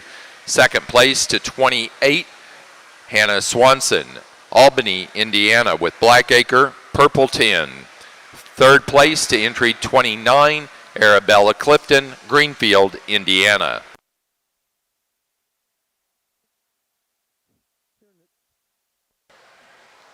Over here in the South Downs, again, a super deep class of ewe lambs in the Februarys, and again, just a ton of quality, particularly here in the top 5, and some ewe lambs you can rearrange in various orders. There's just so much to like about this one, especially as you get close to her, that we're going to start with. I think one, again, that's just so incredibly bold-bodied. Just hard to describe how stout she is, just in terms of width of skeleton, openness to her forerib and center body, one that's big-backed and stout-ended. And again, what's so impressive about her is her ability to stay right in her proportions from the side, and her ability to stay comfortable and athletic when we get her out on the travel. I read that one to have plenty of grow ahead of her. I think she's going to be a big, stout, good-looking kind of a yearling ewe. The young man's ewe lamb here in seconds, one that hit me really hard when she came in the gate. When he gets her propped up and all put together, that one's silhouette is incredible. I think she's one, again, that's really elegant and high quality up front, very highly presented here again, one that's big at the ground in terms of her feature Proportions are extremely good. You get around behind her and you get down to those final two ewes, and there's just not enough of her in terms of just width and openness of body, natural dimension to go ahead and get around the ewe lamb we're going to start with. You want to talk about one that's pretty as a picture, it's the one that's here in third, and she certainly will be one, I think, a year from now that a lot of people appreciate, again, just because of skeletal build and quality, comfort out on the go, but again, one that's just a little flatter bodied, one that's a little plainer made, and that's the reason that she finds herself in third. I like some things about the one in fourth a bunch. Again, really, really comfortable and easy on the go. Again, a lot of time and effort spent to make her look that way, to come out here in the ring. I think one in terms of her top line, one in terms of her touch that's extremely good. Again, I want to go to the bottom side of that one and change her in terms of proportions a little bit and give her more of an up-fronted or run uphill kind of look in terms of her lower body line than what we've got in her today. Ewe lamb that's there in fifth, again, girls do a great job of gathering her up, and there's no question she fits from a profile perspective in the top five. That one's a little plainer in terms of her shape, got a little more cover on her relative to some of the other ones, and I just don't find her to be quite as genuine, particularly when you lay your hands on her from a last rib back comparatively to those first four, and that's why she's there in fifth. Congratulations again on a nice set. Give those kids a good hand if you would. We got our ewe lamb class, ewe lamb class here. A very heavy made, big body. Love the barrel on this ewe. I always think we're, even as big around as she is and she's carrying a little condition, I still see that there's plenty of grow left in this sheep.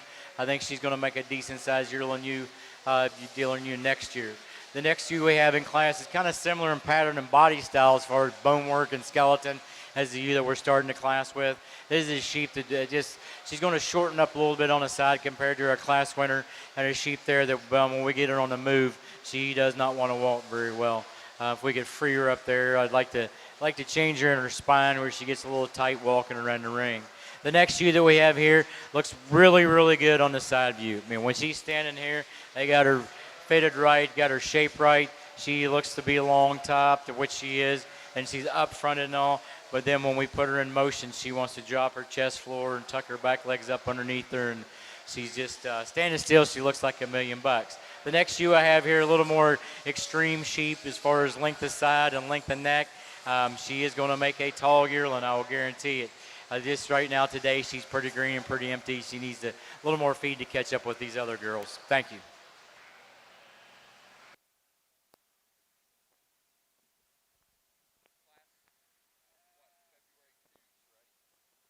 Class 2 of the February ewe lambs for the Southdown Show. First place goes to entry number 332, Lincoln Oldenburg, Mulhall, Oklahoma, with Oldenburg 4023. Second place to 334, Jack Thielen, Jonesville, Michigan, with Forsey E24 138. Third place to entry number 319, Landry Krieger, Washington, Indiana. Fourth place to 338, Charlie Ryan, Taylorville, Illinois. Fifth place to entry 327, Maddie Hogger, Connorsville, Indiana. Placing on the January ewe lamb class of the Oxford Show, first to entry 63, Jordan Meyer, Watertown, Wisconsin, with Emerald Valley Farm, Oxford 705, Koala. Second place to entry 58, Jordan Meyer, Watertown, Wisconsin, with Emerald Valley Farm, Oxford 701, Ashley. Third to entry 57, Lydia Poole, Murrayville, Illinois, and 4 to 61, Crimson Lancaster, Modesto, Illinois.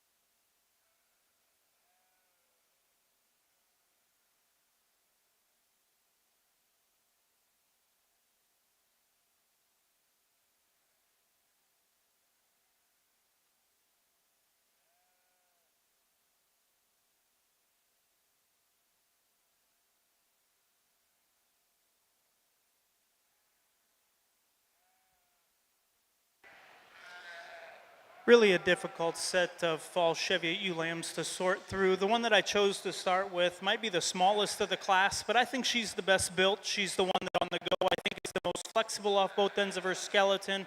Really like her added body and mass as well, a lot of dimension when you get your hands on her. I'd like to neaten her up in her chest floor just a little bit, but I like those pieces of quality that she does have. The ewe that we've got here in second is really an interesting sheep to me. Just great in her lines, extremely good out of her hip and hind leg. I love the way that ewe's shoulder lays in and the way her neck comes out of the top of her shoulder. Maybe not quite as highly fit as the ewes on either side of her, but still I think reading through that, that's a pretty high quality sheep. One that's going to make the most intriguing yearling is here in third, extremely long-bodied, large outlined, extended female. I really like how level she is down her top line. She's just a little too freaky for me at this stage in her maturity. Ewe that we have next in line initially hit me as kind of the mass female of the drive, really powerful in her basic build. She just has too much front end for me. And then the ewe we're going to round the top five out with, really an elevated chest floor female, really attractive up through her front end. I just like to square her up from hock to ground.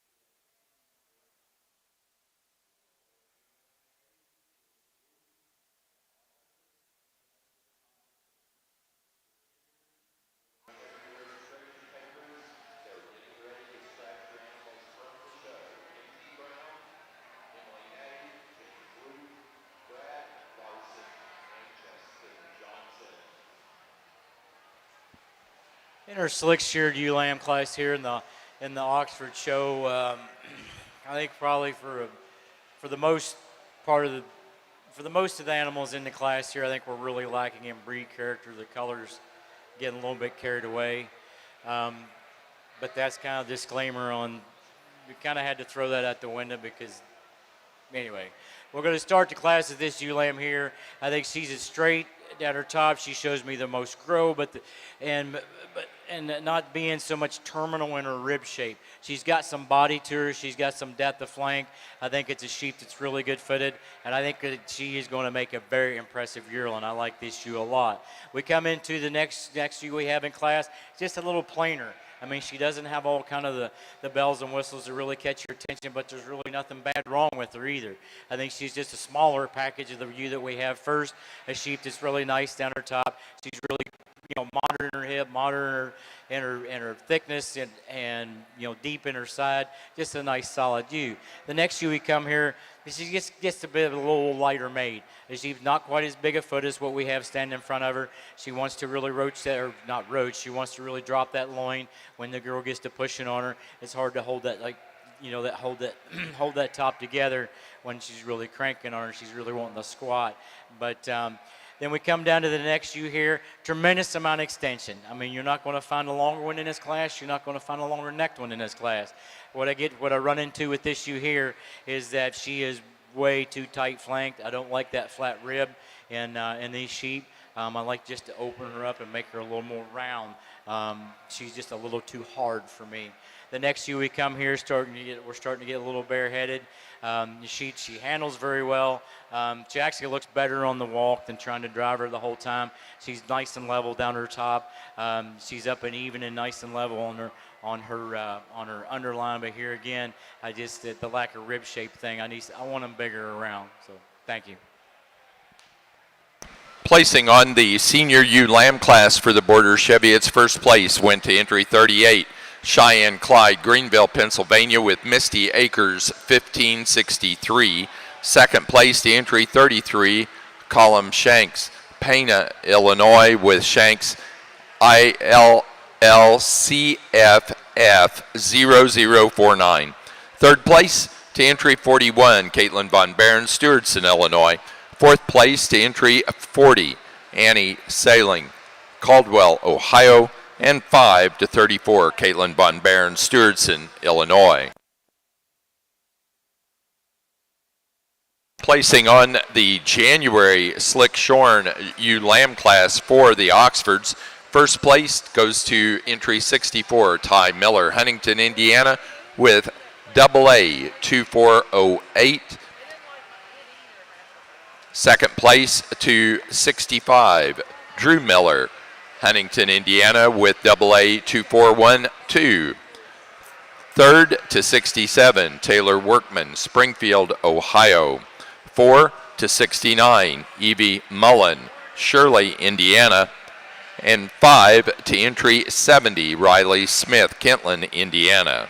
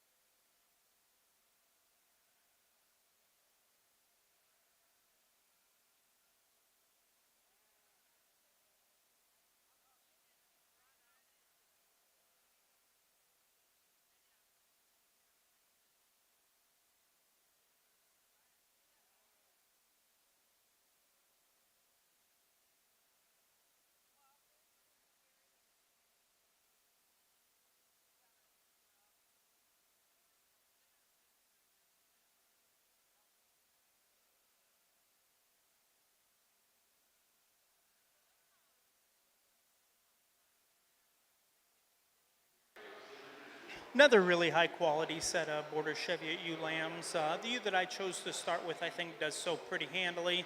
One that's built so good from the side, really flexible on the go, and yet plenty of dimension and power to that sheep.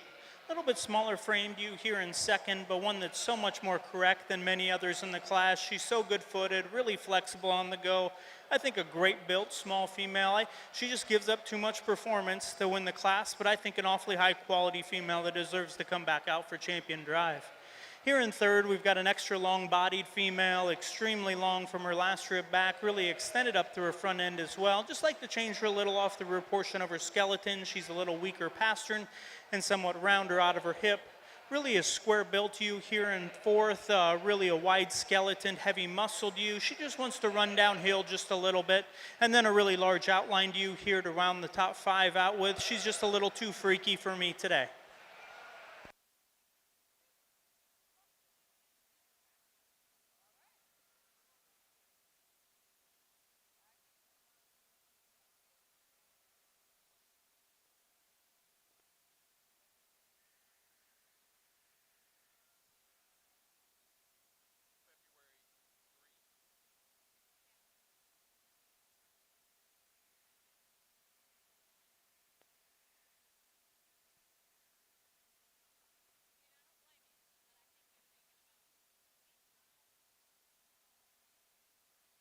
Placing on the January ewe lamb class for the Border Cheviots, first place to entry 49, Cheyenne Clyde, Greenville, Pennsylvania, with Diamond C0674.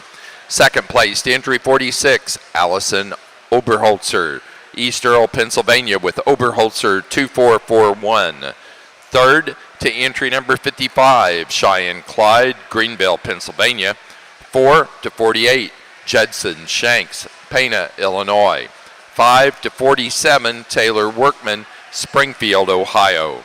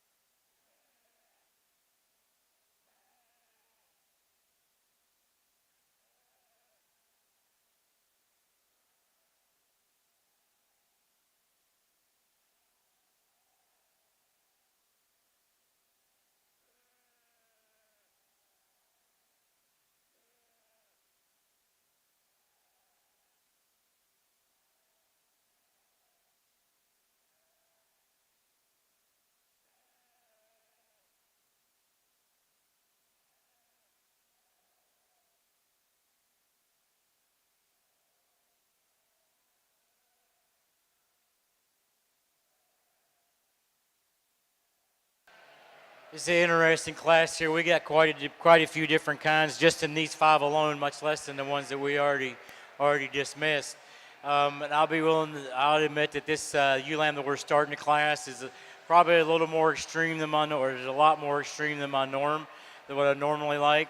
But I think from structure and trying to stay close to some kind of breed type and just general conformation, this ewe is as solid as we have out here. Yeah, I'd like to see her a little bit wider. I'd like to see a little more rib in that sheep, a little more true rib in that sheep. But I think she holds herself together very well on the move, as well as compared to the rest of these ewes. The next ewe we have here, more kind of traditionally what I'm looking for: heavy, big boned, not quite as long legged, got some rib and some body to her. This sheep kind of just she doesn't want to track very well today. And I don't know, maybe it's just, the rest of us just tired and too many days in Louisville. But if we could hold her together a little better on the move and stretch her out just a little bit, then that would change how this goes. We've got a little longer sided sheep that we have here in third. That one she handles nice down her top. She's good on her feet and legs. Standing behind her, she's relatively wide. She really wants to drop that chest floor when she gets moving around the ring, wants to get ewe-necked on me. Would like to change that about her. The next ewe is a bigger, stouter ewe. This sheep here has good moments and bad moments. Sometimes you look at her and she looks pretty good, and the next time maybe not so good. But I think, and she's similar to the ewe that we have standing in fifth, is that the majority of their body mass is up in the front third of their body. I'd like to neaten up her front end, neaten up that shoulder, and mass up her back end. Add her some more flank and some more rib and some more hip. And we're bigger footed, probably heavier featured ewe that we have here in fifth, but she's the same way. She's very bold about her shoulder. I'd like to neaten that up and give her a lot more hip. Thank you. Well, here in our final class of Southdown is in the February division. Again, quality just continues to be so deep, and the kids just continue to do such a nice job of getting really good sheep exhibited out here in the ring, and so competitive, particularly up here at the top end. I think the two that I end up moving to the top of the class are two that hit me really hard as they came in the gate. I think when you get your hands on them, you're equally impressed. But from just a sheer mass and power and spread standpoint, I think the ewe lamb up front is pretty unrivaled. This one's big in her back and square in her pin set. I appreciate the fact that she stays that way as we watch her get out and go from behind, and yet at the same time one that still has the ability to run uphill, have a quality look like she's got some future, and can be a yearling ewe that's got some skeleton underneath her and yet still retain that kind of width and power. I like her a lot. I love the build, and the one that's here in second, she's quite a base further behind in my opinion. She's just more juvenile and more youthful in her look. That one's got very bright days ahead of her. You just want to talk about skeletal quality and the way one's assembled in terms of joints and angles. She certainly can do that. Ultra feminine up front. Just wish we'd give her a bit more spread, just a bit more mass relative to our class winner, who's also very well built, and that's the reason she ends up there in second. Again, if you want to just talk about continuing with power, I wouldn't argue with somebody that wants to run the one in third up a little higher in class. This one's tremendously dimensional, ultra big bodied, wide underneath. To me, just not quite as cool and not quite as nifty in the way that she's made through her shoulder, lower chest, and up through her front end assembly as what we've got in first and second. When the folks in fourth get this one gathered up and put together, this one can be as neat as any of them. When she gets a little looser and out of herself and then out on the travel, she wants to come in just a few more pieces. And perhaps as she gets older and brings herself together, she may well be the one to beat in this particular division. Today, I just thought she needed to get out and be a little bit more composed. Again, just from 20 feet away, you can like the one in fifth as much as any of them. The young lady does a great job. That one's exceptionally well presented out here in the ring. And from, again, just a balance and a profile perspective, that one's competitive. I think, again, the problem with her is she's just a little softer and more nondescript, a little less dimensional in terms of hip and view from behind is what we have in those first four. And that's the reason that I slide her a little further down. Great class, great way to move into the marches. Congratulations to all these kids and their families. 6 high-quality February Border Cheviot ewe lambs. I think a really nice class winner in terms of having some added look and power. A little more performance than our second-place ewe, a sheep that also handles with more muscularity and dimension than our second place. She's one that I think is just a notch wider chested, yet I really like her breed type as well. Ewe that we've got here second in line, really youthful in her appearance, really fresh and clean up through her front end, long-bodied and extremely level out of her hip. Maybe just like to lift her up in her front end just a little bit. She tends to want to run downhill, but still an awfully high-quality individual. Another really massive ewe here in third. I really like her added rib cage and skeletal width as she leaves me. I'd just like to change the way she's designed a little bit, relax her at her knee, see her more comfortable off her hind leg. really a large outlined, long-bodied ewe here in fourth. I really like that added performance. She's just a little wild-headed for me. Ewe we've got next in line. I like how clean and trim-fronted she is. I'd just like to see her level her out of her hip and square from behind. And the ewe we're going to round the class out with, one that's your wide-chested, has plenty of dimension. I'd just like to see you more uniform in her body depth.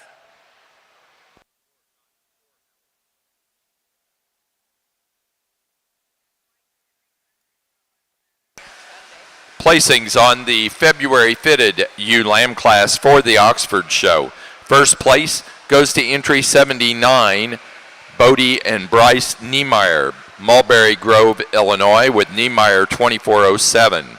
Second to entry 80, Aubrey Miller, Huntington, Indiana, with Edgewood Farm 24-028. Third place to entry number 75, Addison Meyer, Aaronsville, Illinois.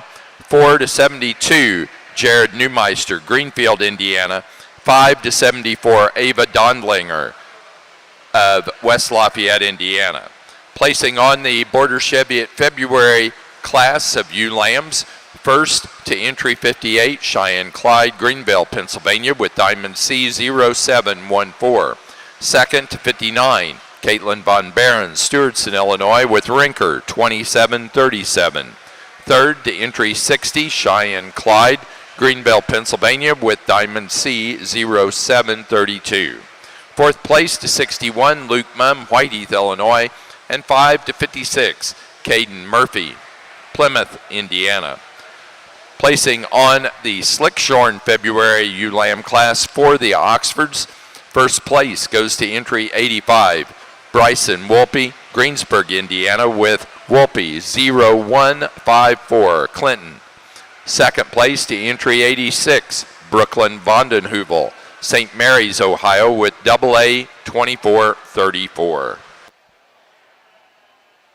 All right, you just heard the placings on this class from Dave, but the ewe lamb we're going to start the class with, just tremendous bodied sheep. Boy, that is a good one. Her feet and legs, her body, her feet and legs are great.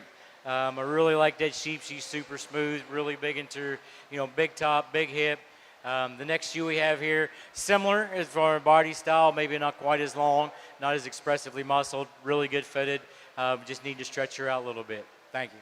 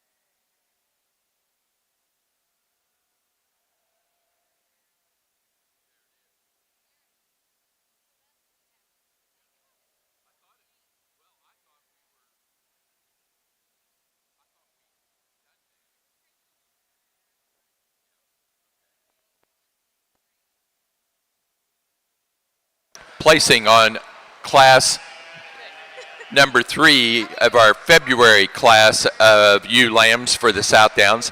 First place goes to entry number 365, Caden Durr, Arcadia, Indiana, with Burns Stock Farm 2144.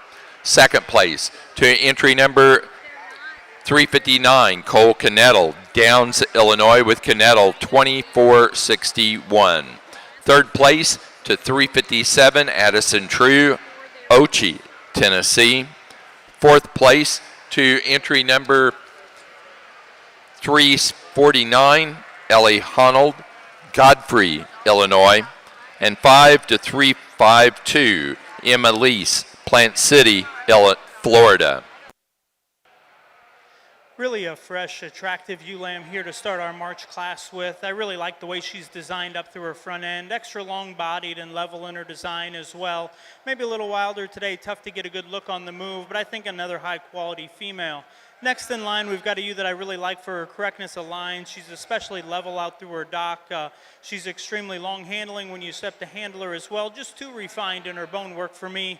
Ewe next in line has several Class ESTs. She's really large outline. She's sure super extended as well. I'd like to change her ear set quite a bit, and I'd like to lay her in more neatly and cleaner there at her breastplate as well. Ewe that we've got next in line, another really big framed, heavy, high performing kind of ewe. I just like the way she changed I'd like to change the way she handles the rear portion of her skeleton. And then the ewe we're going to round the top 5 out with, really long bodied, level designed ewe. I'd like to change her head just a notch as well.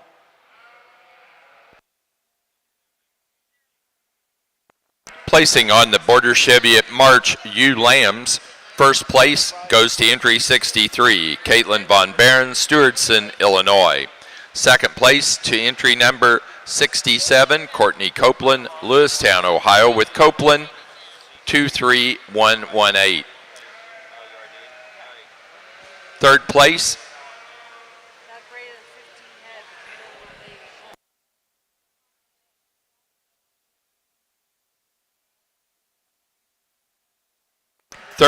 to Luke Mumm, Whiteheath, Illinois.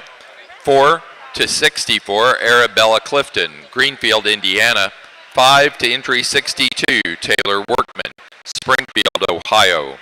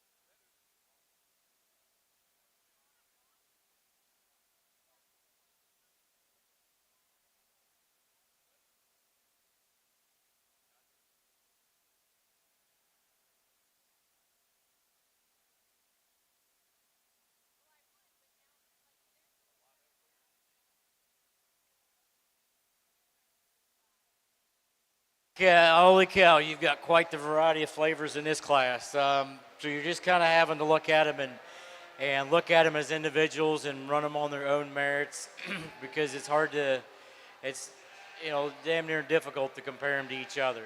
The one we're going to use, she, probably the most, well, she is the most extreme in the top 4 that we have out here, but she does have something to her. She's straight top. She's got some body to her. She's got some rib. She does not have much lower leg, that sheep there. She's decent at the top of her hip, but I think she puts all those together in a nice, smooth package, still feminine through her front end. The next shoe I love put my hands on, man. She has got a big popping top, big hip, lower leg.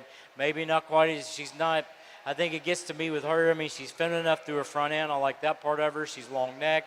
It's a sheep that when we stand in behind her, for as thick as she is, she still gets a little cow-hawked. I'd like to straighten her hocks up a little bit. She's starting to get a little weak on her pasterns there the more she fights out there. So I think if it's a structural issue, she puts her into second. The next ewe is kind of a combination of those two ewes. We got a little bit of flash, a little bit of grow, a little bit of look to her. Yep, she's in her top at least. She does have quite a bit of muscling down her top. She's pretty wide in her loin. Not as big a hip and not lower legged as the ewe we have standing in front of her. The next ewe here, this one's a real flashy ewe, very young appearing. Not a whole lot to her right now. She's just kind of all patterned. But I like that general outline. I think she's a nice sheep. I think she'll grow into a nice yearling ewe. The next ewe down here, probably maybe when it's all over and done with, might be your tallest yearling ewe next year. There is a lot of grow in this sheep. They're just kind of all piecey together, not quite got them tied all well together. Like to drop her flank down and give a little more rib and all that, at least at this stage of the game. Thank you.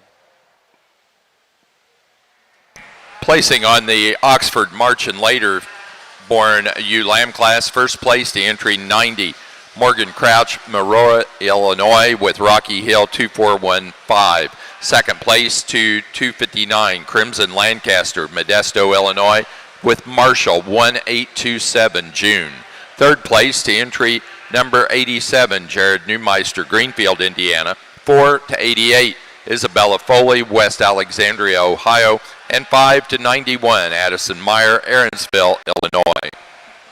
Really logical place to start here in our slick-sheared border Cheviot ewe lamb class. I think a ewe lamb that's probably as good designed as any as we've seen today. So good in her lines, really attractive out of her hip and hind leg, and I sure like her added depth and uniformity as well. Next in line, we've got a ewe that's really fresh to the touch, more expressive in her muscle shape maybe than the ewe that wins. I like her added dimension from behind as well. Just like to change her ear set a little bit, but still I think a high-quality female.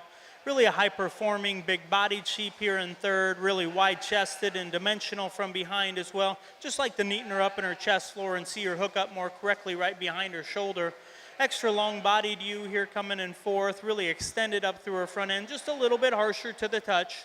The little ewe that we've got here in fifth is one that I think is really neat made in terms of her correctness of lines and really attractive up through her front end. Just gets out horsed today. And then the ewe we're going to round the class out with, one that's sure long-bodied, just wants to run downhill a little bit and get somewhat steeper off in her hip.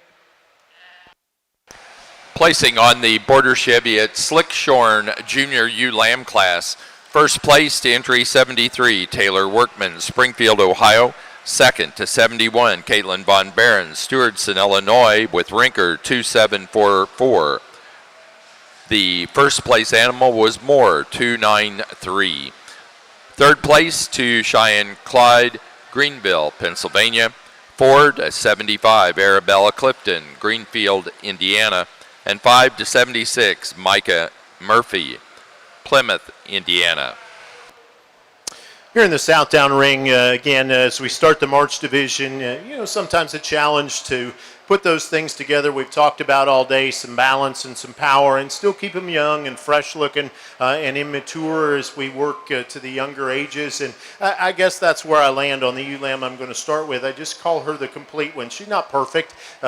She's not quite as wildly heavy muscled as maybe a couple that are further down the line. She's not quite as shallow and maybe extreme up front as the ewe lamb that's there just behind her. But I think that one's fundamentals are extremely good. Young lady gathers her together, and she's she's really impressive up on the top side of her skeleton. Got a great shape to her rib cage. I think one that's still good in terms of her shoulder shape, some width from behind, comfortable out on the go. And I think there's some reach in that one in terms of just some future and some outcome. You just want to talk about one that's cool looking from the side. The young lady sheep here in second will certainly do that. I wish we could open her up just a little bit. She gets just a nickel flat bodied through her fore and her center rib, and that's my biggest problem with her. But she is an up-fronted, cool looking one that I think will go on and grow and mature. And if she will continue to open it up, that one will be hard to deal with a year from now. A lot of pieces and parts to like in the one that's third, and I like those pieces a lot. I'd like to come to the lower part of her body and change her just a little bit, drop her flank, and tuck her up in her chest just a nickel comparatively.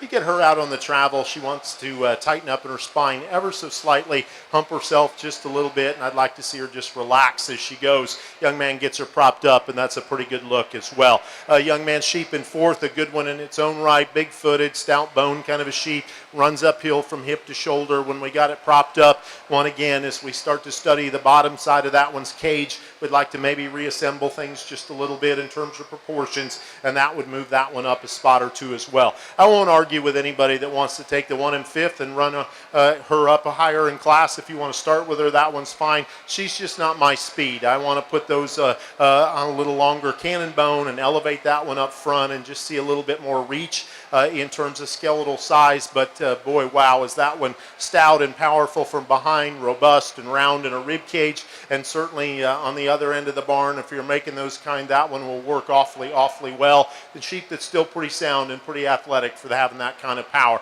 Good one to round out the top five. High quality sheep, just a little different kind. Good set all the way through. Congratulations to the kids. Placing on the March and later slick-sheared ewe lamb class for the Oxfords, first place goes to entry 97, Bristol Buckland, Huntington, Indiana, with AA 2461. Placing on, I don't think I have. Placing on the fitted March and later born ewe lamb class for the Oxfords, first place goes to entry number 90, Morgan Crouch, Maroa, Illinois, with Rocky Hill 2415. Second place to entry number 96, Crimson Lancaster, Modesto, Illinois, with Marshall 1827, June. Third to entry 87, Jared Neumeister, Greenfield, Indiana. 4 to entry 88, Isabella Foley, West Alexandria, Ohio. And 5th to entry 91, Addison Meyer, Aaronsville, Illinois.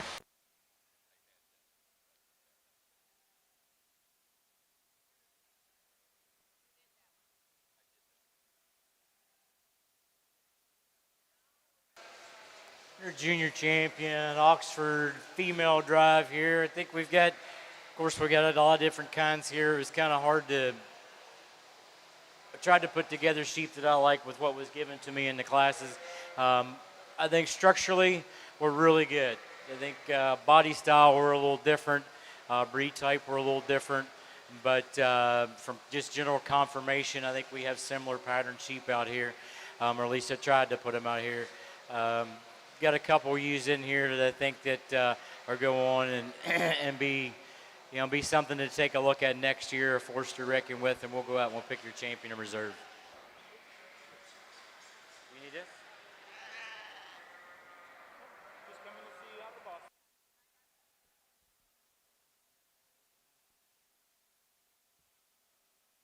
You go ahead and watch that. I got this.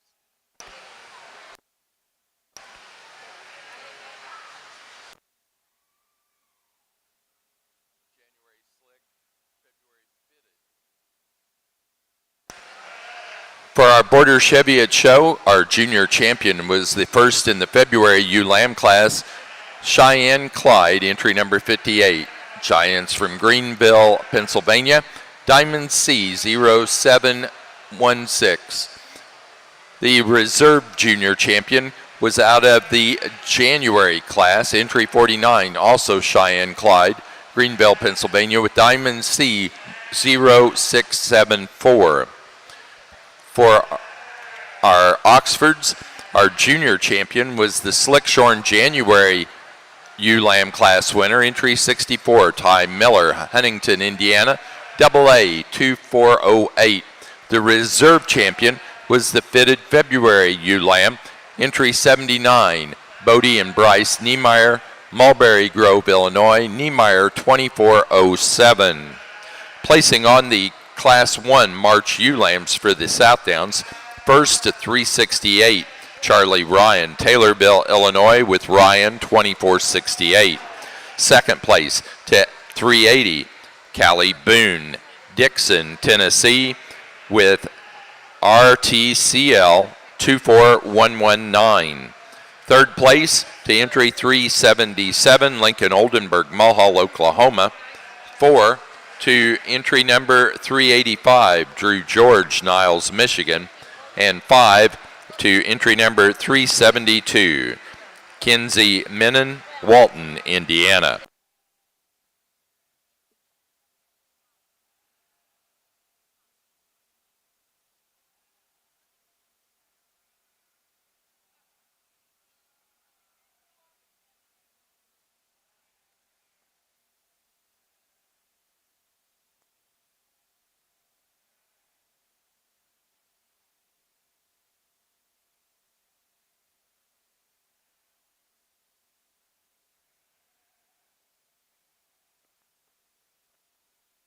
Grand Champion U for the Border Cheviot Show is our senior champion out of the yearling U class, entry 21, Caitlin Von Barron, Stewardson, Illinois, with Rinker 2683.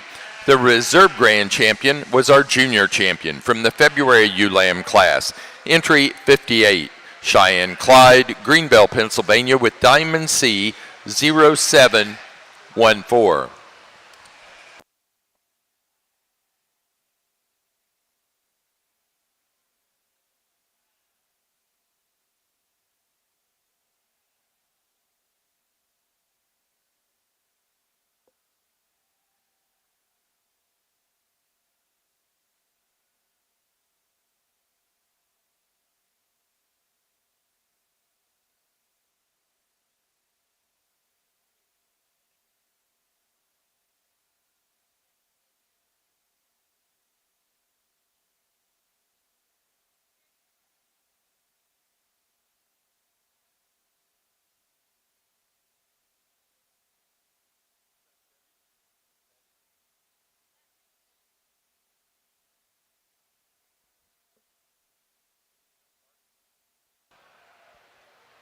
I think what's nice here is we've got, you've got your slick sheared and you've got your fitted sheep all out here together, and you kind of see similar attributes. I mean, from structure and just a pattern, how they look from the side. Are they attractive?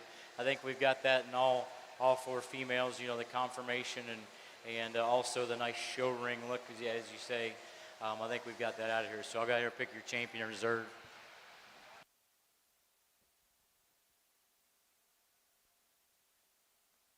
Our center ring is complete for the moment. Our judge has been John Merzinski.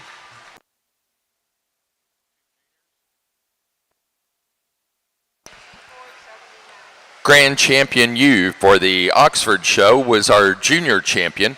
The junior champion came from the Slick Shorn January ULAM class, was our junior champion. Entry 64, Ty Miller, Huntington, Indiana, AA 2408. The reserve grand champion was our reserve junior champion from the fitted February class, entry number 79, Bodie and Bryce Niemeyer, Mulberry Grove, Illinois, with Niemeyer 2407.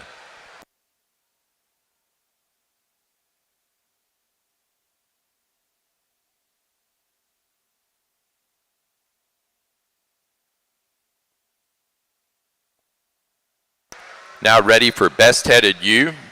Oxford Best Headed U will be your next class.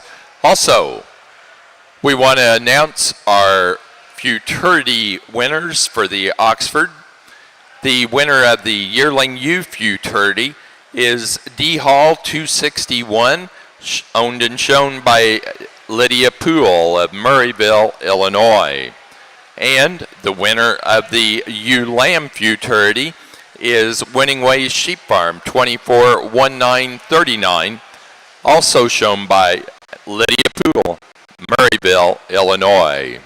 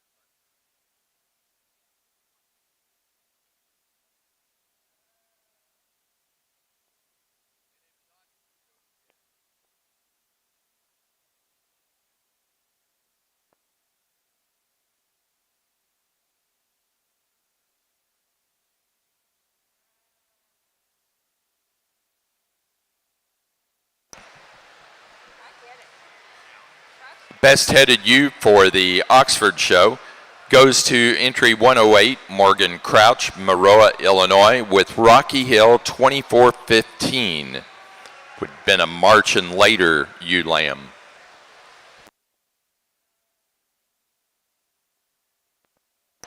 That does conclude our Oxford show. We're ready to go to Katahdin's.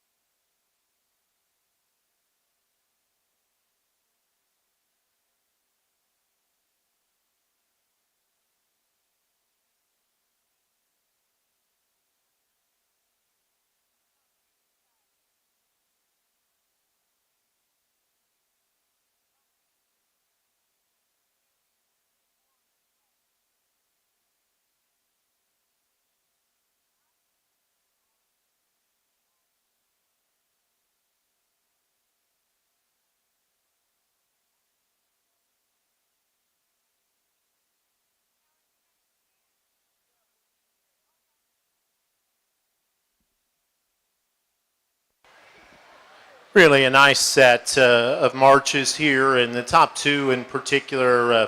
I can certainly go either way here, and they're both doing a great job of getting them presented, and some really, really high quality ewe lambs as we move on down through. This one that leads off, it's awfully hard to make one this bold and this stout and this powerful when you get back behind her and up on top of her, and again still assemble one that neatly from the side. So good in her shoulder, and still very, very comfortable as we get her out on the go, and I think her proportions are just as good, if maybe not better, than the one that comes just behind her. That one's going to be a mammoth, kind of a yearling ewe, I think, as we talk about her a year from now. Young man's doing a great job here in second, and boy, this one, he just lets her get out and go and travel. She floats, she's sound, she's athletic. That one's really good in terms of her top line. Her underline construction is good.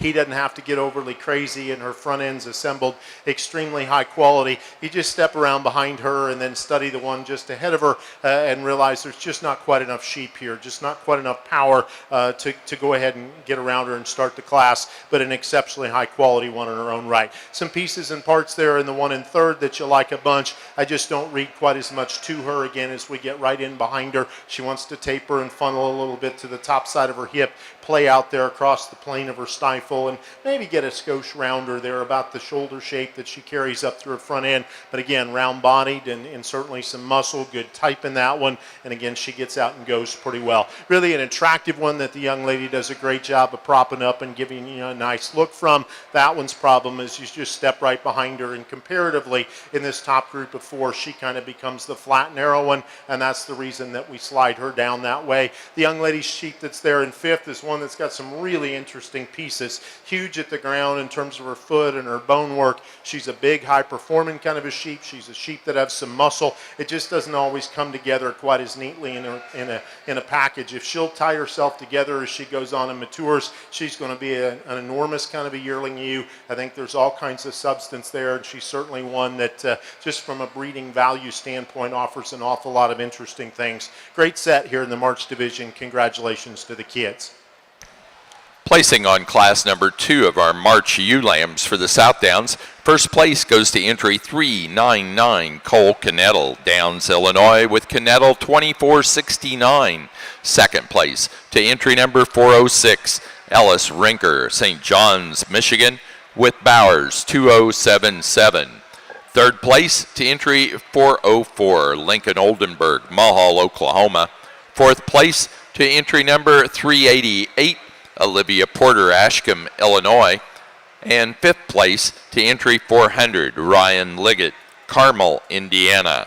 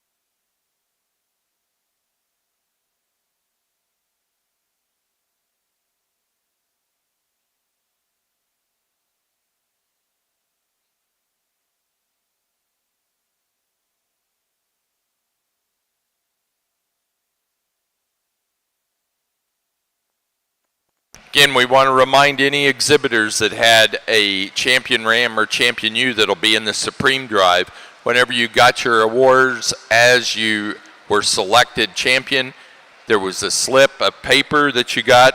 It's some bio information so we can better introduce you and your animal during the Supreme Drive this afternoon.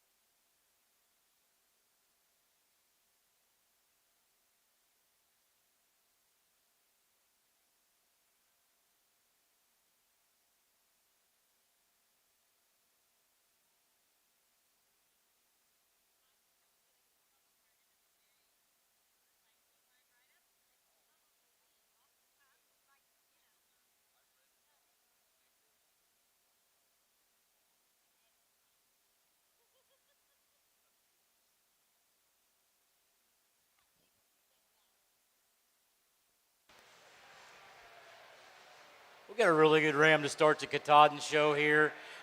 This ram here, and understand, yes, he is 4 or 5 inches taller than everybody else. But if we disregard the length of his legs and we just look at his body, he's the thickest, he's the biggest topped, he's the widest hip ram that we have out here.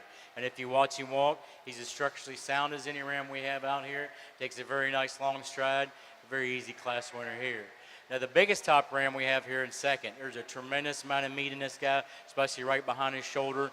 I really like his underline. He's straight and neat, walks around with a good stride.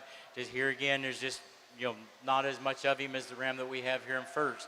The ram we have in second, really upstanding. He gives you a great picture. Love the structure and the balance on his feet and legs. If you look at how he stops by himself, that's the way he sets himself up. And that tells you that his skeleton's right. Just maybe not as much thickness, especially when we get right behind that shoulder and then coming back into that loin as the 2 rams we have standing in front of him. A really long-sided ram here. He shows you a lot of extension from end to end, really long from flank to flank. I like this curve of his belly. He's got a nice rib shape to him. Just not real good right behind his shoulder. I'd like to change him there. I'd like to change his mouth a little bit today. Thank you.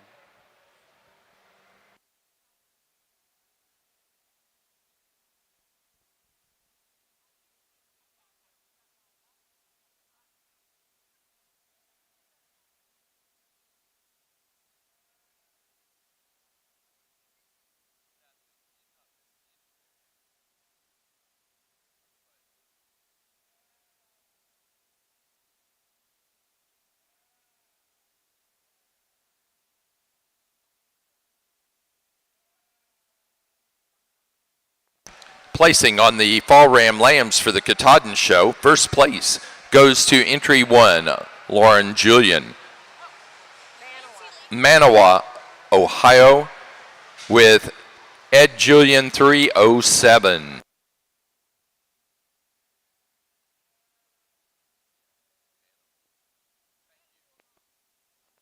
Second place to entry number 2, Cody Aslin, Bowling Green, Missouri, with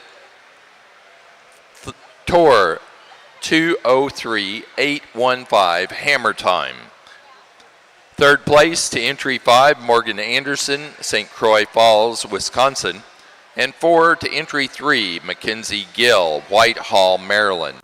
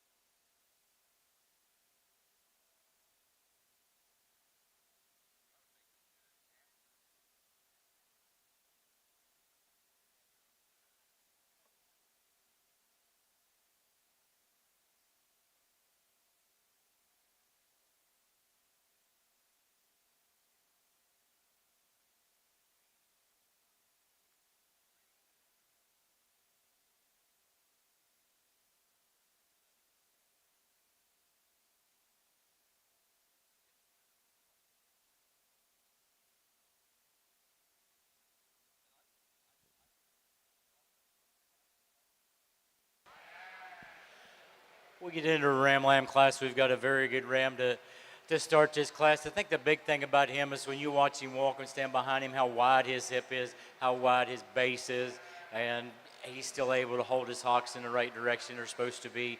A Ram that's got some length to him. I think just really, really good top in this sheep.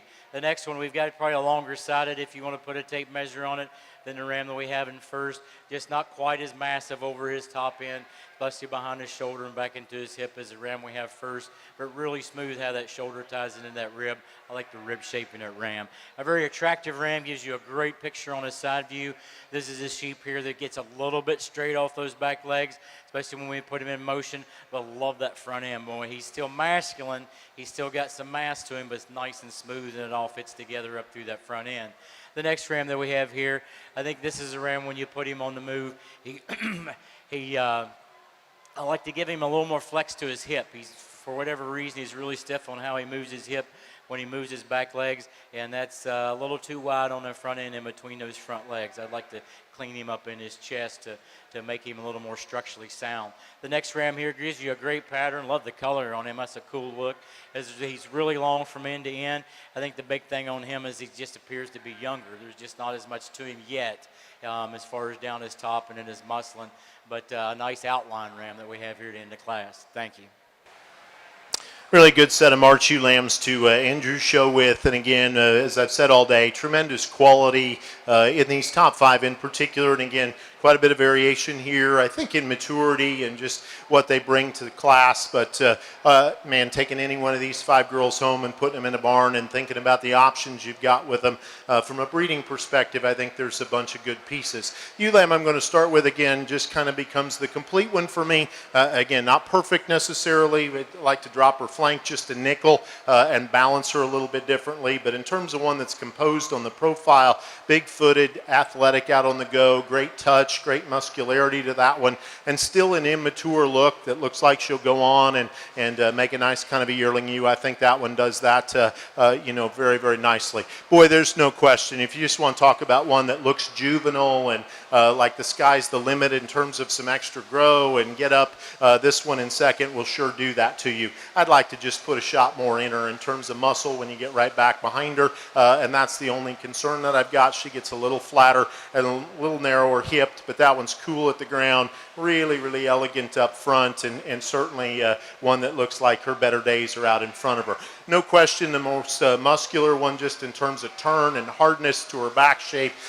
Power from behind is the one that's here in third, and I like that about her. I think she's got a great turn to her forerib, her center body. She's on some bone and some footwork as well. Need to rearrange that one just a little bit off of both ends of her skeleton. She gets a notch straight up through her shoulder. That one wants to get a little tight in the way that she goes from behind and hit him to the surface. If she would just be more comfortable as she got out and go, I think that one could move up a spot or two. The one in fourth here is giving up some performance and some bone and some substance and those kinds of things. But again, just in terms of basic build and silhouette, one that's assembled extremely well underneath, one that's really good in terms of the fact that she wedges the right direction regardless of how you want to look at her, really good in terms of her type. The young man's got a nice sheep there. She just needs a little more wow factor, I think, to run with the first 3 in class in some particular areas, but that one's a good, solid, just good livestock, and I think she's got very, very good days ahead of her. Young lady's got a really nice sheep there next that just wants to get a little deep for me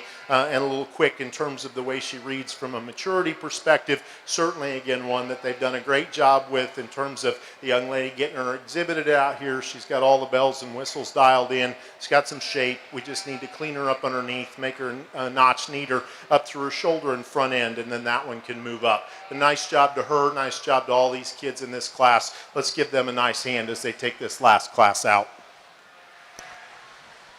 Placing on the January Ram Lambs for the Katahdins, first place goes to entry 10, Cody Aslan, Bowling Green, Missouri, with Aslan 153. Second place to entry 11, Tyler Rodman, Marshfield, Missouri, with Rod 2441. Third place to entry number 6, Mason Fritchie, Ward, South Dakota. 4 to entry 12, Tyler Rodman, Marshfield, Missouri. And 5 to entry number 8, Brady Kessler, LaPorte, Indiana. Placing on the third class of March ewe lambs for the South Downs. First to entry 414, Marshall Hull, Hartsville, Tennessee, with Winiger, TNO 1074. Second place to entry 410, Drew George, Niles, Michigan, with George Brothers 24-033. Third place to entry number 416, Sarah Grace Mattingly, Murray, Kentucky. Fourth place to entry 424, Braden Wolf, Upper Sandusky, Ohio. And fifth place to entry number 412, Eleanor Carson, Arcadia, Indiana.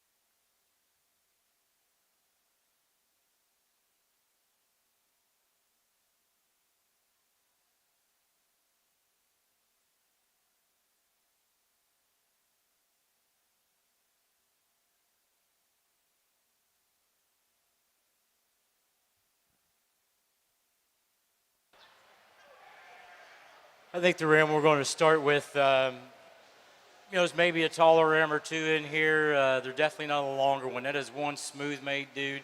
I think from front to back, I like the way that shoulder ties into his rib. He's got some rib shape to him. He's got some depth aside. You watch him move around the ring, and he's probably one the more that's the most fault-free in motion than what we have out here in our top three. Maybe not the biggest footed ram in the world, but I really like the way he sets his feet down, nice and square. The ram that we have in second, more grow here. He's a little bit taller. He's a little bit longer. Very impressive how straight he is, smooth down his top. I think this is a ram that they keep an eye on for the future. You look in behind him, how wide his hip is. It's just I like to change his pasterns. All four pasterns today. He's just getting a little weak. We come into that next ram here, another long-sided, long hind-sided ram. Not as big hipped as the one we have standing in front of him, but moderate in his own way. The ram, when we stand in front of him, he's nice and neat enough through his front end. Here again, he's got some back pastern issues we'd like to fix. The ram we have here in fourth, one of those rams where there's nothing really wrong with him, but nothing really wow about him either.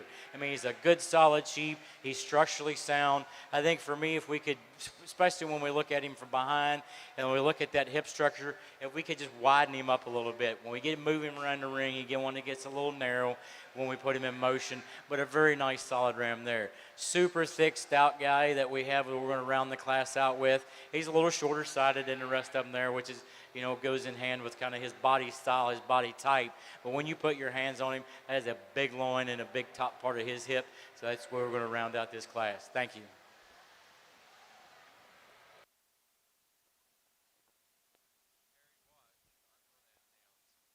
Placing on the February and later Ram Lambs for the Katahdin Show, first place to entry number 13, Cody Aslan, Bowling Green, Missouri, with Aslan 158. Second to entry 24, Audrey Julian, Manawa, Ohio, with Ed Julian 425. Third place to entry number 15, Mackenzie Gill, Whitehall, Maryland. Fourth place to entry 21, Parker Hanscom, New Vineyard, Maine. And 5 to entry number 23, Parker Hanscom, New Vineyard, Maine.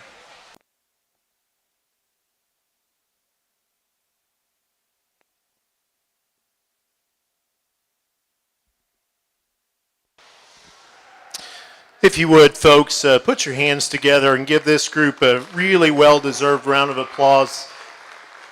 Breed's got a lot to be proud of, and this is a pretty good indication of it. A lot of quality sheep today, and there'll be lots of opinions, and that's fine. That's why we do this. But I think you can be in agreement that we've got 18 of them out here that I think are really, really high quality, and an interesting group, I guess 20 of them here to select from. And I'm just tickled to death with what we had, not only in terms of quality, but as I got a chance to put them together. They're not all cookie cutters. I'm not going to lie and say that I found the same one in every single class. But there's 4 or 5 of them here that at the end, I feel really comfortable that they fit together in terms of those things we've talked about all day. Again, I'm definitely not going to go back through and discuss each and every one of them, but I think, it's important for me, and particularly in this breed, that we put enough power in them, but that's a double-edged sword. We've got to keep them still feminine, particularly here on the female side. We've got to be able to make them travel. We've got to be able to make them balance, and it's easy to make them thick and make them coarse, but I was able to find some sheep that I'm just really impressed with as you get a chance to handle them, and the feed job and the exercise job. I know all of that goes into this. These sheep have been really well prepared. There aren't a lot of fat ones out here, which tickles me to death, and they can just get out and move, and they're fluid and functional sheep that I think just have tremendous value. There's, again, 3 or 4 that I think really have some intriguing pieces, particularly as you get a chance to get up close to them and study the way their skeletons are built. I'm going to go out and pick your champion in reserve, and we'll work through the rest of that lineup. But again, it's just been a real pleasure to work through the junior division. Been a long afternoon here, but well worth the wait. Again, just hats off to what you're doing as a breed. Congratulations to all of you, and certainly want to wish all of you the best as you move forward. So we'll go get your champion reserve again. If you would, congratulate him one more time. So when we look at our class, our champion class of Katahdin Rams here, and I'm very happy with them. I think we're structurally sound. We have some Rams that have some look to them, have some pattern to them, but we also have some Rams that have some performance. And so I think that kind of hits both sides of the fence there, from a show sheep perspective to a production-oriented sheep perspective. We have Rams in here. I think that will work in that area. And we look at, of course, the yearling ram. He's so much bigger than everybody else. And if one thing, if y'all know me very well, if we get an overly large sheep like that, I'm gonna do my damnedest to beat him. So if he makes it this far, then you just on his body merit. It's got nothing to do with size, with height, because I could care less about how tall they are. But anyway, that being said, he's going to be your champion ram as your yearling, and we'll come back down here to your fall as your reserve. Congratulations.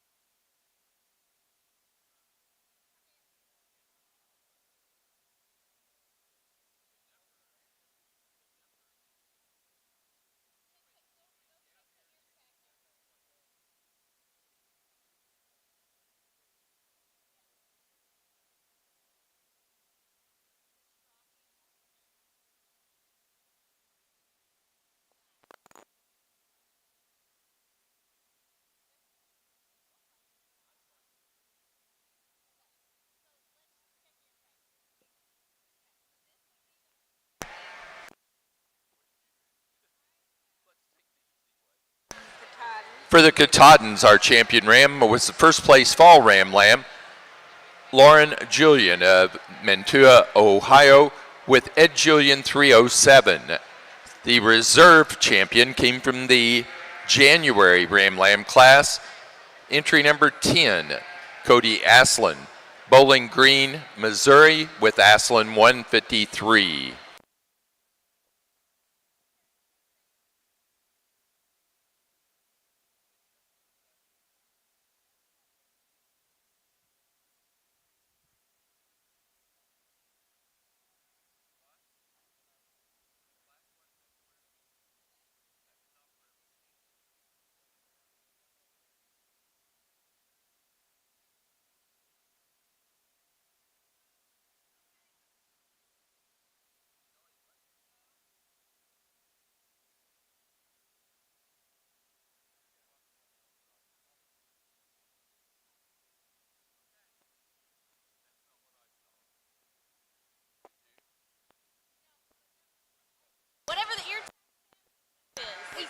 Our junior champion for the Southdown Show from the ewe lambs is our Class 2 February ewe lambs, entry 332, Lincoln Oldenburg, Mulhall, Oklahoma, with Oldenburg 4023.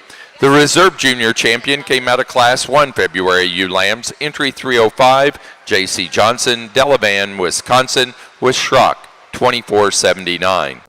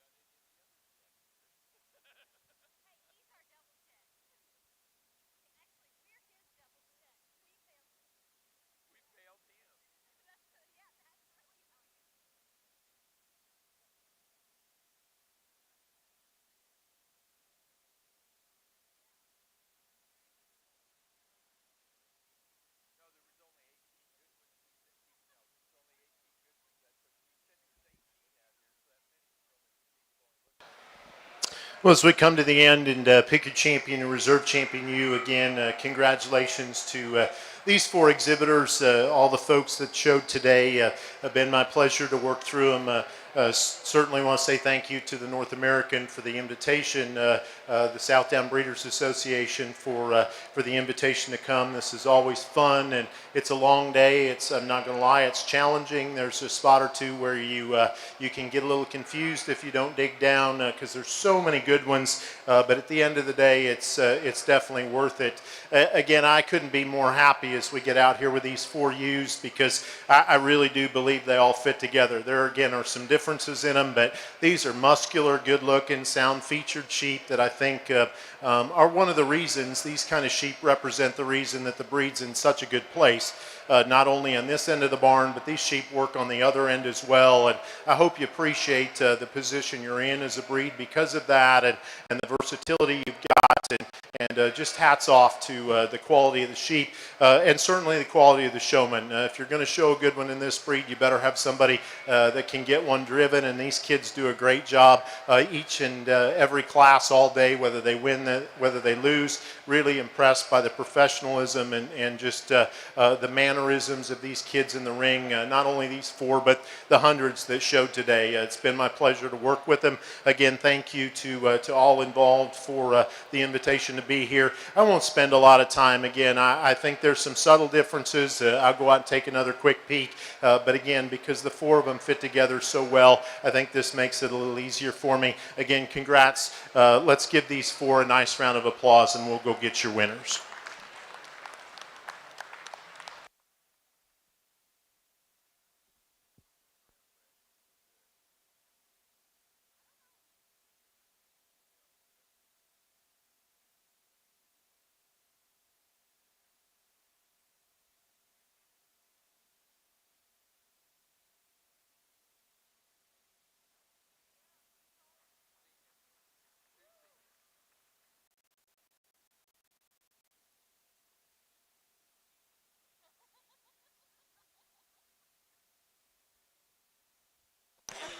Grand Champion U for your Southdown show goes to our Senior Champion U out of the early class of yearling U's, entry 73, Carson Knettel, Downs, Illinois, with Knettel 2333. The reserve was our reserve senior champion out of the intermediate yearling U class, entry number 90, Lily Williamson, Elwood, Indiana, with Coon Mills 2322.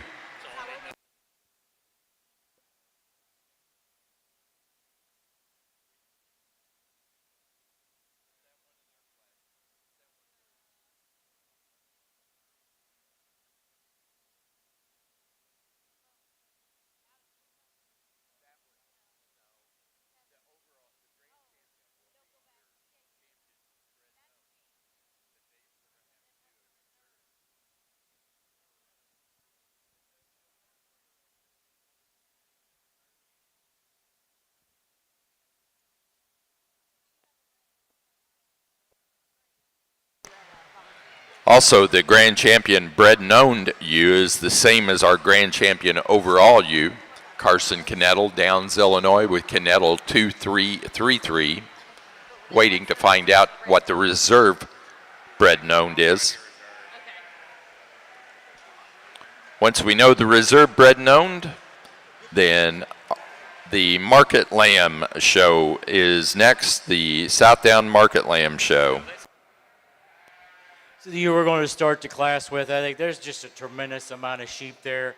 Yeah, she's one of the taller ones in the class, but here again, if we just look at her body, like I said, if we just look at her body, then that sheep there, she's as wide as anything. She's half again as wide as most of the ewes in the class. Big top. Watch her move around the ring, how she holds herself, and just she's excellent on her feet and legs. Just a good ewe to win the class.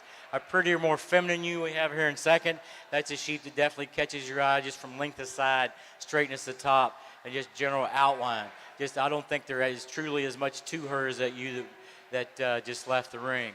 Our small ewe here, is she too small? No. Is she small? Yes. I do still think she's big enough being three-dimensional, not just, is she tall enough, I really don't care. Is she big enough? Yes. When you handle that ewe, man, she handles like a dream down her top. She's got a big rack. She's got a big loin. It's flat, level, ties in great to her hip. Yep, I'd like to make her a little deeper and a little wider than the rest of her body, but I do like that ewe quite a bit. The next one here is a very rugged ewe. She's still feminine about her front end, but she's rugged about her design. If you look at how big around she is in the middle part of her body, she is flat down that top, really level from end to end. Just probably not quite as enough overall length as the ones we had above them. The ewe we're coming into next is one of those sheep that's just like there's really nothing wrong with her, but there's really nothing overly right with her kind of thing. So, like structurally she's fine, straight she's fine. I just wish there was more of her. She's made right. The outline is perfect. I just like to make her not so much taller or anything. We just make her a little wider and she can definitely move up in the class. Thank you.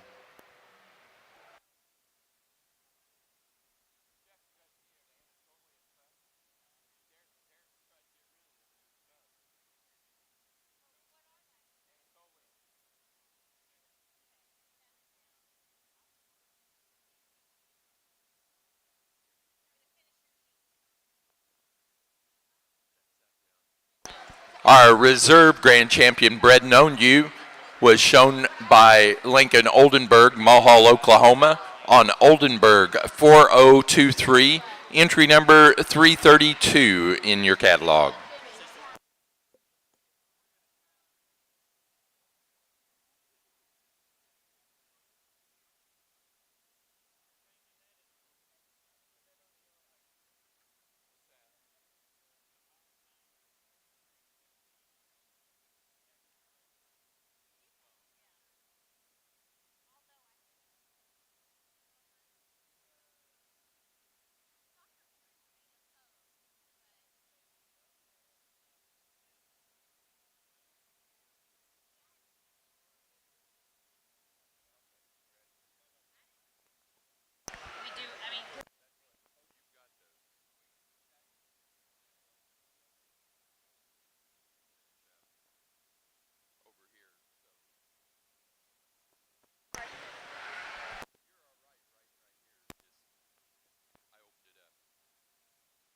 Placing on the early yearling U class for the Katahdins, first place goes to entry number 28, Bailey Brown, Knoxville, Tennessee, on LY 350.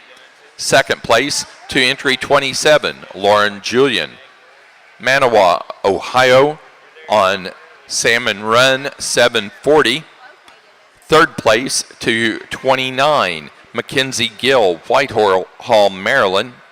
Fourth place to entry 45, Brady Kessler, LaPorte, Indiana. And fifth place to 36, Hannah Cargill, New Ipswich, New Hampshire.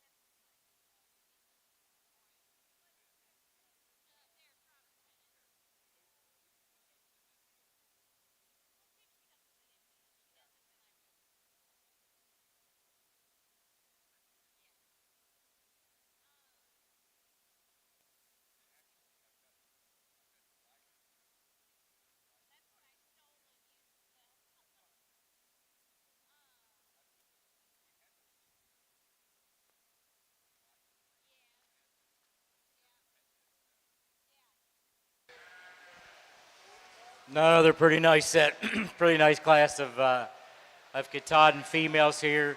The one I'm going to start with, and she's my balance shoe. She's the one I think puts everything together that I'm kind of looking for. Feminine, big bodied, big top, big hipped. Moves around the ring very, very well, takes a nice long stride. The next shoe we have here, probably a little more showy ewe. She definitely catches your eye from a kind of pattern that she gives you. She's long top, not as good right behind that shoulder as the ewe that we have to start the class. She's bigger, she's a little bit longer. I do think that she takes a little rougher step as far as she does not. I'd like to see just a little more flex, a little more give to her hip as she goes to stride out rather than pushing that foot out. The next shoe that we have here, very, very nice shoe. She's super feminine up through her front end. She walks extremely well. I like the way that she moves and keeps all her pieces together. Big in her loin, nice in her hip, just not as long as the ewes we have standing in front of her. Now we do have a longer ewe we have here in fourth. That sheep is really, for her height, she is extremely long from end to end. Look at those feet. I mean, she puts them down right where they need to be.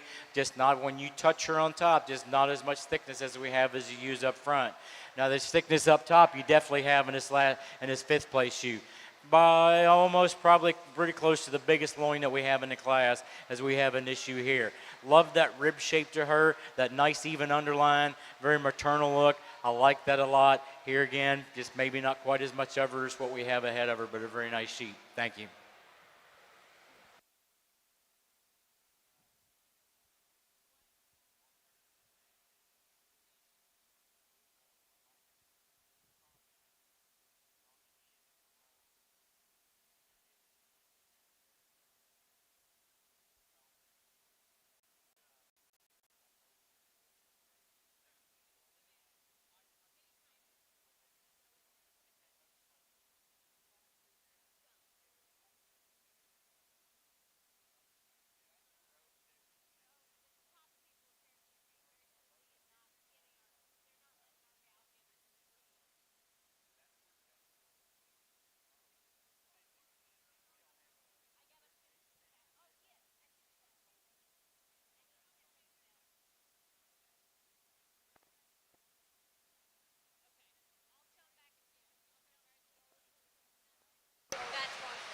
Placing on the Class 2 yearling ewes for the Katahdins, first place goes to entry number 39, Audrey Julian, Manawa, Ohio, with Salmon Run 755. Second place to entry 46, Audrey Julian, Manawa, Ohio, with Salmon Run 775. Third place to entry 49, Kingston Rinker, Stewardson, Illinois. Fourth to entry number 44, Morgan Anderson, St. Croix Falls, Wisconsin. And fifth place to entry 41, Bailey Brown, Knoxville, Tennessee.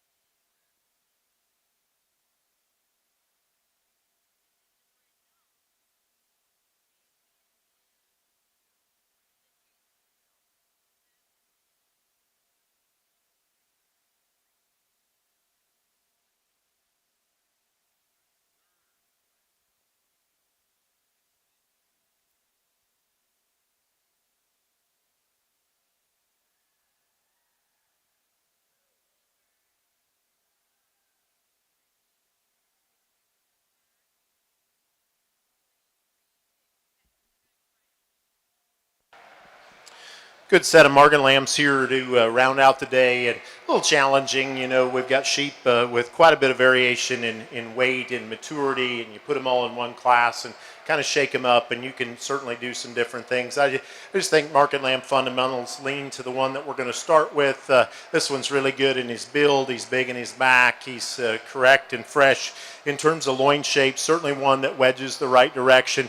You know, he's not the shallowest, wildest one that we've ever seen, but certainly good enough. And appreciate the fact that that sheep stays composed and balanced in quality when we get him out on the travel. He's got enough leg wool to make it balanced, and it all works together. Young lady does a really good job of getting him driven. One in second, big outline sheep, and certainly one that reads more like a black when you study him from the side view. Young man, again, he's wanting to fight the young man just a little bit. He's got a great look and a great touch for a sheep at that kind of weight. I don't know that he's quite as big in his pin set, quite as stout when you get right around behind him. I think, but the quality of his build, the look, and the symmetry he's got from the side view, the fact that he still runs uphill, I think that one's awfully good in his own right. Young lady sheep's just a little further behind there in third, and again, he works up to me from a build combined with shape standpoint. I think this is one, again, that you get up on the top of him, he wedges the right direction, he goes wide at the ground behind. Again, comparatively, maybe we just want to bust him open a little bit relative to those first two, but that's certainly one that's got a lot of value. I love the one in fourth, just in terms of some of the intangibles. Start at the ground and put that one on big feet, make her really, really sound. She's got a very unique silhouette in terms of her symmetry underneath. She's shoved up in her breastplate, one that's soft in the middle, and certainly gives you the right kind of look. There's just not simply as much to this one from a muscle standpoint when you get right around behind her, handle her in comparison to those first three, and that's the reason that she's there. But boy, there's some intriguing pieces, and you know, from a breeding perspective, that one's awfully interesting. Young lady does a great job in fifth with one that's toned up and been well prepared to come to the ring. You know, again, presented extremely nicely. I just want to balance that one different. He gets a little too tucked up in his flank, doesn't want to tie together from his loin to his hip quite as nicely, gets a little coarser there about his shoulder. If we can change him underneath, but one that sure gets out and travels. Young lady spent a lot of time getting him to work that way, and he looks good and athletic on the go. That's a nice top five, a good class all the way through. Congratulations to all these kids. What an exciting set of Katad and ewe lambs. The one we're going to start with here again, she's my most complete sheep. Balanced, rib shape. Love the rib shape in that. Extremely long underline, just really straight down her top. I think a very easy class winner. The next ewe kind of follows in that same pattern, just not as smooth a package. Not quite as dead level down her top, especially when we get her on the move. She wants to break a little bit, you know, when we put her in motion, but a very interesting ewe in her own right. The next ewe here, this is one that, man, if she was a couple inches longer, she'd be the one to win the class because she always looks nice. The way she sets her feet down, really big top, big in her hip, still feminine in her front end, just not as long-sided as the two that we have running in front of her. The next ewe we have here, this one's a little more maternal looking, maybe a little plainer looking, that doesn't have that show ring flash, but I really like the quality we have in this sheep. I think the big thing is she does not track as wide as the three ewes that we have in front of her. The next ewe we have down here, incredibly long-sided sheep. This one from end to end is maybe as long as anything we have in the class. Really neat through her front end, super feminine. Just maybe not quite as much product there as what we have in the other sheep, but I certainly do like her for what she is. Thank you.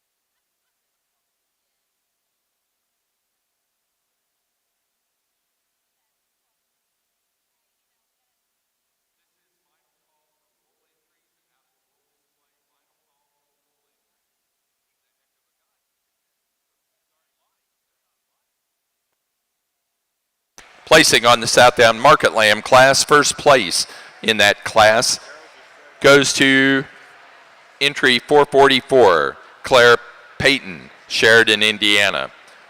Second place to 441, Jack Thielen, Jonesville, Michigan. Third to 442, Landry Krieger, Washington, Indiana. Fourth place to entry 453, Paul Rinker, St. John's, Michigan. And 5 to 451, Madison Dwyer, Arco, Minnesota. That does conclude the Southdown show. Our judge has been Brad Angus from Illinois.